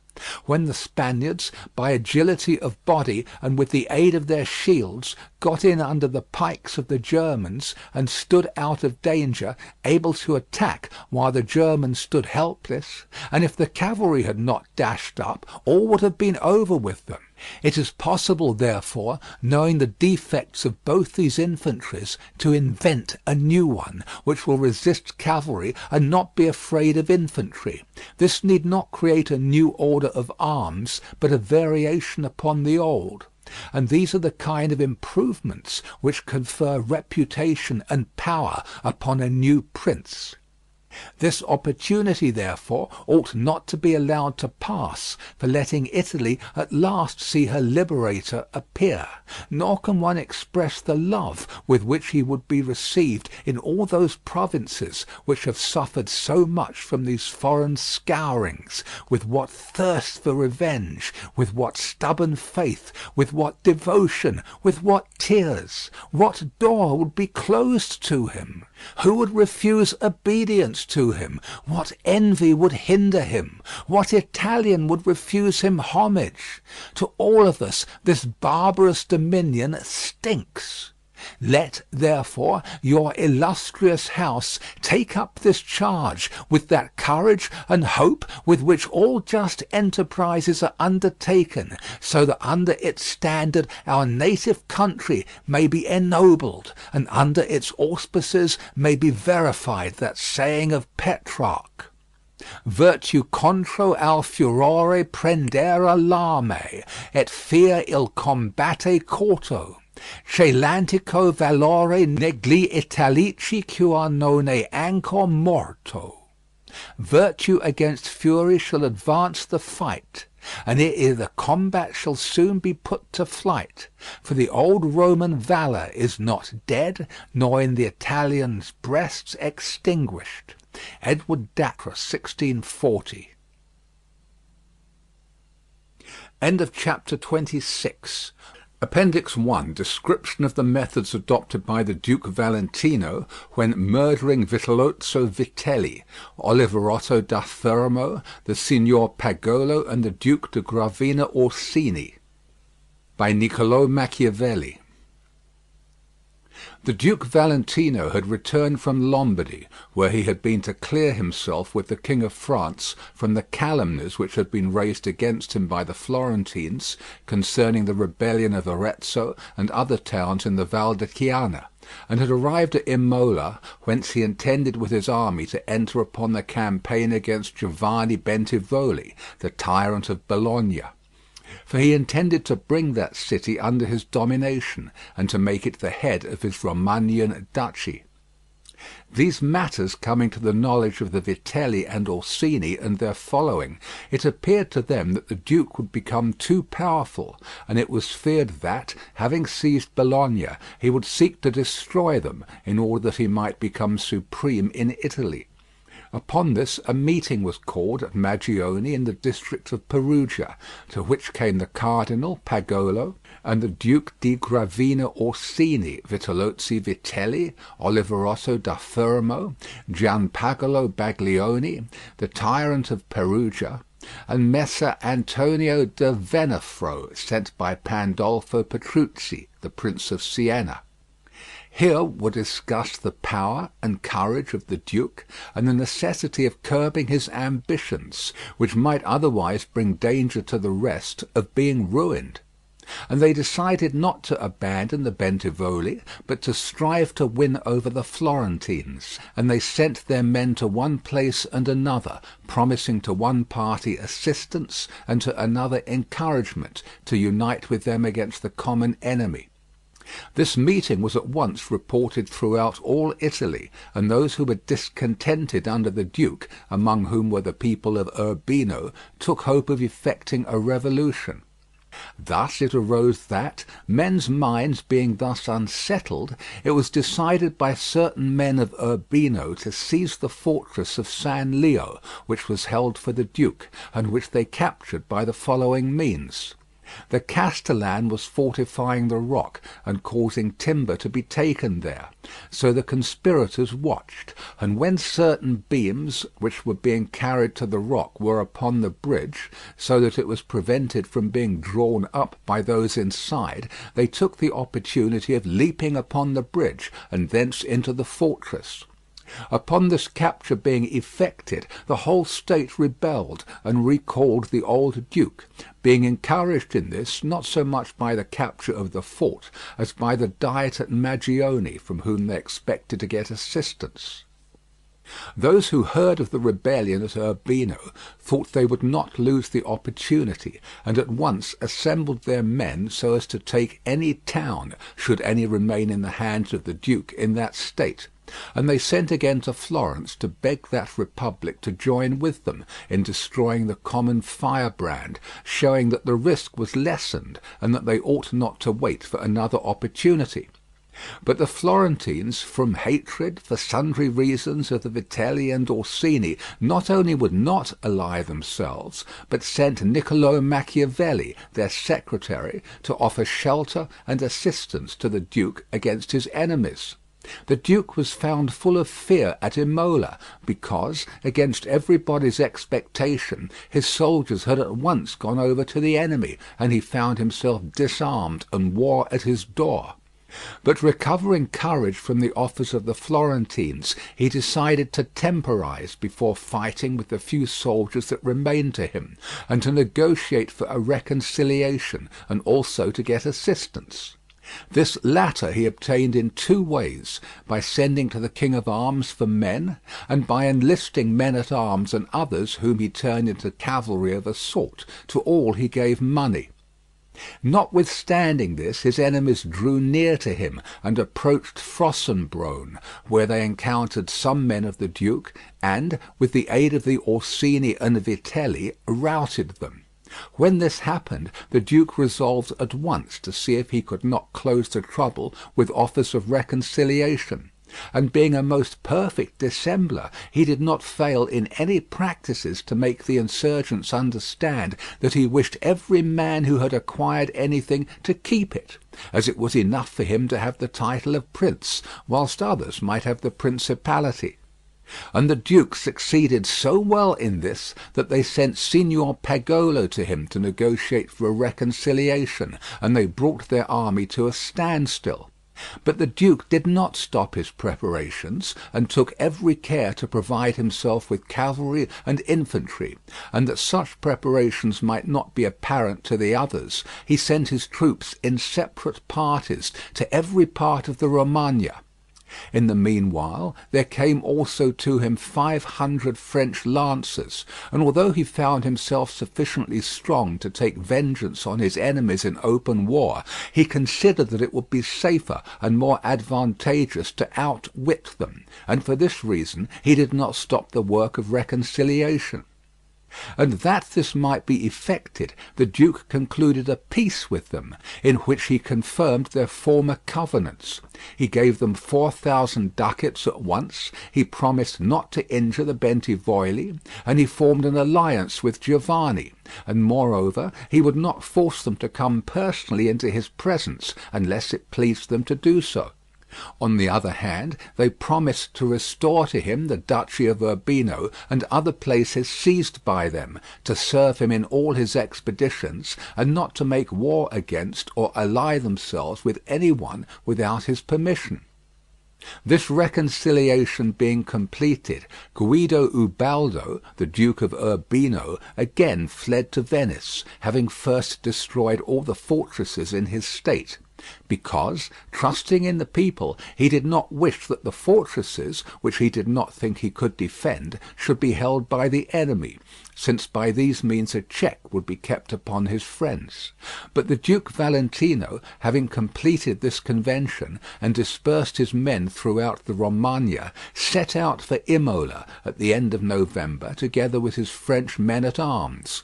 Thence he went to Cesena, where he stayed some time to negotiate with the envoys of the Vitelli and Orsini, who had assembled with their men in the duchy of Urbino, as to the enterprise in which they should now take part. But nothing being concluded, Oliverotto da Fermo was sent to propose that if the duke wished to undertake an expedition against Tuscany, they were ready. If he did not wish it, then they would besiege Sinigalia. To this the duke replied that he did not wish to enter into war with Tuscany, and thus become hostile to the Florentines, but that he was very willing to proceed against Sinigalia. It happened that not long afterwards the town surrendered, but the fortress would not yield to them, because the castellan would not give it up to any one but the duke in person. Therefore they exhorted him to come there. This appeared a good opportunity to the duke, as, being invited by them, and not going of his own will, he would awaken no suspicions. And the more to reassure them, he allowed all the French men-at-arms who were with him in Lombardy to depart, except the 100 lancers under Monsieur di Candales, his brother-in-law. He left Cesena about the middle of December, and went to Fano, and with the utmost cunning and cleverness he persuaded the Vitelli and Orsini to wait for him at Senigallia, pointing out to them that any lack of compliance would cast a doubt upon the sincerity and permanency of the reconciliation, and that he was a man who wished to make use of the arms and counsels of his friends. But Vitellozzo remained very stubborn, for the death of his brother warned him that he should not offend a prince and afterwards trust him. Nevertheless, persuaded by Pagolo Orsini, whom the duke had corrupted with gifts and promises, he agreed to wait. Upon this the duke, before his departure from Fano, which was to be on 30th of December 1502, communicated his designs to 8 of his most trusted followers, among whom were Don Michele and the Monsignor Duna, who was afterwards cardinal. And he ordered that, as soon as Vitellozzo, Pagolo Orsini, the Duke di Gravina, and Oliverotto should arrive, his followers in pairs should take them one by one, entrusting certain men to certain pairs, who should entertain them until they reached Sinigalia. Nor should they be permitted to leave until they came to the duke's quarters, where they should be seized. The duke afterwards ordered all his horsemen and infantry, of which there were more than 2,000 cavalry and 10,000 footmen, to assemble by daybreak at the Matoro, a river 5 miles distant from Fano, and await him there. He found himself, therefore, on the last day of December, at the Mataro with his men, and having sent a cavalcade of about 200 horsemen before him, he then moved forward the infantry, whom he accompanied with the rest of the men-at-arms. Fano and Sinigalia are 2 cities of La Marca, situate on the shore of the Adriatic Sea, 15 miles distant from each other, so that he who goes towards Sinigalia has the mountains on his right hand, the bases of which are touched by the sea in some places. The city of Sinigalia is distant from the foot of the mountains a little more than a bowshot, and from the shore about a mile. On the side opposite to the city runs a little river, which bathes that part of the walls looking towards Fano, facing the high road. Thus he who draws near to Sinigalia comes for a good space by road along the mountains, and reaches the river, which passes by Sinigalia. If he turns to his left hand along the bank of it, and goes for the distance of a bowshot, he arrives at a bridge which crosses the river. He is then almost abreast of the gate that leads into Sinigalia, not by a straight line, but transversely. Before this gate there stands a collection of houses, with a square to which the bank of the river forms one side. The Vitelli and Orsini, having received orders to wait for the duke and to honour him in person, sent away their men to several castles distant from Sinigalia, about 6 miles, so that room could be made for the men of the duke. And they left in Sinigalia only Oliverotto and his band, which consisted of 1,000 infantry and 150 horsemen, who were quartered in the suburb mentioned above. Matters having been thus arranged, the Duke Valentino left for Sinigalia, and when the leaders of the cavalry reached the bridge, they did not pass over, but having opened it, one portion wheeled towards the river, and the other towards the country, and a way was left in the middle, through which the infantry passed without stopping into the town. Vitellozzo, Pagolo, and the Duke di Gravina, on mules, accompanied by a few horsemen, went towards the duke. Vitellozzo, unarmed and wearing a cape lined with green, appeared very dejected, as if conscious of his approaching death, a circumstance which, in view of the ability of the man and his former fortune, caused some amazement. And it is said that when he parted from his men before setting out for Sinigalia to meet the duke, he acted as if it were his last parting from them. He recommended his house and its fortunes to his captains, and advised his nephews that it was not the fortune of their house, but the virtues of their fathers that should be kept in mind. These three, therefore, came before the duke and saluted him respectfully, and were received by him with good will. They were at once placed between those who were commissioned to look after them. But the duke, noticing that Oliverotto, who had remained with his band in Sinigalia, was missing, for Oliverotto was waiting in the square before his quarters near the river, keeping his men in order and drilling them, signalled with his eye to Don Michele, to whom the care of Oliverotto had been committed, that he should take measures that Oliverotto should not escape. Therefore Don Michele rode off and joined Oliverotto, telling him that it was not right to keep his men out of their quarters, because these might be taken up by the men of the duke, and he advised him to send them at once to their quarters, and to come himself to meet the duke. And Oliverotto, having taken this advice, came before the duke, who, when he saw him, called to him. And Oliverotto, having made his obeisance, joined the others. So the whole party entered Sinigalia, dismounted at the duke's quarters, and went with him into a secret chamber, where the duke made them prisoners. He then mounted on horseback, and issued orders that the men of Oliverotto and the Orsini should be stripped of their arms. Those of Oliverotto, being at hand, were quickly settled, but those of the Orsini and Vitelli, being at a distance, and having a presentiment of the destruction of their masters, had time to prepare themselves. And bearing in mind the valour and discipline of the Orsinian and Vitellian houses, they stood together against the hostile forces of the country, and saved themselves.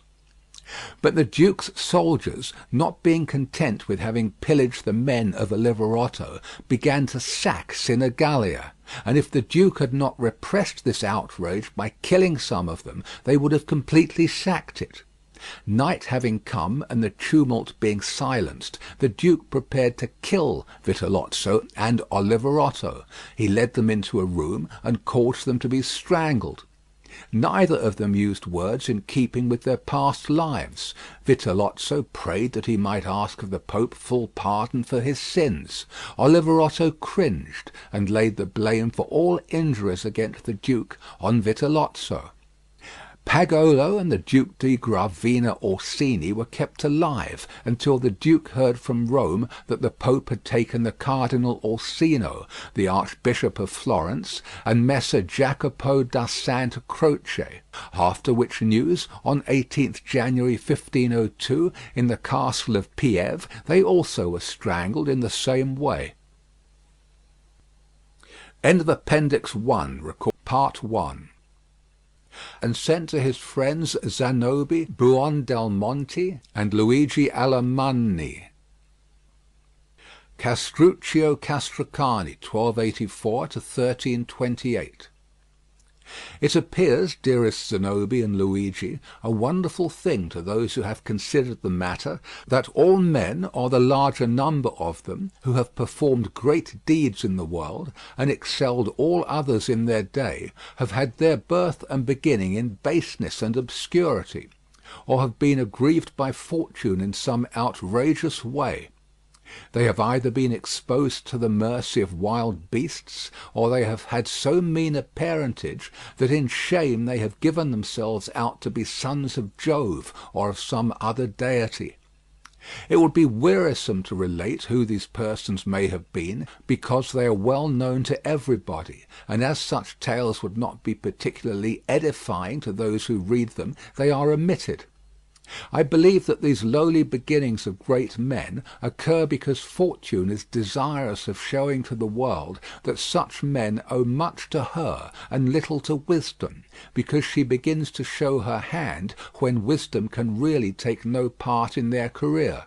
Thus all success must be attributed to her. Castruccio Castracani of Lucca was one of those men who did great deeds, if he is measured by the times in which he lived and the city in which he was born. But, like many others, he was neither fortunate nor distinguished in his birth, as the course of this history will show. It appeared to be desirable to recall his memory, because I have discerned in him such indications of valour and fortune as should make him a great exemplar to men. I think also that I ought to call your attention to his actions, because you, of all men I know, delight most in noble deeds. The family of Castracani was formerly numbered among the noble families of Lucca, but in the days of which I speak it had somewhat fallen in estate, as so often happens in this world. To this family was born a son Antonio, who became a priest of the order of San Michele of Lucca, and for this reason was honoured with the title of Messer Antonio. He had an only sister, who had been married to Buonaccorso Cenami, but Buonaccorso dying, she became a widow, and not wishing to marry again, went to live with her brother. Messer Antonio had a vineyard behind the house where he resided, and as it was bounded on all sides by gardens, any person could have access to it without difficulty.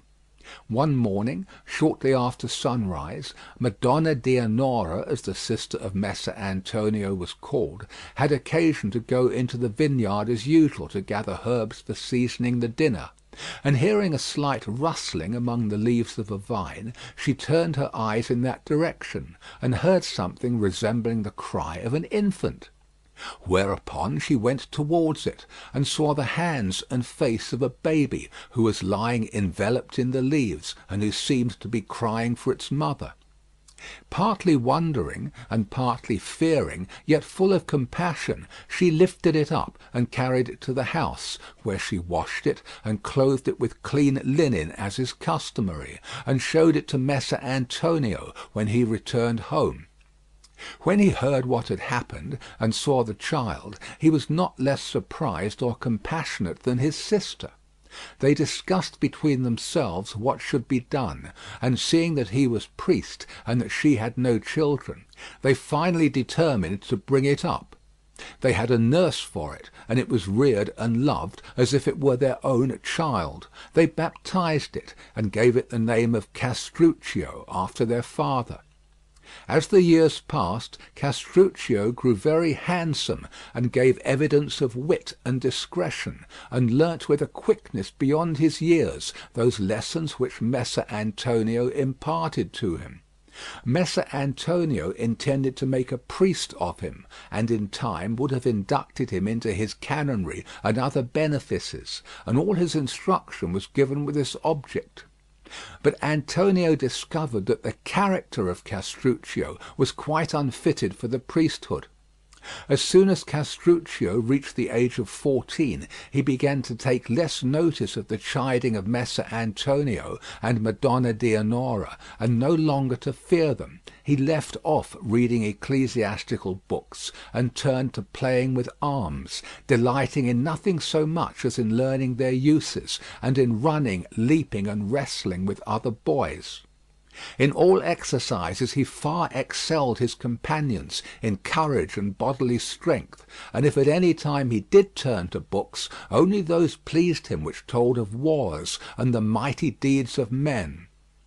Messer Antonio beheld all this with vexation and sorrow. There lived in the city of Lucca a gentleman of the Guinigi family, named Messer Francesco, whose profession was arms, and who in riches, bodily strength, and valour excelled all other men in Lucca. He had often fought under the command of the Visconti of Milan, and as a Ghibelline was the valued leader of that party in Lucca.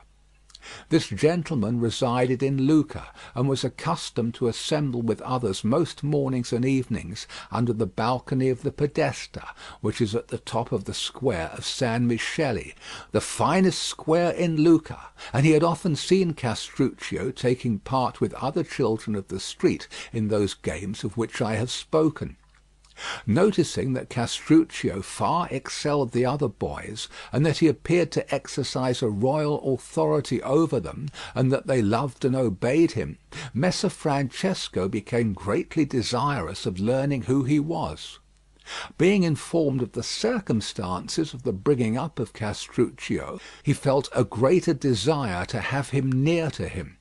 Therefore he called one day and asked him whether he would more willingly live in the house of a gentleman, where he would learn to ride horses and use arms, or in the house of a priest, where he would learn nothing but masses and the services of the church. Messer Francesco could see that it pleased Castruccio greatly to hear horses and arms spoken of, even though he stood silent, blushing modestly. But being encouraged by Messer Francesco to speak, he answered that, if his master were agreeable, nothing would please him more than to give up his priestly studies and take up those of a soldier. This reply delighted Messer Francesco, and in a very short time he obtained the consent of Messer Antonio, who was driven to yield by his knowledge of the nature of the lad, and the fear that he would not be able to hold him much longer. Thus Castruccio passed from the house of Messer Antonio the priest to the house of Messer Francesco Guinigi the soldier, and it was astonishing to find that in a very short time he manifested all that virtue and bearing which we are accustomed to associate with a true gentleman. In the first place he became an accomplished horseman, and could manage with ease the most fiery charger, and in all jousts and tournaments, although still a youth, he was observed beyond all others, and he excelled in all exercises of strength and dexterity. But what enhanced so much the charm of these accomplishments was the delightful modesty which enabled him to avoid offence in either act or word to others, for he was deferential to the great men, modest with his equals, and courteous to his inferiors. These gifts made him beloved, not only by all the Guinigi family, but by all Lucca. When Castruccio had reached his 18th year, the Ghibellines were driven from Pavia by the Guelphs, and Messer Francesco was sent by the Visconti to assist the Ghibellines, and with him went Castruccio in charge of his forces. Castruccio gave ample proof of his prudence and courage in this expedition, acquiring greater reputation than any other captain, and his name and fame were known not only in Pavia but throughout all Lombardy. Castruccio, having returned to Lucca in far higher estimation than he left it, did not omit to use all the means in his power to gain as many friends as he could, neglecting none of those arts which are necessary for that purpose.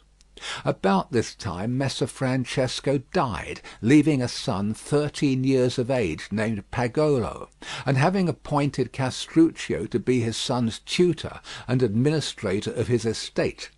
Before he died, Francesco called Castruccio to him, and prayed him to show Pagolo that good will which he, Francesco, had always shown to him, and to render to the son the gratitude which he had not been able to repay to the father. Upon the death of Francesco, Castruccio became the governor and tutor of Pagolo, which increased enormously his power and position, and created a certain amount of envy against him in Lucca in place of the former universal goodwill, for many men suspected him of harbouring tyrannical intentions. Among these the leading man was Giorgio degli Opizi, the head of the Guelph party. This man hoped after the death of Messer Francesco to become the chief man in Lucca, but it seemed to him that Castruccio, with the great abilities which he already showed, and holding the position of governor, deprived him of his opportunity. Therefore he began to sow those seeds which should rob Castruccio of his eminence. Castruccio at first treated this with scorn, but afterwards he grew alarmed, thinking that Messer Giorgio might be able to bring him into disgrace with the deputy of King Ruberto of Naples and have him driven out of Lucca. The lord of Pisa at that time was Uguccione of the Fagiuola of Arezzo, who, being in the first place elected their captain, afterwards became their lord. There resided in Paris some exiled Ghibellines from Lucca, with whom Castruccio held communications, with the object of effecting their restoration by the help of Uguccione. Castruccio also brought into his plans friends from Lucca who would not endure the authority of the Opizi. Having fixed upon a plan to be followed, Castruccio cautiously fortified the tower of the Onesti, filling it with supplies and musicians of war, in order that it might stand a siege for a few days in case of need. When the night came which had been agreed upon with Uguccione, who had occupied the plain between the mountains and Pisa with many men, the signal was given, and without being observed, Uguccione approached the gate of San Piero and set fire to the portcullis. Castruccio raised a great uproar within the city, calling the people to arms and forcing open the gate from his side. Uguccione entered with his men, poured through the town, and killed Messer Giorgio with all his family and many of his friends and supporters. The governor was driven out, and the government reformed, according to the wishes of Uguccione, to the detriment of the city, because it was found that more than 100 families were exiled at that time. Of those who fled, part went to Florence and part to Pistoia, which city was the headquarters of the Guelph party, and for this reason it became most hostile to Uguccione and the Lucchesi. As it now appeared to the Florentines and others of the Guelph party that the Ghibellines absorbed too much power in Tuscany, they determined to restore the exiled Guelphs to Lucca.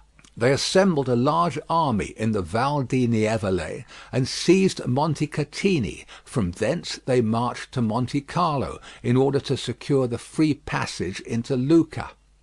Upon this Uguccione assembled his Pisan and Lucchese forces, and with a number of German cavalry which he drew out of Lombardy, he moved against the quarters of the Florentines, who, upon the appearance of the enemy, withdrew from Monte Carlo and posted themselves between Montecatini and Pescia.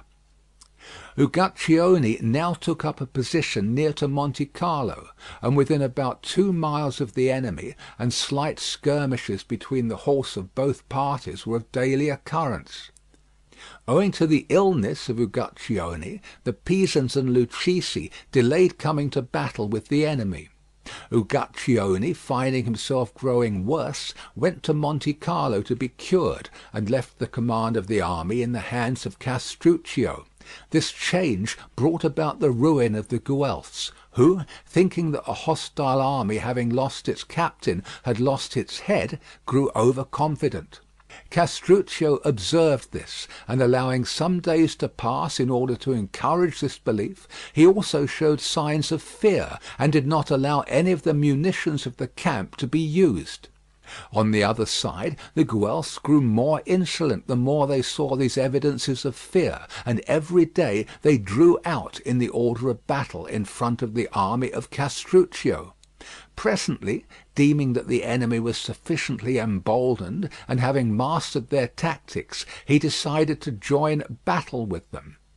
First he spoke a few words of encouragement to his soldiers, and pointed out to them the certainty of victory if they would but obey his commands.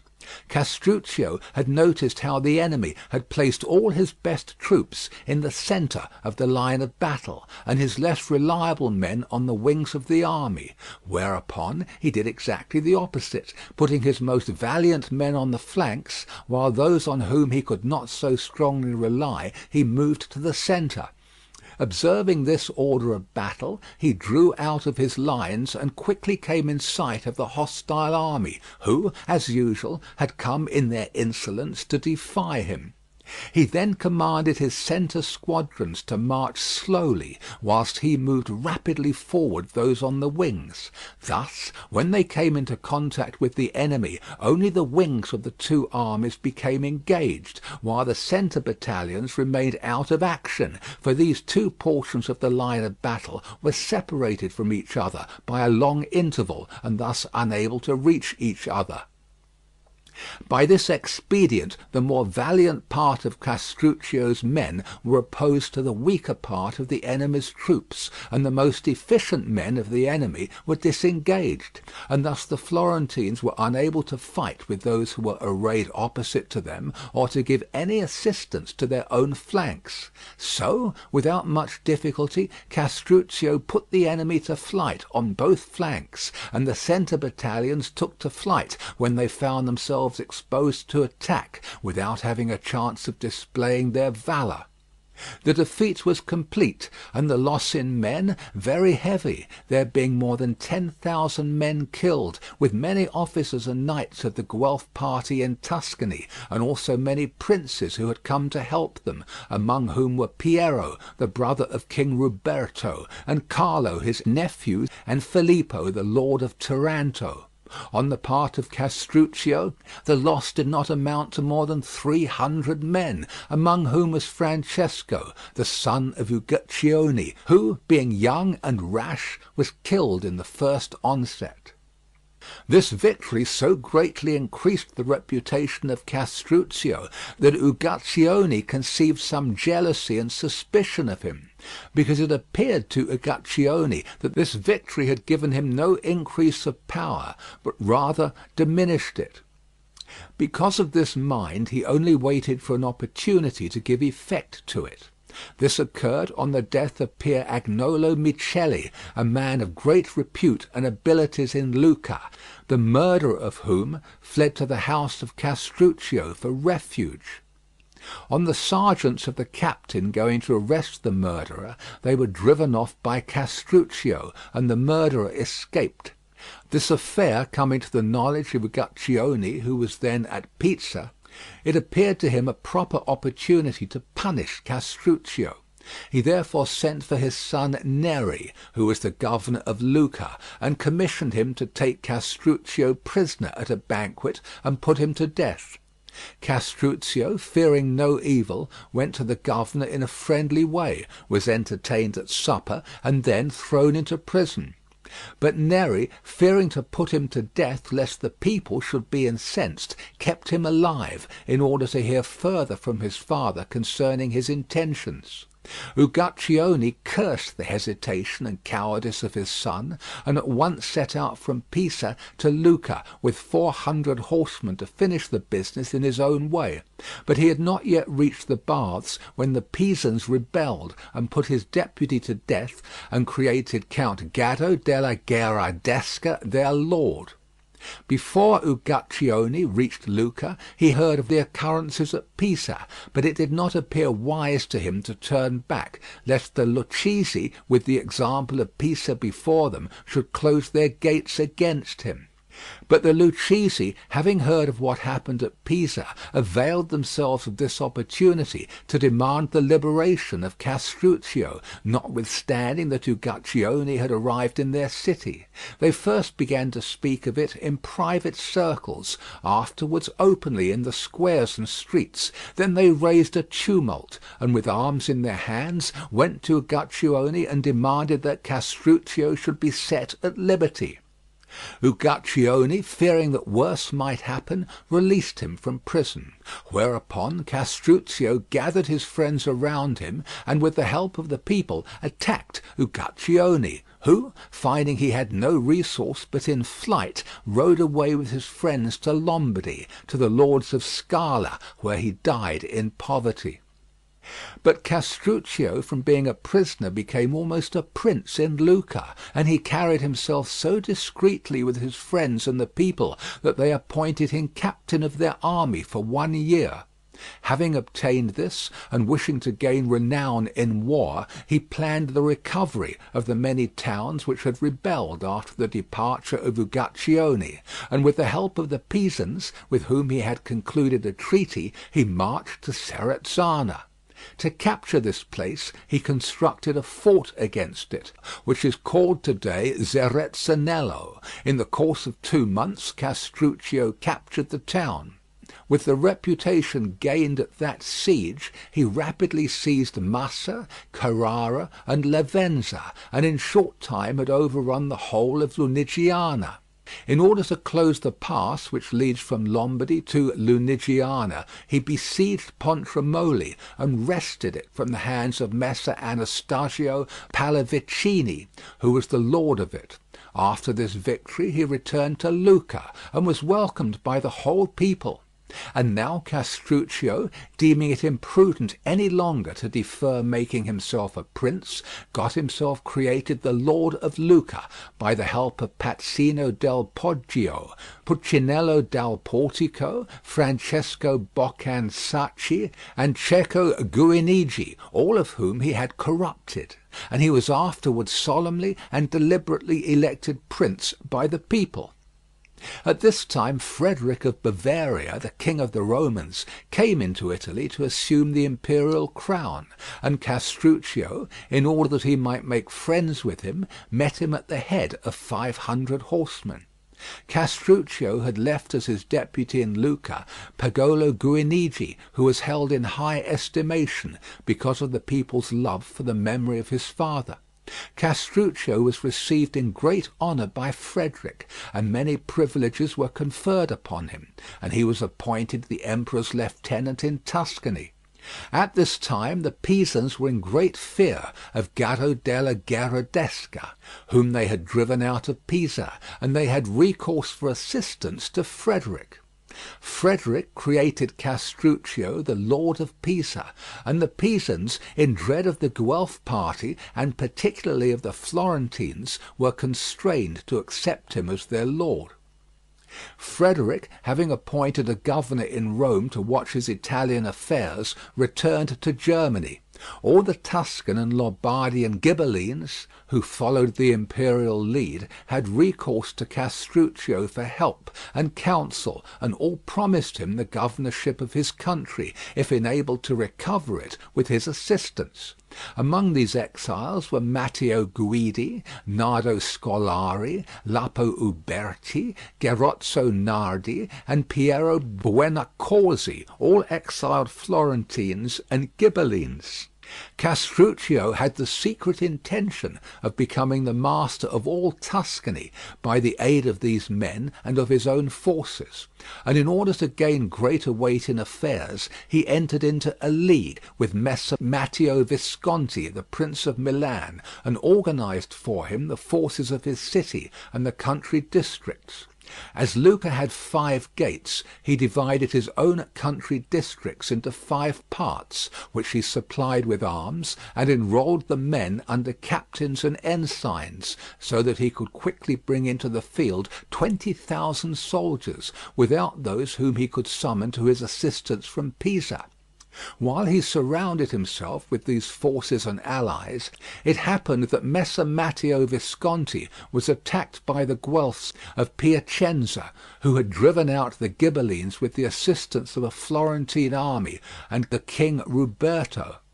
Messer Matteo called upon Castruccio to invade the Florentines in their own territories, so that, being attacked at home, they should be compelled to draw their army out of Lombardy in order to defend themselves. Castruccio invaded the Valdarno and seized Fucecchio and San Miniato, inflicting immense damage upon the country. Whereupon the Florentines recalled their army, which had scarcely reached Tuscany, when Castruccio was forced by other necessities to return to Lucca. There resided in the city of Lucca the Poggio family, who were so powerful that they could not only elevate Castruccio, but even advance him to the dignity of prince, and it appearing to them they had not received such rewards for their services as they deserved, they incited other families to rebel and to drive Castruccio out of Lucca. They found their opportunity one morning, and arming themselves, they set upon the lieutenant whom Castruccio had left to maintain order, and killed him. They endeavoured to raise the people in revolt, but Stefano di Poggio, a peaceable old man who had taken no hand in the rebellion, intervened and compelled them by his authority to lay down their arms, and he offered to be their mediator with Castruccio to obtain from him what they desired. Therefore they laid down their arms with no greater intelligence than they had taken them up. Castruccio, having heard the news of what had happened at Lucca, at once put Pagolo Guinigi in command of the army, and with a troop of cavalry set out for home. Contrary to his expectations, he found the rebellion at an end, yet he posted his men in the most advantageous places throughout the city. As it appeared to Stefano that Castruccio ought to be very much obliged to him, he sought him out, and without saying anything on his own behalf, for he did not recognize any need for doing so, he begged Castruccio to pardon the other members of his family by reason of their youth, their former friendships, and the obligations which Castruccio was under to their house. To this Castruccio graciously responded, and begged Stefano to reassure himself, declaring that it gave him more pleasure to find the tumult at an end than it had ever caused him anxiety to hear of its inception. He encouraged Stefano to bring his family to him, saying that he thanked God for having given him the opportunity of showing his clemency and liberality. Upon the word of Stefano and Castruccio they surrendered, and with Stefano were immediately thrown into prison and put to death. Meanwhile the Florentines had recovered San Miniato, whereupon it seemed advisable to Castruccio to make peace, as it did not appear to him that he was sufficiently secure at Lucca to leave him. He approached the Florentines with the proposal of a truce, which they readily entertained, for they were weary of the war, and desirous of getting rid of the expenses of it. A treaty was concluded with them for 2 years, by which both parties agreed to keep the conquests they had made. Castruccio, thus released from this trouble, turned his attention to affairs in Lucca, and in order that he should not again be subject to the perils from which he had just escaped, he, under various pretences and reasons, first wiped out all those who by their ambition might aspire to the principality, not sparing one of them, but depriving them of country and property, and those whom he had in his hands of life also, stating that he had found by experience that none of them were to be trusted. Then, for his further security, he raised a fortress in Lucca, with the stones of the towers of those whom he had killed or hunted out of the state.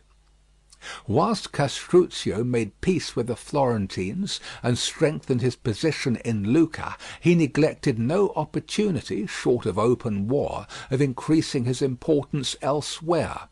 It appeared to him that if he could get possession of Pistoia, he would have one foot in Florence, which was his great desire. He, therefore, in various ways made friends with the mountaineers, and worked matters so in Pistoia that both parties confided their secrets to him. Pistoia was divided, as it always had been, into the Bianchi and Neri parties. The head of the Bianchi was Bastiano di Possente, and of the Neri, Jacopo da Gia. Each of these men held secret communications with Castruccio, and each desired to drive the other out of the city, and after many threatenings they came to blows. Jacopo fortified himself at the Florentine gate, Bastiano at that of the Lucchese side of the city. Both trusted more in Castruccio than in the Florentines, because they believed that Castruccio was far more ready and willing to fight than the Florentines, and they both sent to him for assistance. He gave promises to both, saying to Bastiano that he would come in person, and to Jacopo that he would send his pupil, Pagolo Guinigi. At the appointed time he sent forward Pagolo by way of Pisa, and went himself direct to Pistoia. At midnight both of them met outside the city, and both were admitted as friends. Thus the two leaders entered, and at a signal given by Castruccio, one killed Jacopo da Gia and the other Bastiano di Possente, and both took prisoners or killed the partisans of either faction. Without further opposition, Pistoia passed into the hands of Castruccio, who, having forced the signora to leave the palace, compelled the people to yield obedience to him, making them many promises and remitting their old debts. The countryside flocked to the city to see the new prince, and all were filled with hope and quickly settled down, influenced in a great measure by his great valour.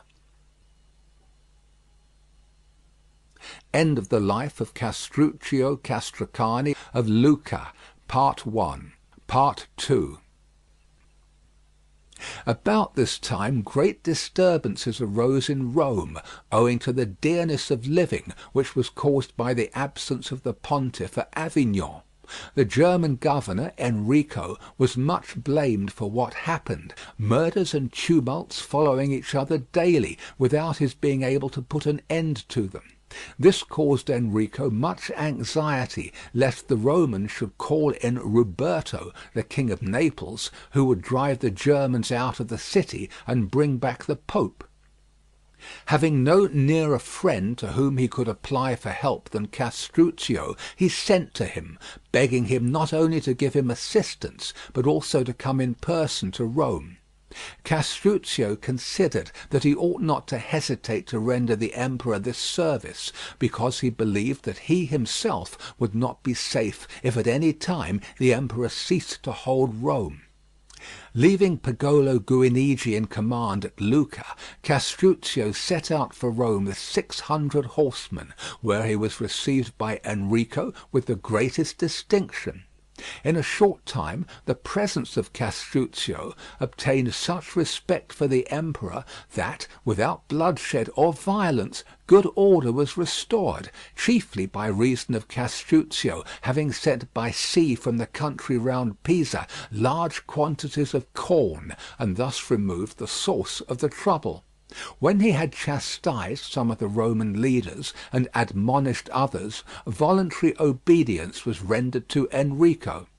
Castruccio received many honours and was made a Roman senator. This dignity was assumed with the greatest pomp, Castruccio being clothed in a brocaded toga, which had the following words embroidered on its front: "I am what God wills," whilst on the back was, "What God desires shall be." During this time the Florentines, who were much enraged that Castruccio should have seized Pistoia during the truce, considered how they could tempt the city to rebel, to do which they thought would not be difficult in his absence. Among the exiled Pistoians in Florence were Baldo Cecchi and Jacopo Baldini, both men of leading and ready to face danger. These men kept up communications with their friends in Pistoia, and with the aid of the Florentines entered the city by night, and after driving out some of Castruccio's officials and partisans and killing others, they restored the city to its freedom. The news of this greatly angered Castruccio, and taking leave of Enrico, he pressed on in great haste to Pistoia. When the Florentines heard of his return, knowing that he would lose no time, they decided to intercept him with their forces in the Val di Nievole, under the belief that by doing so they would cut off his road to Pistoia. Assembling a great army of the supporters of the Guelph cause, the Florentines entered the Pistoian territories. On the other hand, Castruccio reached Monte Carlo with his army, and having heard where the Florentines lay, he decided not to encounter it in the plains of Pistoia, nor to await it in the plains of Pescia, but as far as he possibly could, to attack it boldly in the pass of Serravalle. He believed that if he succeeded in this design, victory was assured, although he was informed that the Florentines had 30,000 men, whilst he had only 12,000. Although he had every confidence in his own abilities and the valour of his troops, yet he hesitated to attack his enemy in the open, lest he should be overwhelmed by numbers. Serravalle is a castle between Pescia and Pistoia, situated on a hill which blocks the Val di Nievole, not in the exact pass, but about a bowshot beyond. The pass itself is in places narrow and steep, whilst in general it ascends gently, but is still narrow, especially at the summit where the waters divide, so that 20 men side by side could hold it. The lord of Serravalle was Manfred, a German, who, before Castruccio became lord of Pistoia, had been allowed to remain in possession of the castle, it being common to the Lucchese and the Pistoians, and unclaimed by either, neither of them wishing to displace Manfred as long as he kept his promise of neutrality, and came under obligations to no one. For these reasons, and also because the castle was well fortified, he had always been able to maintain his position. It was here that Castruccio had determined to fall upon his enemy, for here his few men would have the advantage, and there was no fear lest, seeing the large masses of the hostile force before they became engaged, they should not stand. As soon as this trouble with Florence arose, Castruccio saw the immense advantage which possession of this castle would give him, and having an intimate friendship with a resident in the castle, he managed matters so with him that 400 of his men were to be admitted into the castle the night before the attack on the Florentines, and the castellan put to death. Castruccio, having prepared everything, had now to encourage the Florentines to persist in their desire to carry the seat of war away from Pistoia into the Val di Nievole. Therefore he did not move his army from Monte Carlo. Thus the Florentines hurried on until they reached their encampment under Serravalle, intending to cross the hill on the following morning. In the meantime, Castruccio had seized the castle at night, had also moved his army from Monte Carlo, and, marching from thence at midnight in dead silence, had reached the foot of Serravalle. Thus he and the Florentines commenced the ascent of the hill at the same time in the morning. Castruccio sent forward his infantry by the main road, and a troop of 400 horsemen by a path on the left towards the castle.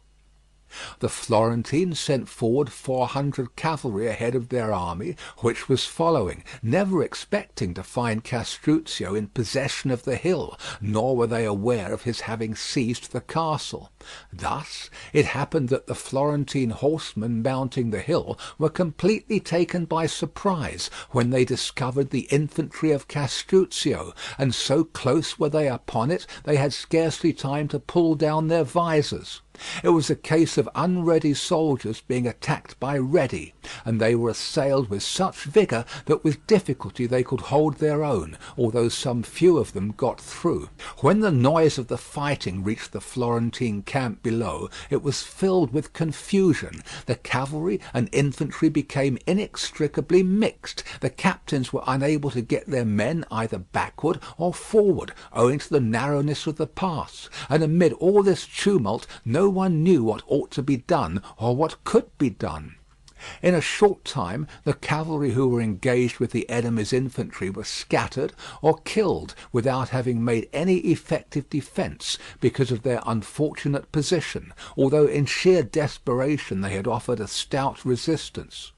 Retreat had been impossible, with the mountains on both flanks, whilst in front were their enemies and in the rear their friends. When Castruccio saw that his men were unable to strike a decisive blow at the enemy and put them to flight, he sent 1,000 infantrymen round by the castle, with orders to join the 400 horsemen he had previously dispatched there, and commanded the whole force to fall upon the flank of the enemy. These orders they carried out with such fury that the Florentines could not sustain the attack, but gave way, and were soon in full retreat, conquered more by their unfortunate position than by the valour of their enemy. Those in the rear turned towards Pistoia and spread through the plains, each man seeking only his own safety. The defeat was complete and very sanguinary. Many captains were taken prisoners, among whom were Bandini dei Rossi, Francesco Brunelleschi, and Giovanni della Tosa, all Florentine noblemen, with many Tuscans and Neapolitans who fought on the Florentine side, having been sent by King Ruberto to assist the Guelphs. Immediately the Pistoians heard of this defeat, they drove out the friends of the Guelphs and surrendered to Castruccio. He was not content with occupying Prato and all the castles on the plains on both sides of the Arno, but marched his army into the plain of Peretola, about 2 miles from Florence. Here he remained many days, dividing the spoils and celebrating his victory with feasts and games, holding horse races and foot races for men and women. He also struck medals in commemoration of the defeat of the Florentines. He endeavoured to corrupt some of the citizens of Florence who were to open the city gates at night, but the conspiracy was discovered and the participators in it taken and beheaded, among whom were Tommaso Lupacci and Lambertuccio Frescobaldi. This defeat caused the Florentines great anxiety, and despairing of preserving their liberty, they sent envoys to King Ruberto of Naples, offering him the dominion of their city, and he, knowing of what immense importance the maintenance of the Guelph cause was to him, accepted it. He agreed with the Florentines to receive from them a yearly tribute of 200,000 florins, and he sent his son Carlo to Florence with 4,000 horsemen. Shortly after this the Florentines were relieved in some degree of the pressure of Castruccio's army, owing to his being compelled to leave his positions before Florence and march on Pisa in order to suppress a conspiracy that had been raised against him by Benedetto Lanfranchi, one of the first men in Pisa, who could not endure that his fatherland should be under the dominion of the Lucchese. He had formed this conspiracy, intending to seize the citadel, kill the partisans of Castruccio, and drive out the garrison. As, however, in a conspiracy paucity of numbers is essential to secrecy, so for its execution a few are not sufficient, and in seeking more adherents to his conspiracy, Lanfranchi encountered a person who revealed the design to Castruccio. This betrayal cannot be passed by without severe reproach to Bonifacio Cerchi and Giovanni Guidi, 2 Florentine exiles who were suffering their banishment in Pisa. Thereupon Castruccio seized Benedetto and put him to death, and beheaded many other noble citizens, and drove their families into exile. It now appeared to Castruccio that both Pisa and Pistoia were thoroughly disaffected. He employed much thought and energy upon securing his position there, and this gave the Florentines their opportunity to reorganize their army and to await the coming of Carlo, the son of the King of Naples. When Carlo arrived, they decided to lose no more time, and assembled a great army of more than 30,000 infantry and 10,000 cavalry, having called to their aid every Guelph there was in Italy. They consulted whether they should attack Pistoia or Pisa first, and decided that it would be better to march on the latter, a course, owing to their recent conspiracy, more likely to succeed, and of more advantage to them, because they believed that the surrender of Pistoia would follow the acquisition of Pisa. In the early part of May 1328 the Florentines put in motion this army, and quickly occupied Lastra, Signa, Montelupo, and Empoli, passing from thence on to San Miniato. When Castruccio heard of the enormous army which the Florentines were sending against him, he was in no degree alarmed, believing that the time had now arrived when fortune would deliver the empire of Tuscany into his hands, for he had no reason to think that his enemy would make a better fight, or had better prospects of success, than at Pisa or Serravalle. He assembled 20,000 foot soldiers and 4,000 horsemen, and with this army went to Fucecchio, whilst he sent Pagolo Guinigi to Pisa with 5,000 infantry. Fucecchio has a stronger position than any other town in the Pisan district, owing to its situation between the rivers Arno and Gusciana, and its slight elevation above the surrounding plain.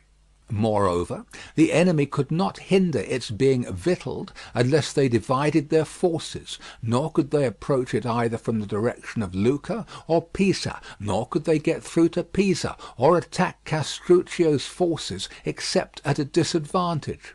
In one case they would find themselves placed between his two armies, the one under his command and the other under Pagolo, and in the other case they would have to cross the Arno to get to close quarters with the enemy, an undertaking of great hazard. In order to tempt the Florentines to take this latter course, Castruccio withdrew his men from the banks of the river and placed them under the walls of Fucecchio, leaving a wide expanse of land between them and the river. The Florentines, having occupied San Miniato, held a council of war to decide whether they should attack Pisa or the army of Castruccio, and having weighed the difficulties of both courses, they decided upon the latter. The river Arno was at that time low enough to be fordable, yet the water reached to the shoulders of the infantrymen and to the saddles of the horsemen. On the morning of 10 June 1328 the Florentines commenced the battle by ordering forward a number of cavalry and 10,000 infantry.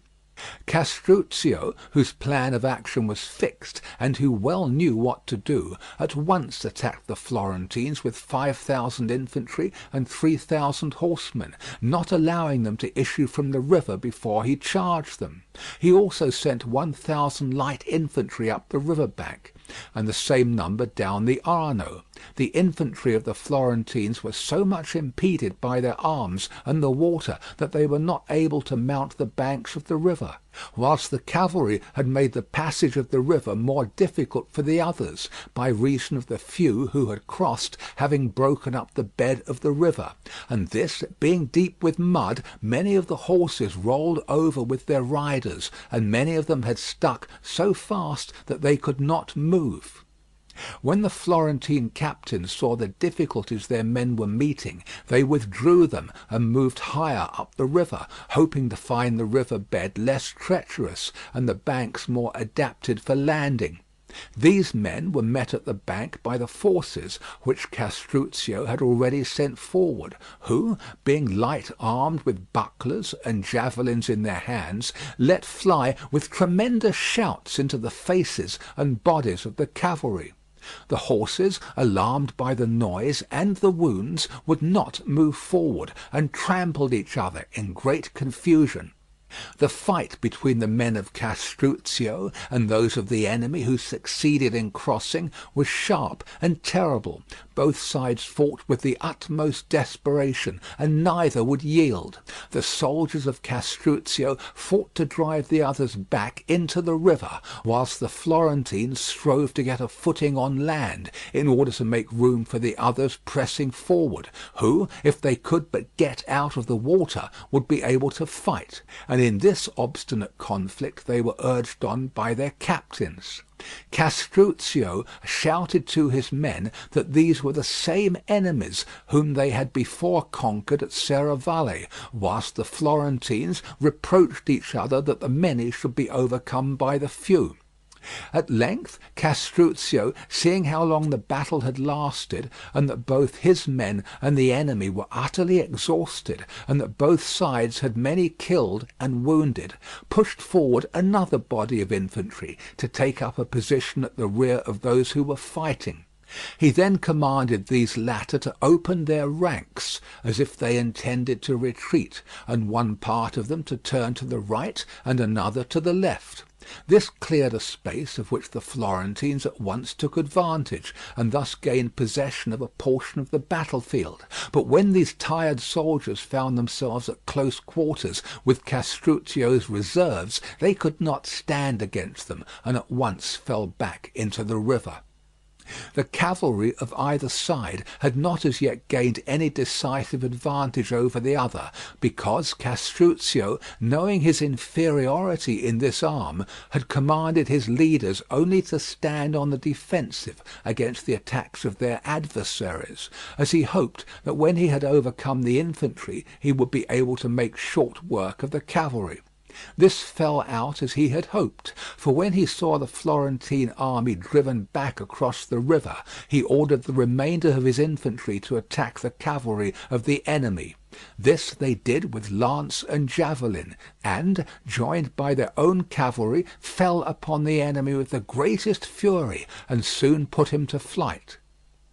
The Florentine captains, having seen the difficulty their cavalry had met with in crossing the river, had attempted to make their infantry cross lower down the river, in order to attack the flanks of Castruccio's army. But here, also, the banks were steep and already lined by the men of Castruccio, and this movement was quite useless.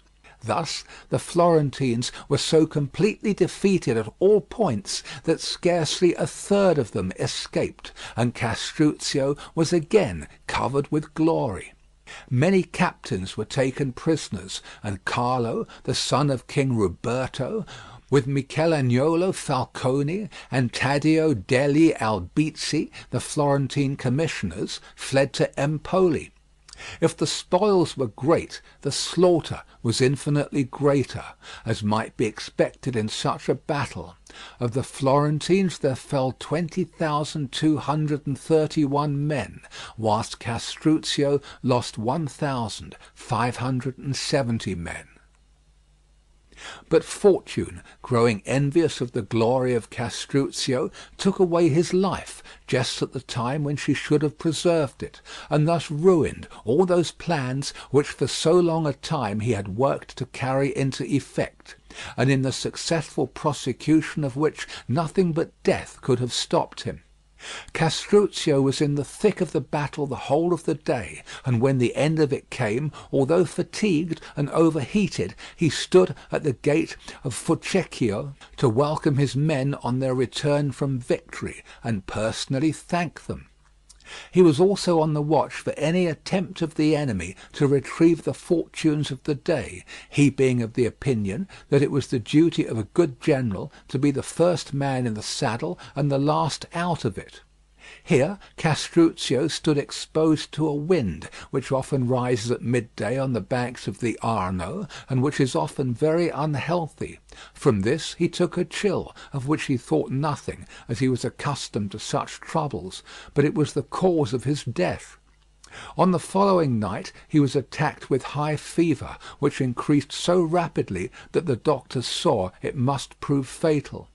Castruccio, therefore, called Pagolo Guinigi to him, and addressed him as follows: "If I could have believed that fortune would have cut me off in the midst of the career which was leading to that glory which all my successes promised, I should have laboured less, and I should have left thee, if a small estate, at least with fewer enemies and perils, because I should have been content with the governorships of Lucca and Pisa. I should neither have subjugated the Pistoians, nor outraged the Florentines with so many injuries. But I would have made both these peoples my friends, and I should have lived, if no longer, at least more peacefully, and have left you a state without a doubt smaller, but one more secure and established on a surer foundation. But Fortune, who insists upon having the arbitrament of human affairs, did not endow me with sufficient judgment to recognize this from the first, nor the time to surmount it. Thou hast heard, for many have told thee, and I have never concealed it, how I entered the house of thy father whilst yet a boy, a stranger to all those ambitions which every generous soul should feel, and how I was brought up by him, and loved as though I had been born of his blood. How, under his governance, I learned to be valiant and capable of availing myself of all that fortune of which thou hast been witness. When thy good father came to die, he committed thee and all his possessions to my care, and I have brought thee up with that love, and increased thy estate with that care which I was bound to show. And in order that thou shouldst not only possess the estate which thy father left, but also that which my fortune and abilities have gained, I have never married, so that the love of children should never deflect my mind from that gratitude which I owed to the children of thy father. Thus I leave thee a vast estate, of which I am well content, but I am deeply concerned, inasmuch as I leave it thee unsettled and insecure. Thou hast the city of Lucca on thy hands, which will never rest contented under thy government. Thou hast also Pisa, where the men are of nature changeable and unreliable, who, although they may be sometimes held in subjection, yet they will ever disdain to serve under a Lucchese. Pistoia is also disloyal to thee, she being eaten up with factions, and deeply incensed against thy family by reason of the wrongs recently inflicted upon them. Thou hast for neighbours the offended Florentines, injured by us in 1,000 ways, but not utterly destroyed, who will hail the news of my death with more delight than they would the acquisition of all Tuscany. In the emperor and in the princes of Milan thou canst place no reliance, for they are far distant, slow, and their help is very long in coming. Therefore thou hast no hope in anything but in thine own abilities, and in the memory of my valour, and in the prestige which this latest victory has brought thee, which, as thou knowest how to use it with prudence, will assist thee to come to terms with the Florentines, who, as they are suffering under this great defeat, should be inclined to listen to thee. And whereas I have sought to make them my enemies, because I believed that war with them would conduce to my power and glory, thou hast every inducement to make friends of them, because their alliance will bring thee advantages and security.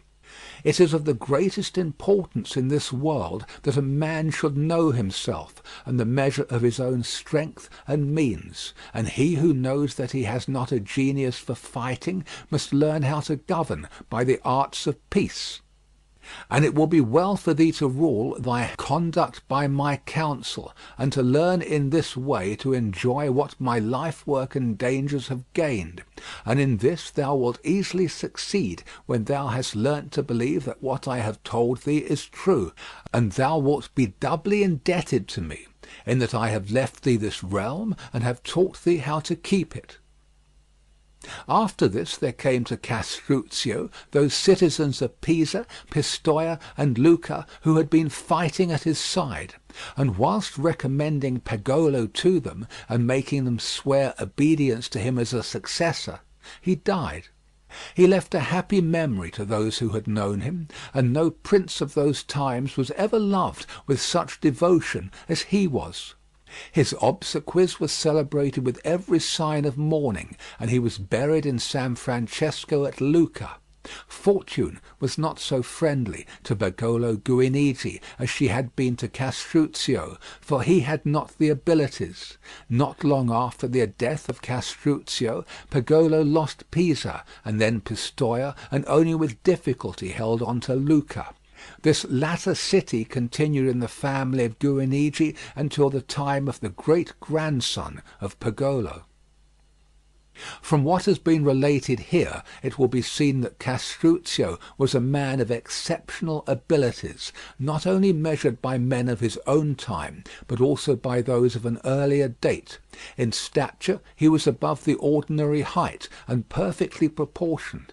He was of a gracious presence, and he welcomed men with such urbanity that those who spoke with him rarely left him displeased. His hair was inclined to be red, and he wore it cut short above the ears, and whether it rained or snowed, he always went without a hat. He was delightful among friends, but terrible to his enemies, just to his subjects, ready to play false with the unfaithful, and willing to overcome by fraud those whom he desired to subdue, because he was wont to say that it was the victory that brought the glory, not the methods of achieving it. No one was bolder in facing danger, none more prudent in extricating himself. He was accustomed to say that men ought to attempt everything and fear nothing, that God is a lover of strong men, because one always sees that the weak are chastised by the strong. He was also wonderfully sharp or biting, though courteous in his answers, and as he did not look for any indulgence in this way of speaking from others, so he was not angered if others did not show it to him. It has often happened that he has listened quietly when others have spoken sharply to him, as on the following occasions. He had caused a ducat to be given for a partridge, and was taken to task for doing so by a friend, to whom Castruccio had said, "You would not have given more than a penny." "That is true," answered the friend. Then said Castruccio to him, "A ducat is much less to me." Having about him a flatterer on whom he had spat to show that he scorned him, the flatterer said to him, "Fishermen are willing to let the waters of the sea saturate them, in order that they may take a few little fishes, and I allow myself to be wetted by spittle, that I may catch a whale." And this was not only heard by Castruccio with patience, but rewarded. When told by a priest that it was wicked for him to live so sumptuously, Castruccio said, "If that be a vice, then you should not fare so splendidly at the feasts of our saints." Passing through a street, he saw a young man, as he came out of a house of ill fame, blush at being seen by Castruccio, and said to him, "Thou shouldst not be ashamed when thou comest out, but when thou goest into such places." A friend gave him a very curiously tied knot to undo, and was told, "Fool, do you think that I wish to untie a thing which gave so much trouble to fasten?" Castruccio said to one who professed to be a philosopher, "You are like the dogs who always run after those who will give them the best to eat," and was answered, "We are rather like the doctors who go to the houses of those who have the greatest need of them." Going by water from Pisa to Leghorn, Castruccio was much disturbed by a dangerous storm that sprang up, and was reproached for cowardice by one of those with him, who said that he did not fear anything. Castruccio answered that he did not wonder at that, since every man valued his soul for what it was worth. Being asked by one what he ought to do to gain estimation, he said, "When thou goest to a banquet, take care that thou dost not seat one piece of wood upon another." To a person who was boasting that he had read many things, Castruccio said, "He knows better than to boast of remembering many things." Some one bragged that he could drink much without becoming intoxicated. Castruccio replied, "An ox does the same."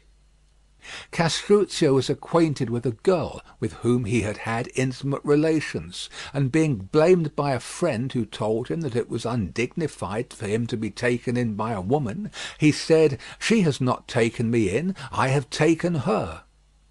Being also blamed for eating very dainty foods, he answered, "Thou dost not spend as much as I do?"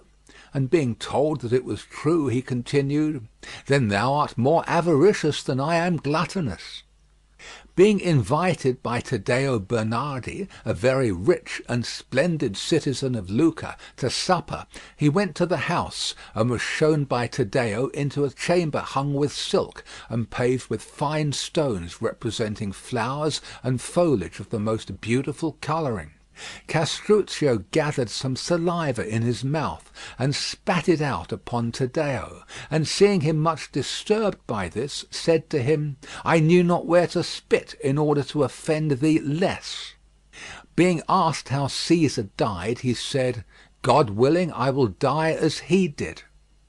Being one night in the house of one of his gentlemen, where many ladies were assembled, he was reproved by one of his friends for dancing and amusing himself with them more than was usual in one of his station. So he said, "He who is considered wise by day will not be considered a fool at night." A person came to demand a favour of Castruccio, and thinking he was not listening to his plea, threw himself on his knees to the ground, and being sharply reproved by Castruccio, said, "Thou art the reason of my acting thus, for thou hast thy ears in thy feet." Whereupon he obtained double the favour he had asked. Castruccio used to say that the way to hell was an easy one, seeing that it was in a downward direction, and you travelled blindfolded. Being asked a favour by one who used many superfluous words, he said to him, "When you have another request to make, send someone else to make it." Having been wearied by a similar man with a long oration, who wound up by saying, "Perhaps I have fatigued you by speaking so long," Castruccio said, "You have not, because I have not listened to a word you said." He used to say of one who had been a beautiful child, and who afterwards became a fine man, that he was dangerous, because he first took the husbands from the wives, and now he took the wives from their husbands.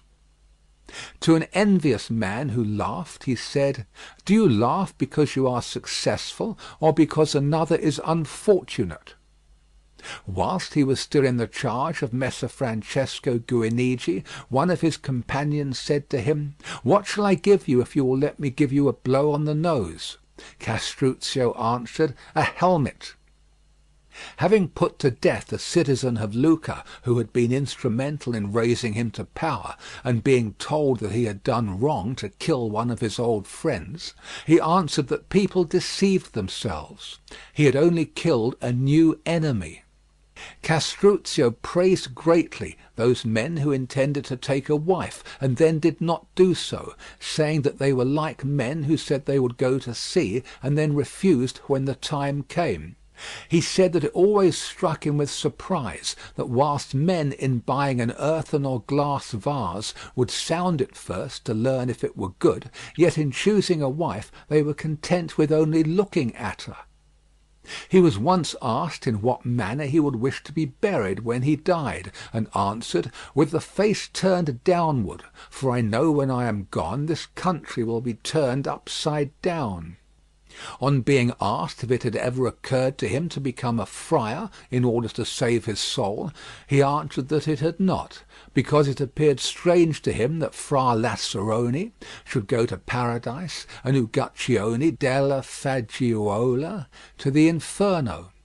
He was once asked, when should a man eat to preserve his health, and replied, "If a man be rich, let him eat when he is hungry; if he be poor, then when he can." Seeing one of his gentlemen make a member of his family lace him up, he said to him, "I pray God that you will let him feed you also." Seeing that someone had written upon his house in Latin the words, "May God preserve this house from the wicked," he said, "The owner must never go in." Passing through one of the streets he saw a small house with a very large door, and remarked, "That house will fly through the door." He was having a discussion with the ambassador of the King of Naples concerning the property of some banished nobles, when a dispute arose between them, and the ambassador asked him if he had no fear of the king. "Is this king of yours a bad man or a good one?" asked Castruccio, and was told that he was a good one, whereupon he said, "Why should you suggest that I should be afraid of a good man?" I could recount many other stories of his sayings, both witty and weighty, but I think that the above will be sufficient testimony to his high qualities. He lived 44 years, and was in every way a prince. And as he was surrounded by many evidences of his good fortune, so he also desired to have near him some memorials of his bad fortune. Therefore the manacles with which he was chained in prison are to be seen to this day fixed up in the tower of his residence, where they were placed by him to testify for ever to his days of adversity. As in his life he was inferior neither to Philip of Macedon, the father of Alexander, nor to Scipio of Rome, so he died in the same year of his age as they did, and he would doubtless have excelled both of them, had fortune decreed that he should be born not in Lucca, but in Macedonia or Rome. End of the life of Castruccio Castracani of Lucca, Part 2. End of the Prince by Niccolo Machiavelli. Thank you for listening to Narrated Books. If you enjoyed this audiobook, hit like and subscribe for more amazing stories. What book should we narrate next? Let us know in the comments.